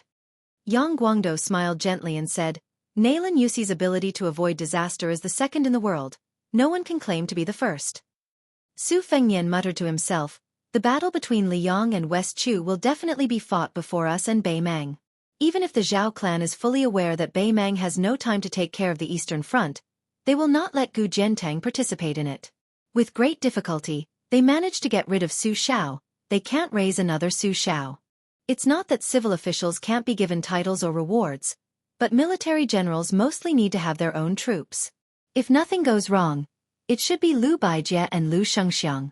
One of them will be in charge of the Ministry of War, while the other will go to the south. However, Lu Baijie is just the newly appointed Minister of War, so the possibility is small. As long as Lu Xianxia can obtain military merits, he can return to the capital next year to contend with Lu Baijie, so that the Ministry of War will not become the only Ministry of War under Tongshi Sword Immortal. If Lu Xianxia takes the lead, a few old bastards like Ngua's General Yang Shenxing will definitely take advantage of the opportunity to get a share of the action. However, whether it's Lu Xianxia or Yang Shenxing, these old generals, they are all far inferior to Chao Chongqing. Lu Xianxia is still fine, he's not bad at commanding troops, but he is bound to be restrained in all aspects. In the early stages, The only ones who can fight to the death in a disadvantageous situation are probably the troops of Prince Guangling, Zhao Yi. In my opinion, this battle is not likely to be fought. Perhaps Chao Chongqing will be unstoppable all the way to Great and City. Yang Guangdou frowned. After West Chu takes the advantage, they will go up north? Not to mention Chao Chongqing, even if Beimang dares to place the final battle outside of Great and City, their chances of victory are not high. Su Fengnian smiled and said, I'm just speaking casually. Yang Guangdou laughed and said, if that's really the case, it will be a great thing for Beimang. Perhaps Beimang will suddenly have an idea and decisively give up on the Western Front and turn to attack the Eastern Front. Together with West Chu, they will attack Great and City from the north and south. That will be wonderful. Didn't Gu Jiantang always feel that he lost to the general because of the timing? Now, he has a chance to prove himself. For so many years, he's been building the Eastern Front. He's got both manpower and money. He can get whatever he wants from the imperial court. If he still can't get what he wants, Gu Jiantang should hang himself with some noodles. Chao Wei interrupted and asked, is Chao Chongqing really that powerful? Yang Guangdou sighed softly and said, during the spring and autumn period, the scholars of West Chu were the most prosperous. West Chu's Chao Longley was the most proud. Chao Tu is the best, and he alone is the best in West Chu. This is not a boast. However, the world has been blinded by his magnificent feat of entering the palace. Most people feel that he is an expert in martial arts. When it comes to arranging troops, he and Chen Zhibao are probably the best. Gu Jiantang's strength lies in the fact that in every battle, he wants to take advantage of the geographical advantage. He says that if he doesn't fight, he will win. Overall, compared to Chao and Chen, he is still slightly inferior. However, the timing of the heavens is illusory and can only be encountered but not sought. Gu Jiantang's timing is the general trend of Li Yang. Chao Chongqing's timing is the length of West Chu's destiny. As for Chen Zhibao, he is probably still waiting. Su Fengnian smiled faintly and said, Chen Zhibao is waiting for Chao Chongqing and West Chu to be destroyed together. He is waiting for Beimang to fight Beiliang and Gu Jiantang until their vitality is greatly damaged. Then, it will be his turn to take the stage. Su Xiao only flattened the spring and autumn period. Chen Zhibao's ambition is obviously greater. He wants to unify the world with his own hands and forge a vast empire that has never been seen in 1,000 years. As for whether he wants to be the emperor himself, only heaven knows. Yang Guangdou exhaled deeply and said, once the great general leaves, the world will be in chaos. Chao Wei clicked his tongue and said, in any case, I definitely won't fight Chen Zhibao face to face. The short man counted on his fingers and said slowly, the land of refugees already has the Feng battalion stationed in Qingcang. Young Prince's Longxiang army has also infiltrated. In addition to Fatty Chu and Yuan Baixiong in the north of Liang and Yu provinces, Beiliang finally has its own eastern and western lines. In addition, there are 14 new captains guarding the important towns and passes within the borders. It is the second line of defense. As for me, I am further northwest of the land of refugees and can be considered the most important third line of defense. In fact, I don't care whether I am defending or not. In any case, I am only attacking and not defending. When you guys are fighting to the death, I will make the final decision. Hey, surnamed Su, let's make a deal first. If you give me 5,000 light cavalry and 10,000 high-quality war horses, I can help you take advantage of the chaos and flatten the southern dynasty's nest. If you dare to give me 10,000 men and 20,000 horses, I will help you take over the northern dynasty's king's tent. Su Fengnian said helplessly, it's not that I can't give you, but do you really think that Beimang is a bunch of blind and useless people? Chao Wei rolled his eyes and said, I have been calculating this great raid that is destined to go down in history for more than 10 years. I have been counting on this battle to become famous my whole life. Do you think? Su Fengnian was about to speak when he heard a familiar, haha. Chapter 10-12. As it's about 4,000 words, it's a little late. P.S. My favorite two writers. One is Tomcat, and the other is Chong Nan. Chong Nan has already published a book on Zongheng today. King of Eternal Eventide. It's really great. PS2. Tomcat. When are you coming to Zongheng? PS3. I'm just fantasizing. There's another chapter tonight. There were still pebbles constantly being thrown in from outside the fence. The pebbles grew in size as a few tall and stocky Bailiang youths joined the fray. Their strength was even greater, and this was no longer a joke. The Liang soldiers serving in the Deputy Transport Commissioner's residence did not dare retaliate. All they did was glare angrily. Of course, they were not afraid of the young and stocky youths, but of the Bailiang behind them. Furthermore, the Deputy Commissioner, Gu Deshang, had repeatedly ordered that no one in the residence was to provoke the locals. Those who violated the order would be stripped of their armor and official status. When a leader who looked like a commandant saw his subordinates being smashed into metal armor, causing a string of blinding sparks, he was probably a clay bodhisattva. He secretly used his spear to pick up a pebble and threw it at the fence. Intentionally or unintentionally, the pebble smashed into a youth in green cotton. The youth failed to dodge in time and subconsciously closed his eyes. Just as his face was about to be smashed by the pebble, a handsome scion with 2 sabers hanging by his waist reached out to grab him. The youth opened his eyes and gave a bashful smile of gratitude. When the commandant saw the young scion, he treated him as an ordinary scion of a wealthy family and did not think much of it. However, when his gaze wandered and stopped at the waist of a short person beside the scion, his scalp tingled. It was a genuine Bailiang saber. In today's Bailiang, regardless of past merits, as long as one was not a soldier in the military, they were not allowed to carry a cold saber. No matter how many of the elders in your family were generals or who was the provincial governor or county chief, once they were discovered by the patrolling guards, they would all be arrested on the spot, whipped 50 times, and thrown into prison for 3 months to half a year. As a result, in the spring of the first year of Xianghu, the prisons in Lingzhou were particularly lively. They were already packed with scions of various ranks, and each of them had their skin and flesh torn open. These scions who had bumped into the new provincial governor, Su Beiji, carried cold sabers in private and rode horses on the streets. However, these fellow sufferers were able to gather together in prison without hindrance. They relied on their connections to drink and eat meat, squatting in prison and chatting together. Their friendship was even better than before. The commandant under Gu Deshang was too lazy to care about whether the situation in Bailiang was good or bad. However, if he offended a scion of a general who had the right to disregard the rules in Bailiang, he would be skinned alive by Gu Deshang. If he also caused the Vice Transport Commissioner's official residence to be implicated and caused the Bailiang cavalry to trample over the camp, how could he, a lowly commandant who only received a salary from Liang, live? However, the commandant was a little confused. With the temperament of the Bailiang barbarians, they actually did not intend to make a fuss over a minor issue. The gray-haired young master immediately turned and left. The daring short man with a cold blade also did not pursue the matter. The commandant, who had survived the disaster, hesitated for a moment and felt that it was necessary to inform Gu Deshang in order to prevent him from settling accounts in the future. Gu Deshang was an official who was easy to remember. No matter how extravagant he was always skinny and skinny. He called himself Mr. A Bag of Rice and hung a red silk bag filled with rice around his waist all year round. It was said that before the Gu family prospered, Gu Heng relied on someone else to give him a bag of rice to survive.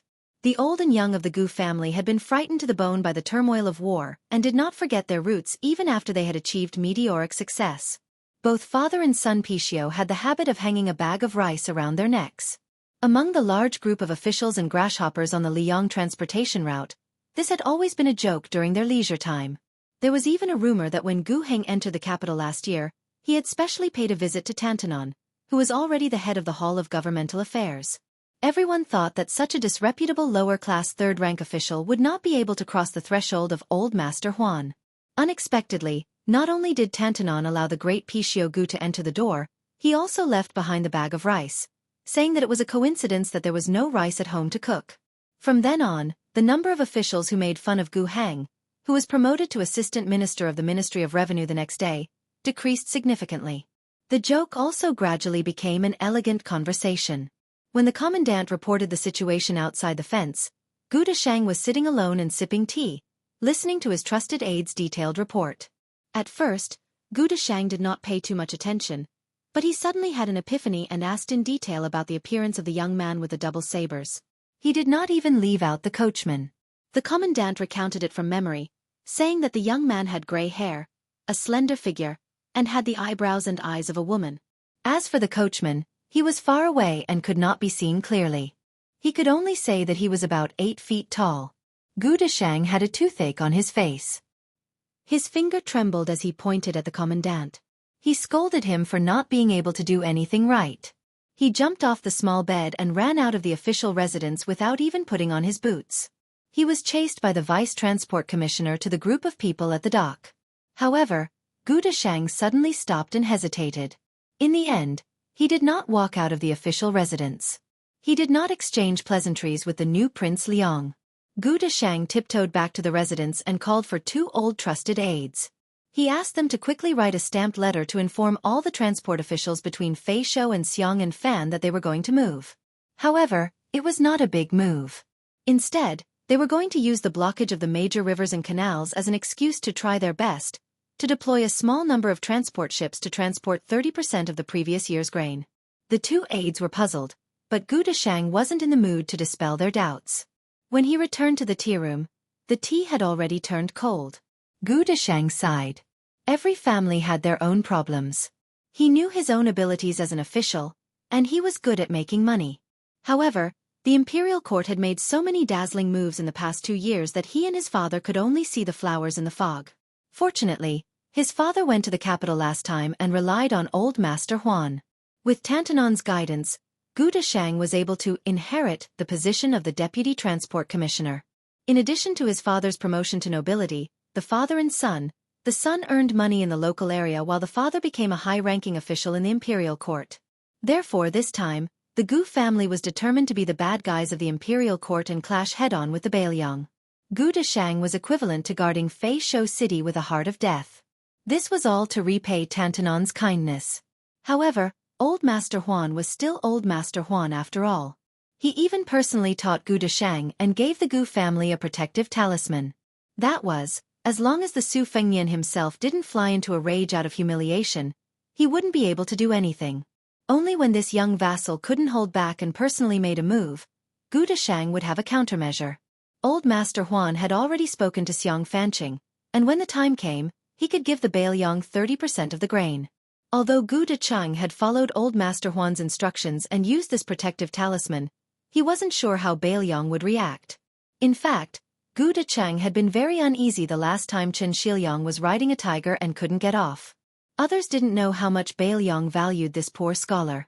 When they had talked at the Huan residence, Tantanon had mentioned several times that this person couldn't be underestimated and that it would be a good thing for him to be able to stand out a day later. Gu Deshang, who wasn't very old, thought of the difficult days he had spent in Fat Longevity City for the past half a year. He touched the bag of rice at his waist and smiled bitterly. Old brother. Wealth comes from danger.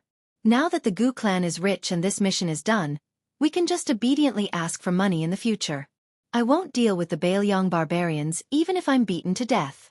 Now, even the most unknown courtesan in Fat Longevity City isn't willing to take my money. I really have nowhere to spend my money. How miserable. Chapter 10:13. A young girl was standing by the river with a dead wooden pole on her shoulder. After laughing, she turned around and stared blankly at the muddy water. The women of Bailiang were all extraordinarily tall. Chao Wei finally managed to catch a girl shorter than him. Seeing that she had some relationship with the one surnamed Su, he wanted to go up and get close to her. Su Fengnian had no intention of stopping him. Then, Chao Wei, who was skilled in martial arts, was slapped into the river by the girl. Chao Wei didn't even have time to pull out his blade. It could even be said that he didn't even sense the danger. The magnate Yang Guangdou's face was filled with disbelief. Su Fengnian explained softly, during the Battle of the Reed Marsh, Wang Yin, who was ranked 11th in the world, was killed by her in one blow. Later on, Lu Hao escaped from Shenwu City. She should have secretly killed him as well. Yang Guangdou was both shocked and enlightened. Chao Wei, who cultivated in a variety of martial arts, was defeated by her. It was only natural. Su Fengnian walked to her side and asked, "Why have you come to Bailiang now? If I remember correctly, it's not yet the time I promised to meet Huang Sonjia." The young girl was silent. Su Fengnian also didn't know how to chat. He smiled and said, "Then why don't you come with me? But right now, there aren't any experts in Bailiang worth killing. If that wasn't the case, I wouldn't have asked. In the end, you'll be suspected of borrowing someone else's knife to kill someone. I just happened to want to walk around Bailiang.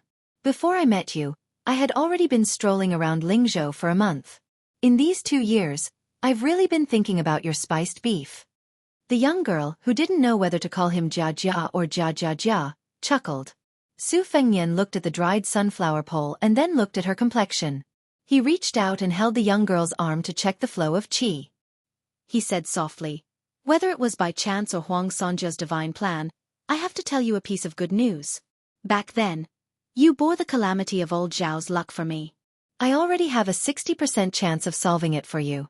Of course, I have to admit that it's also greatly beneficial to me.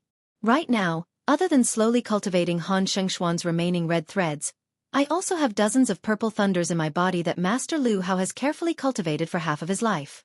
In addition, I also have a bun that I earned from Beimeng's Grand Preceptor Yuan Qingshan. I'm still a step away from the combination of Confucianism and Taoism. If I also have the purple gold luck of Mount Longhu left behind by Zhao Xuansu and use it for my own use, then I'll be considered complete. Next, it'll depend on fate to see if I can absorb the essence of Buddhism. When the time comes for the combination of the 3 sects, as long as it forms a small kiliacosm, it'll be justifiable if I don't become an earth immortal.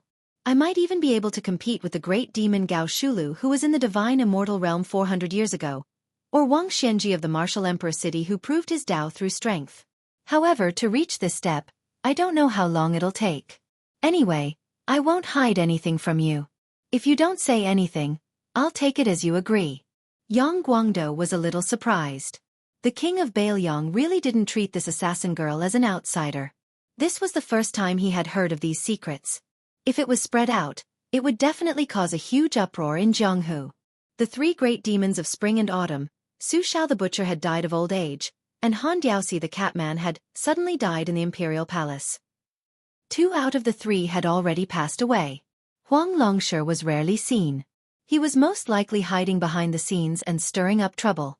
Could it be that the young king beside him wanted to become the king of Bailiang who held power in his hands, and also wanted to become the great demon who could single-handedly silence the entire Jianghu after Han Diaoxi?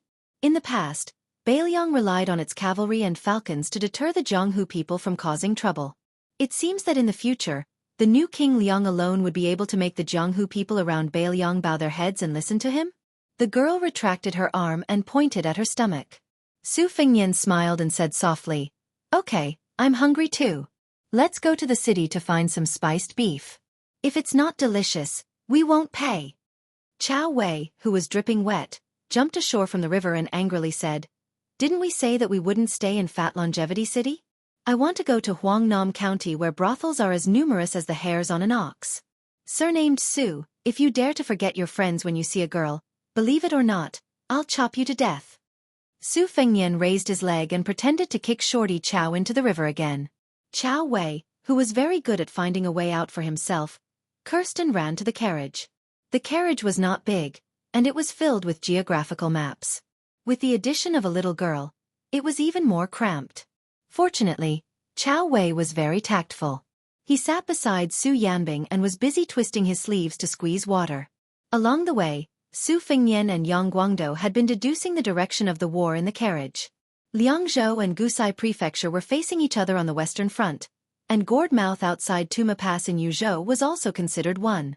After getting out of the carriage, Su Fengnian walked and stopped in Lingzhou for the past month. Not all the high-ranking officials and dignitaries would be invited. According to Su Beiji's 19 levels of classification of officials, Su Fengnian had meticulously written an official evaluation of Bailiang that was still considered rough for the time being. It only focused on merit and did not pay attention to learning, reputation, and family background. Su Fengnian only secretly met the officials who were honored with this evaluation. On this trip, he met 7 or 8 people, and half of them were hopeful and half were disappointed. The officialdom of different sizes was like a sieve that every household had. Whoever held it in his hands, this person's taste was destined to determine the specific selection method.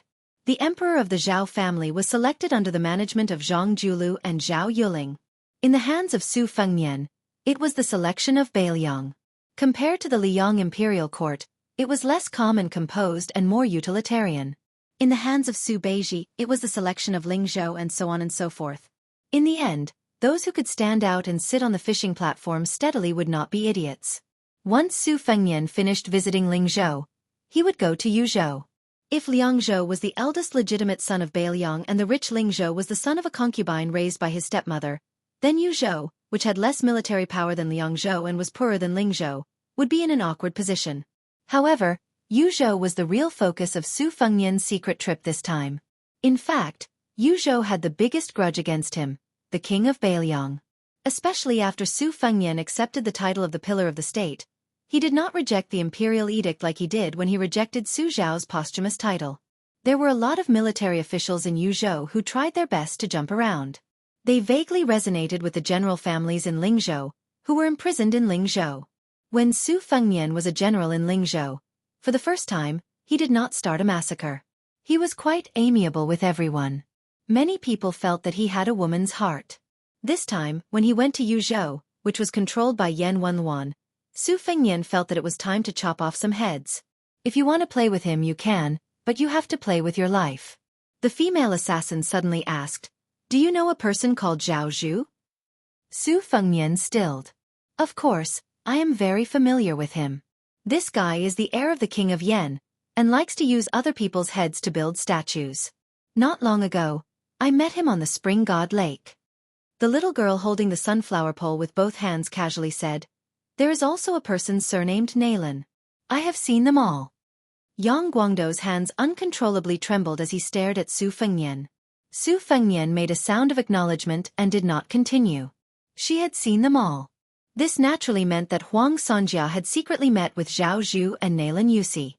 Previously, Su Fengnian was still fighting with Yang Guangdou, and Chao Wei joked that Chao Chongqing would go north to Great Peace City.